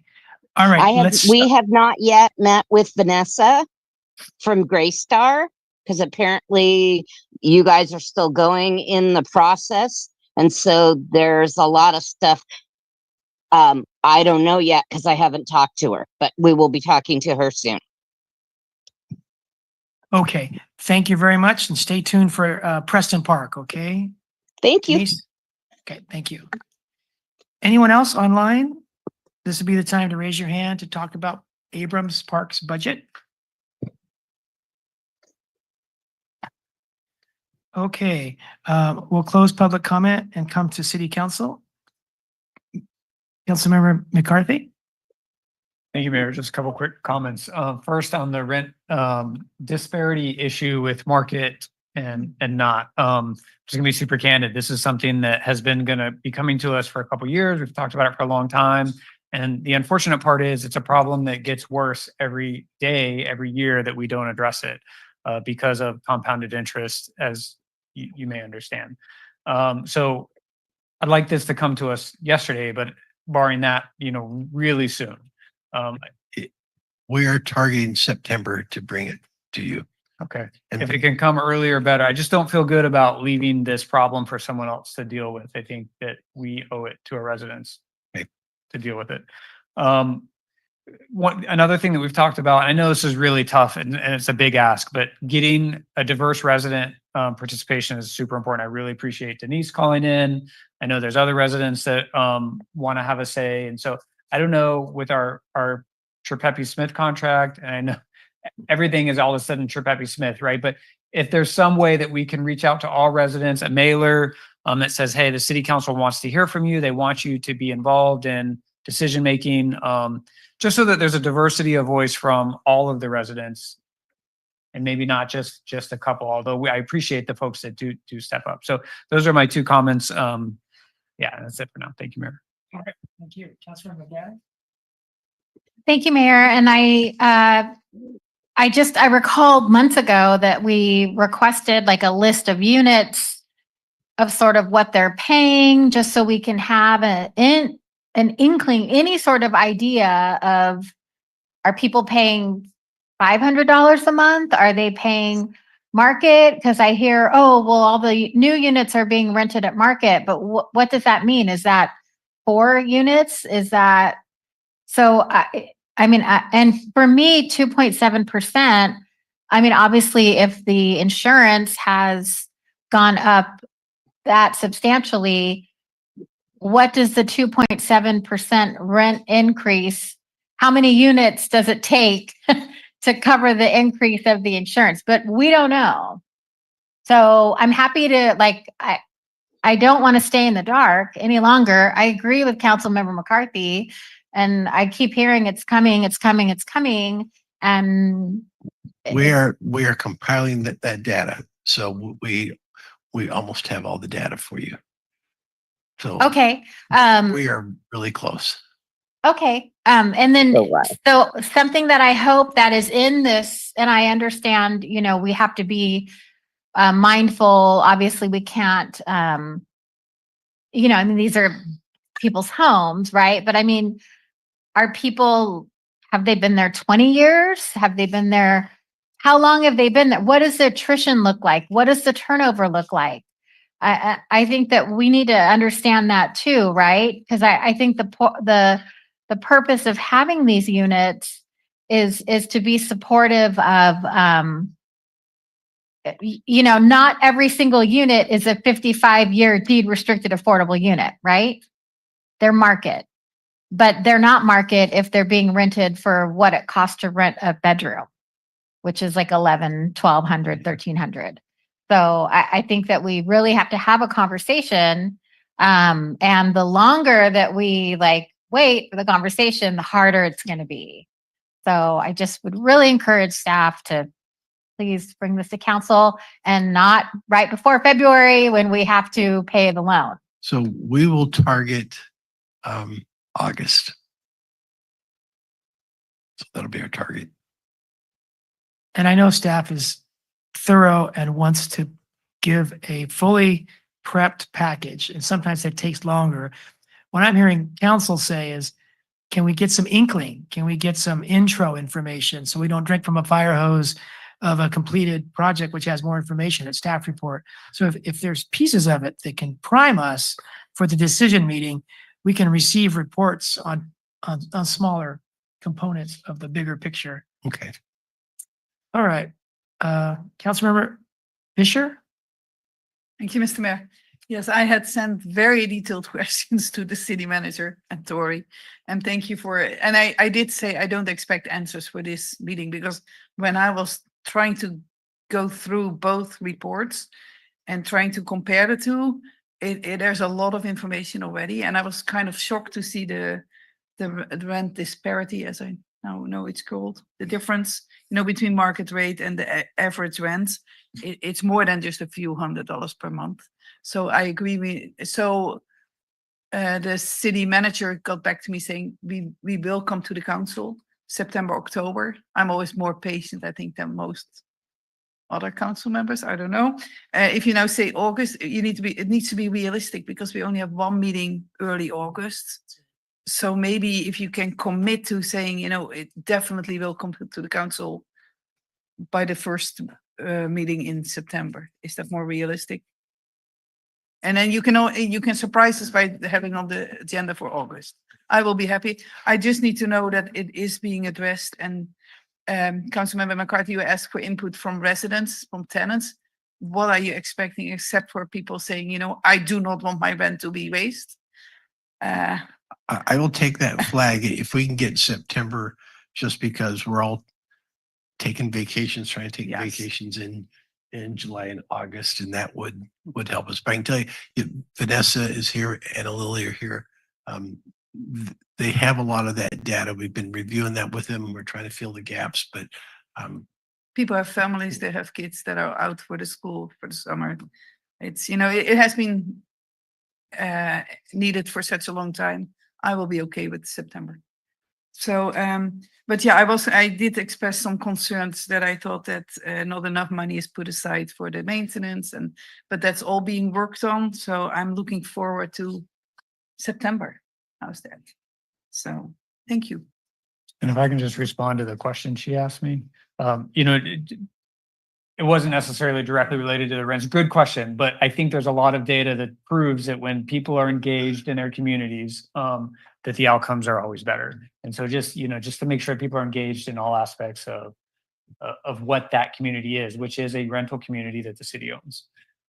Yes, and if I may, Mr. Mayor, I agree. I know I shouldn't have said it that way because people will have input about, maintenance and things that they want to see improved or things that they can say are going very well.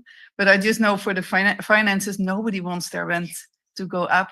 But we also need to be realistic about especially the insurance fees, which I'm glad that Tori explained that one is in a fire hazard zone and the other one is not. But next year there can be different, or they can refuse to insure. I think these big projects are still being insured, but individual homeowners are having hard times finding insurance. So we need to look at all that, or staff needs to look at all that, and then we'll get the report in September.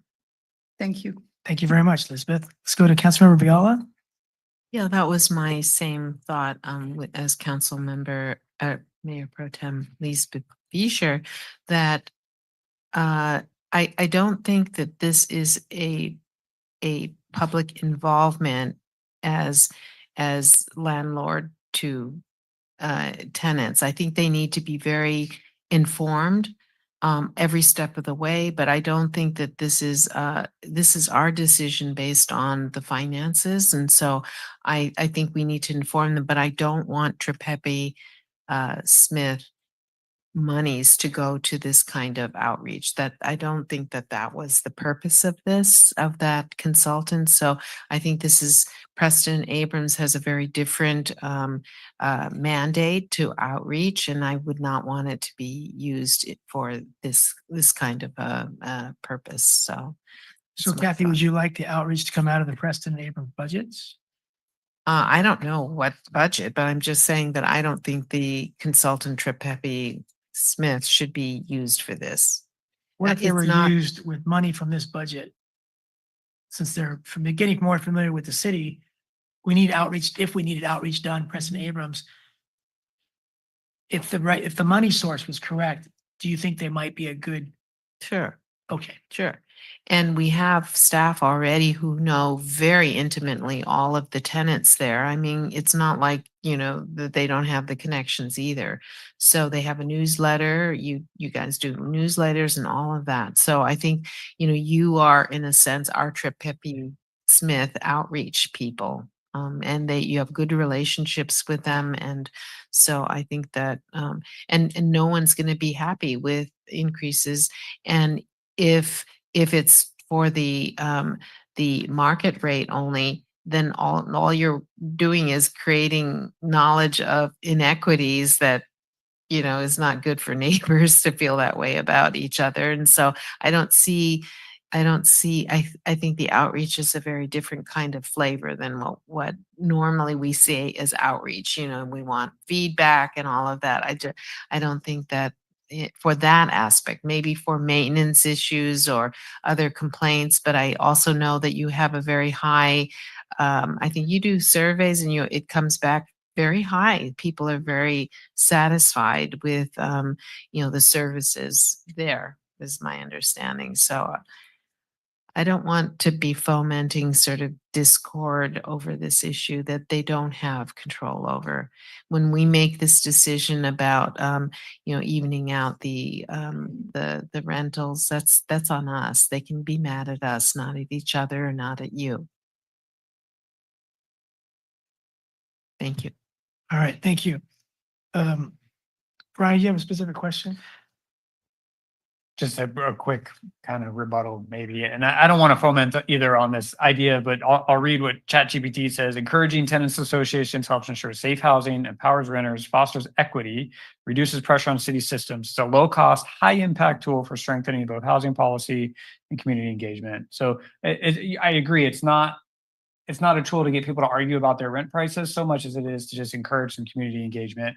The same way an HOA would. I think tenants associations are going to become really important for the city. We can start with the housing that we own. Sure, and I agree completely. I'm just saying that on the issue of rent increases, I don't think that that's something negotiable. That's our decision to make.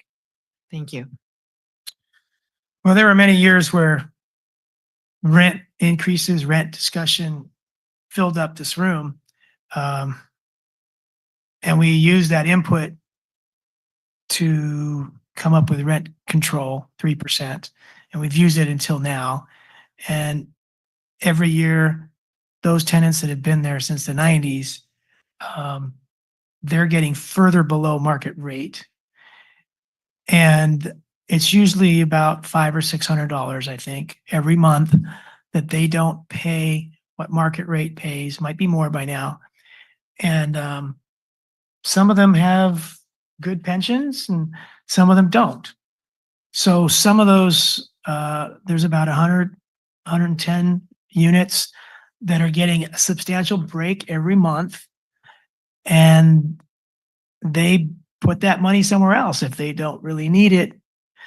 And we're giving public funds to private benefit.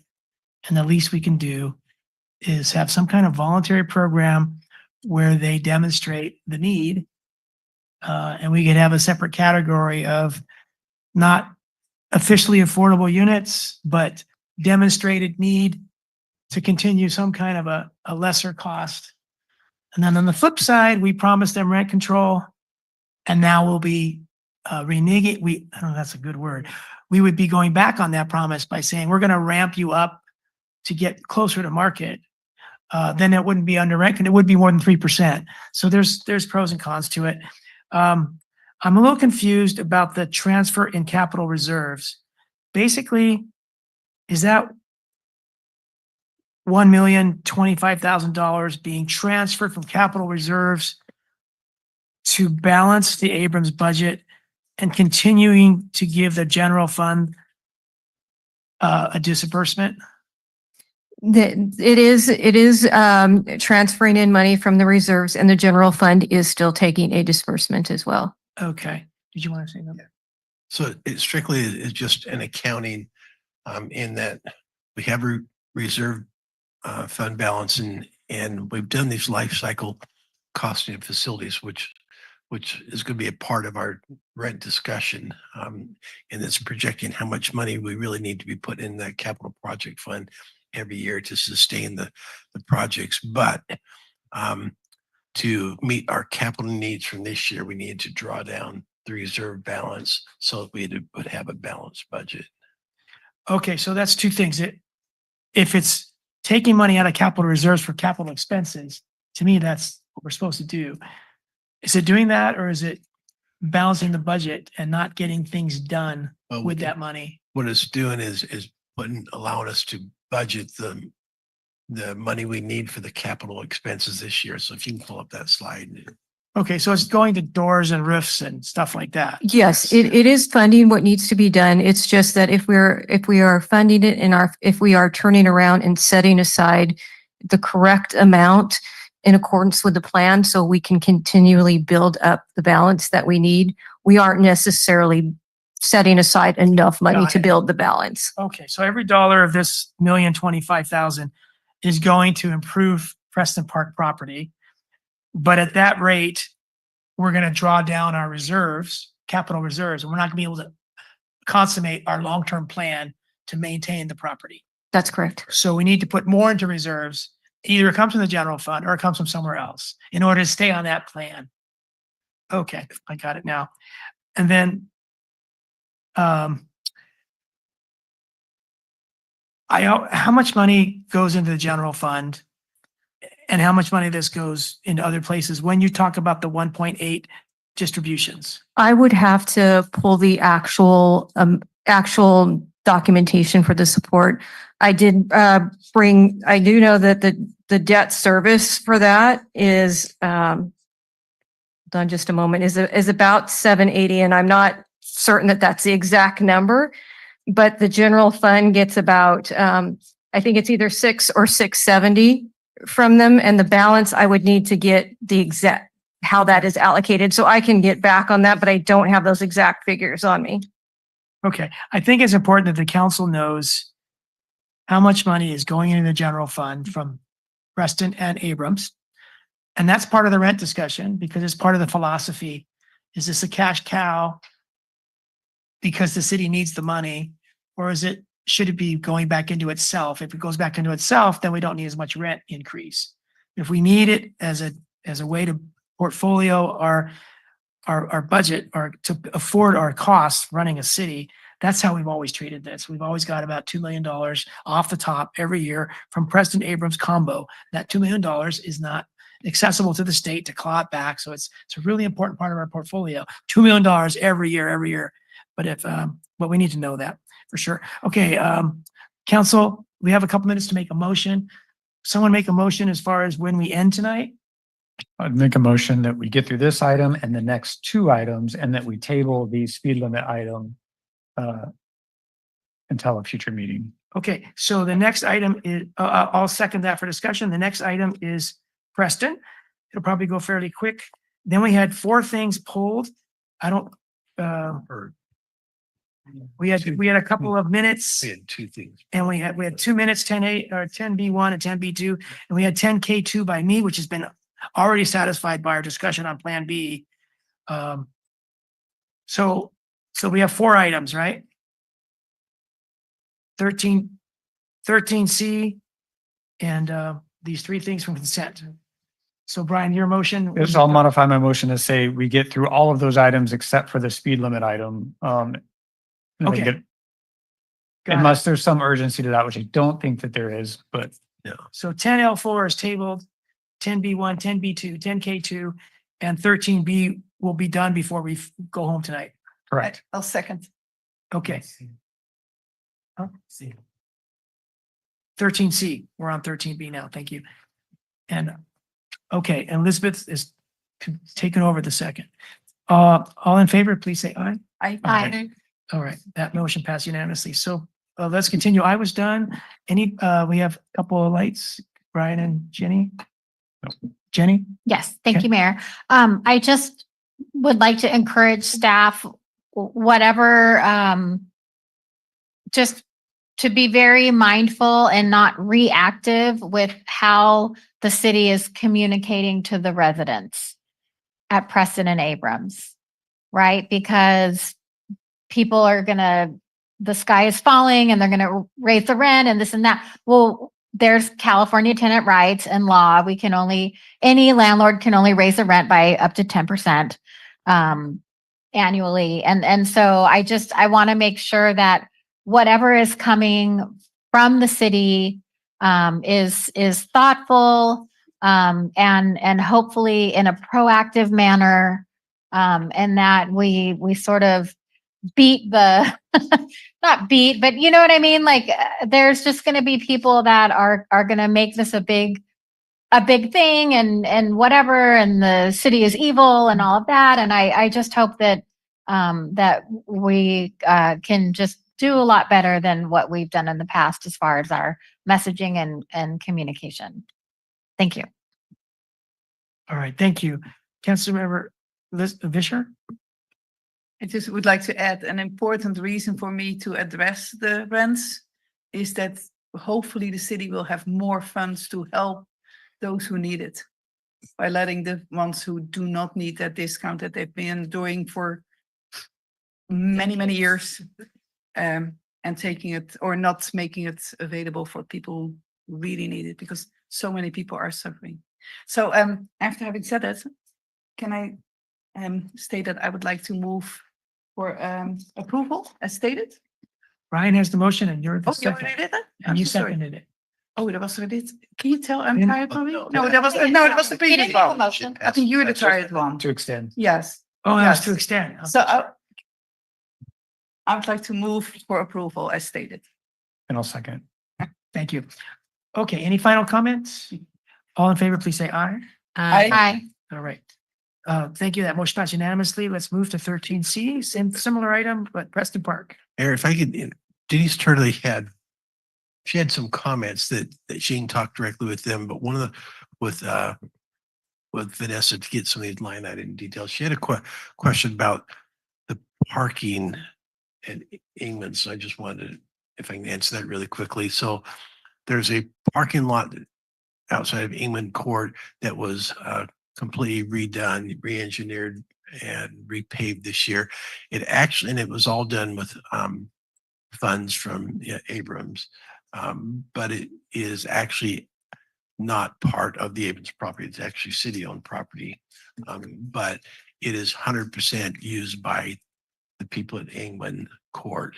That's just the answer to her question that it's never been part of the properties. It was not sure why it was never, it should be included, but it actually is not. But we completely redid that. So there's a lot more parking is provided in those improvements that were done. Okay. Okay.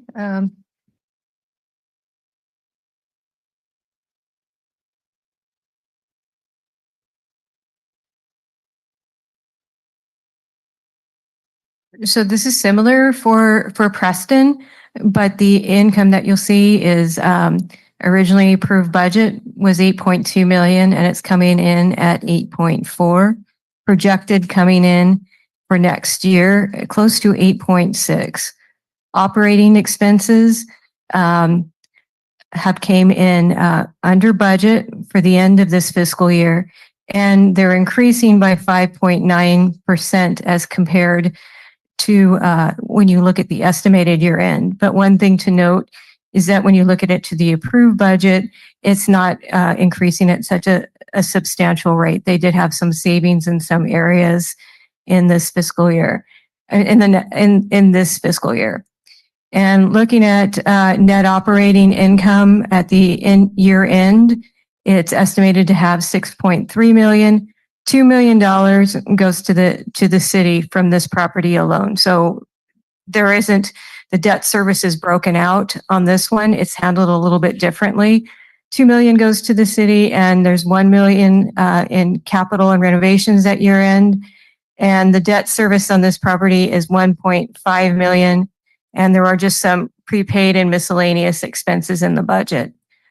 At the end of the year, you're looking at net cash of close to 1.8 million. And that includes after the disbursements, and you aren't seeing any transfer in from capital reserves in this instance.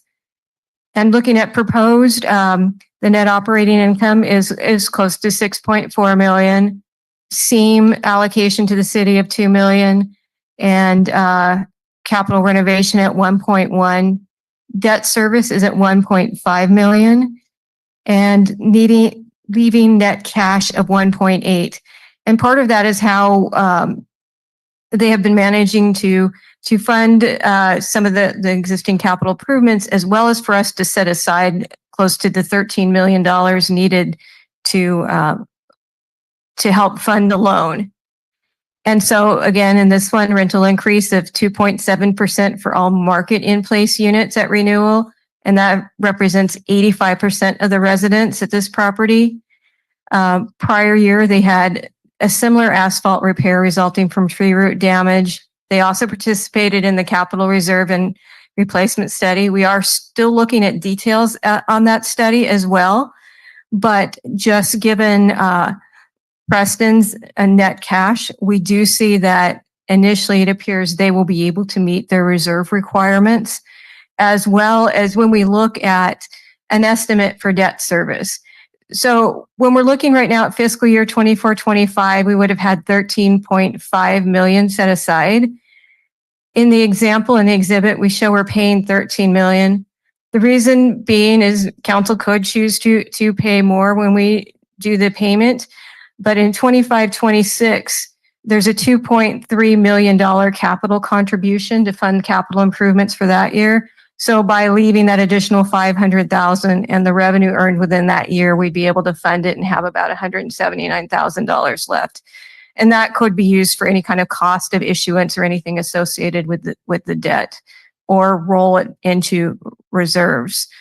But when we looked at refinancing, some refinancing initial examples, and these were just more very high level, that if we were to refinance this as a regular principal and interest loan and pay close to 13 million, that it might increase our payment by another $300,000. So it's well within range of what we have available to us within that fund to pay. And overall, it looks like, we'd be able to continue to set aside reserves as well as pay that debt service should we go with that particular model. And with that, I conclude my presentation. Excellent. Thank you very much, Tori. Let's go. Anyone in the building that would like to speak to the Preston Park budget? Not seeing anyone rise. Let's go online and, oh, come on up, Fred. Sorry, I didn't see you standing.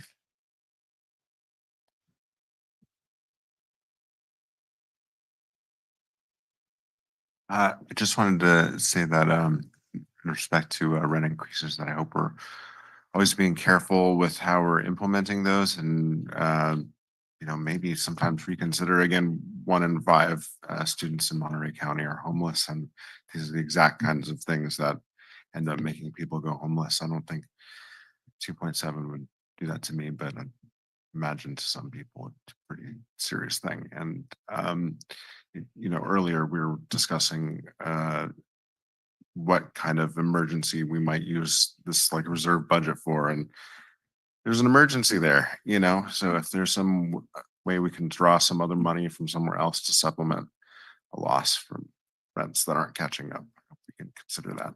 Thank you. Thank you very much, Fred. Okay, anyone else that would like to speak? Then we'll go online. Welcome back, Denise. We're talking about Preston Park budget. Hey, so I'm really disturbed by the comments I heard, because I went to the city and I got the printout of 13B and 13C, took it home, have worked on it for several days, and all the questions you guys asked are in that material. It sounds to me like you guys didn't read the material that was there. Were you not given the packet? I even had to pay for mine, which really irritates me because it was usually an accommodation to my disability. But I paid the money. I'm not asking for the money back.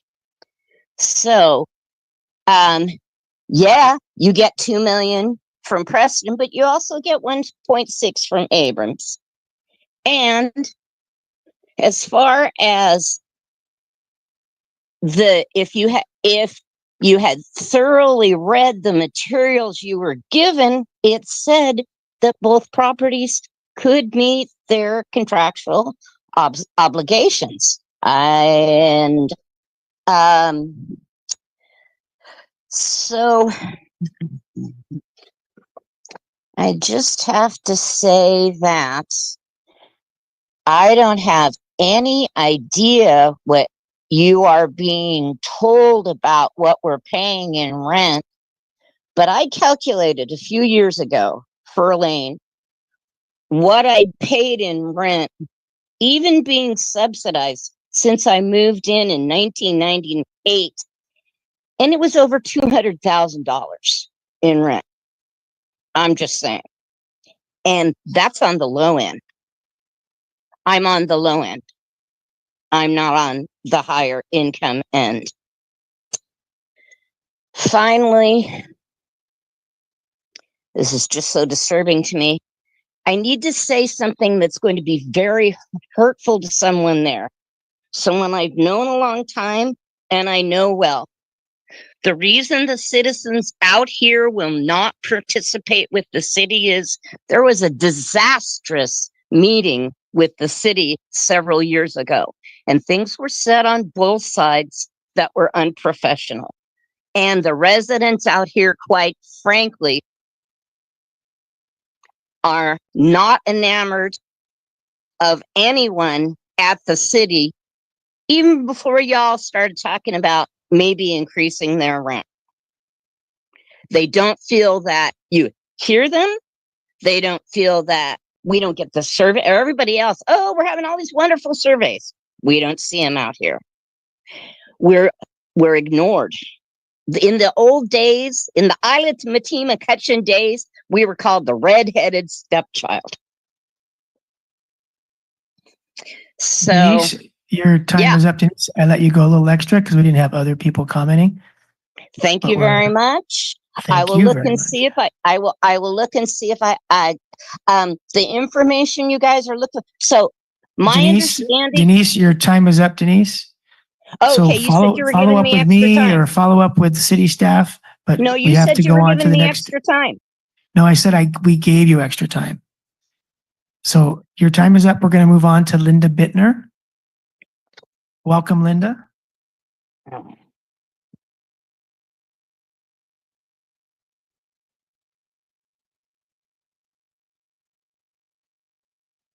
Linda, we're trying to unmute you. There you go.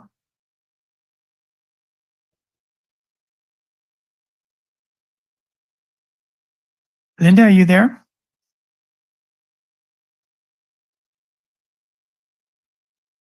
We'll give Linda another moment. Linda, you are unmuted. You should be ready to go, but we don't hear you.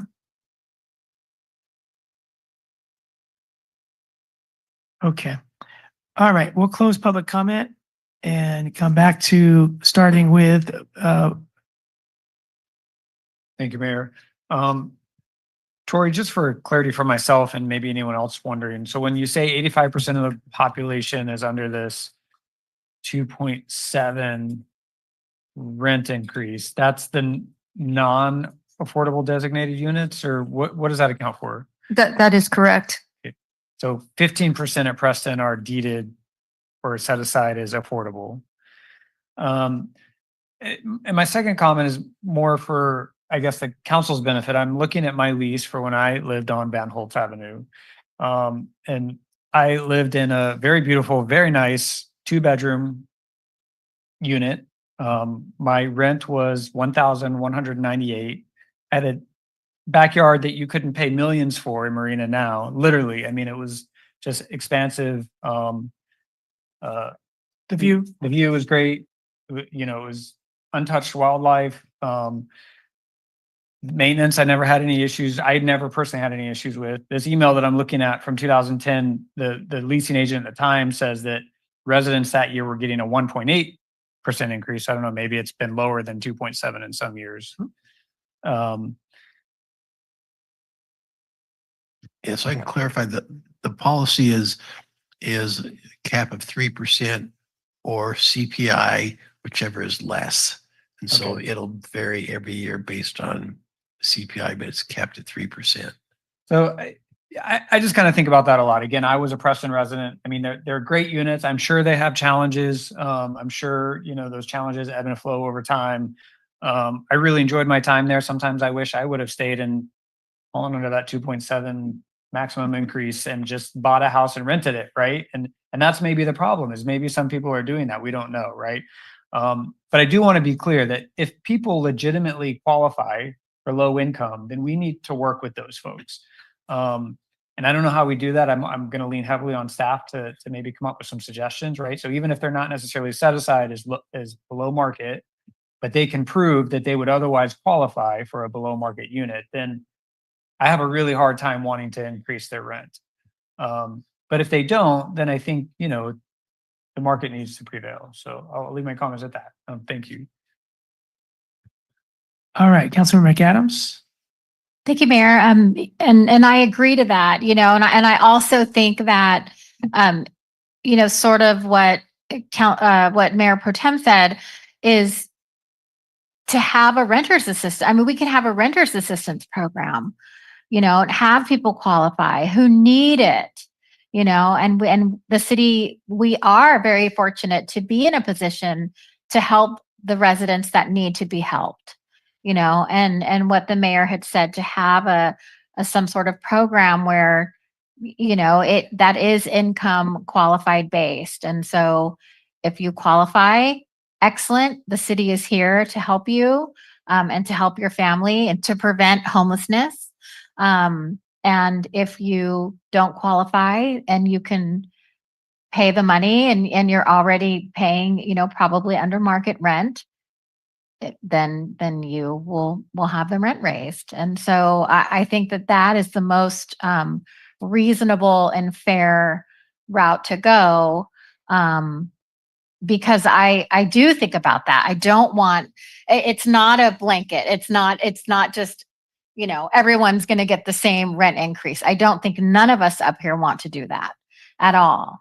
And so for me, I think to have a very robust renters assistance program for the income qualified households would be just the way to move forward. Thank you. Okay. Let's go to Councilmember Biala. Just one quick question for my understanding. So when we say market rate, there's a range, right, of market rate, or is there something set in stone when we say market rate means exactly this, or is it?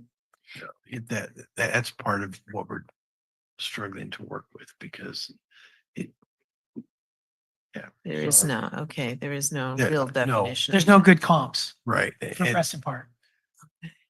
we can't specifically say, no, this is exactly what the market is. But there's been a lot of effort on getting a market rate the best we can estimate for Preston Park. It's not like Sun Bay, it's not like other apartment complexes. It's somewhere in between. It's got Right. some great things that they don't have, some things they may have, it doesn't have. So it's a hard one to pinpoint, but staff over the decades has done a lot of work on establishing a market rate proxy for Preston. Okay, but in general, could I say that even our market rate that we've researched and stuff probably falls way below sort of an average of the county? Can we say that? I think Okay. Vanessa could even probably give you an idea of ballpark. This is where our market rate falls below. Good evening, everyone. Hey, could you state your name? My name is Vanessa Gonzalez with Greystar. I don't have the documentation in front of me, but I can definitely tell you that there's probably about $1,000 disparity between the market rents that we have and what we're looking at in the local market and submarket. Wow. So that's per floor plan. And that's before you get to a lag in rent increase due to 3% over. Correct. So it might be 1,500. If you add that 1,000 to a subsidized rate, it might be 1,500 or 1,700 That's correct. per month that Yes. someone is not paying. Okay.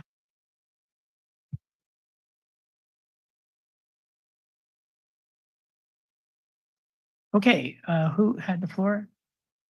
We're gonna go then to Councilmember Elizabeth Fisher. Thank you, because this brings me what I forgot to mention for Abrams Park. It seems that the turnover ratio is only 1%, which that already shows you people are staying there. I've never seen such a low number, so I don't know if it's from the last few years. And for Preston, it's 8.47. So, but these are all questions that I sent and that I hope to see addressed in September. So. Okay. Would someone like to make a motion? Oh, I had one question. Tori, you said something to the effect that $300,000 increase that we are thinking of having to pay for a new loan arrangement can be afforded from inside this budget. Something like that? Can you explain that? What I was saying is we looked at if we were to finance, say the debt is 36 million and we pay 13 and the residual amount, if we looked at what would be a 6% interest rate over a standard 30-year loan, what would the payments look like? And if we're currently paying close to 1.5 million, it would be about 1.8 million for a traditional loan.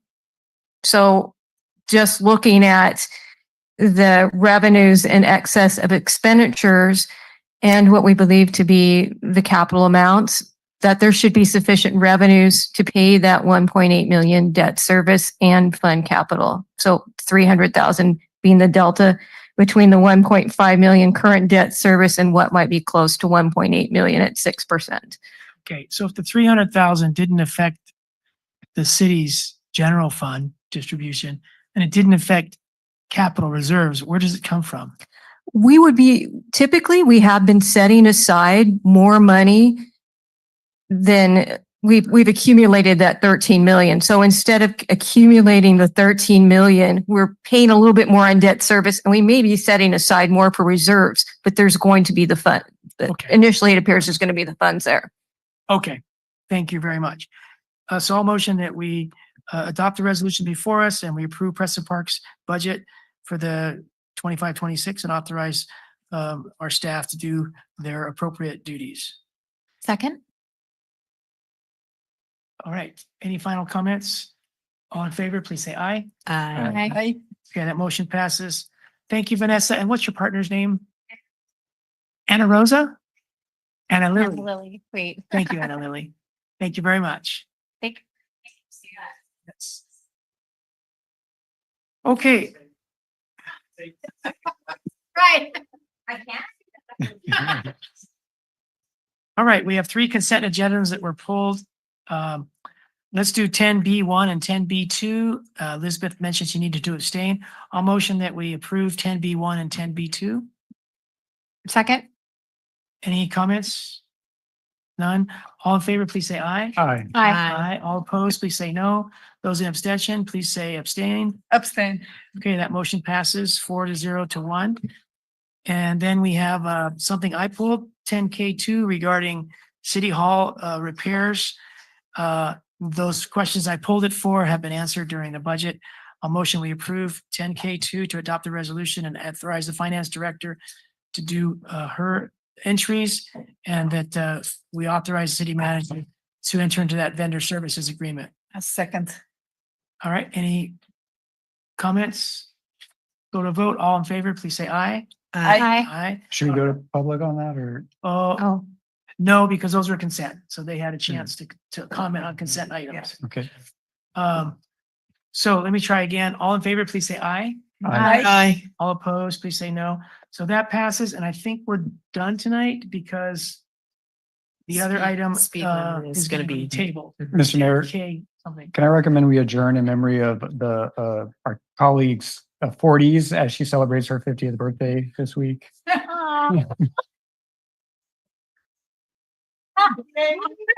So 39 is dead and 40 is I haven't kicked it. Happy birthday. Jenny, we adjourn. Happy birthday. We'd go to Otter's Den, Jenny, but it's fairly closed. So tired. Right. Oh. Thank you for the 6 Always go on vacation for 2 nights. Oh.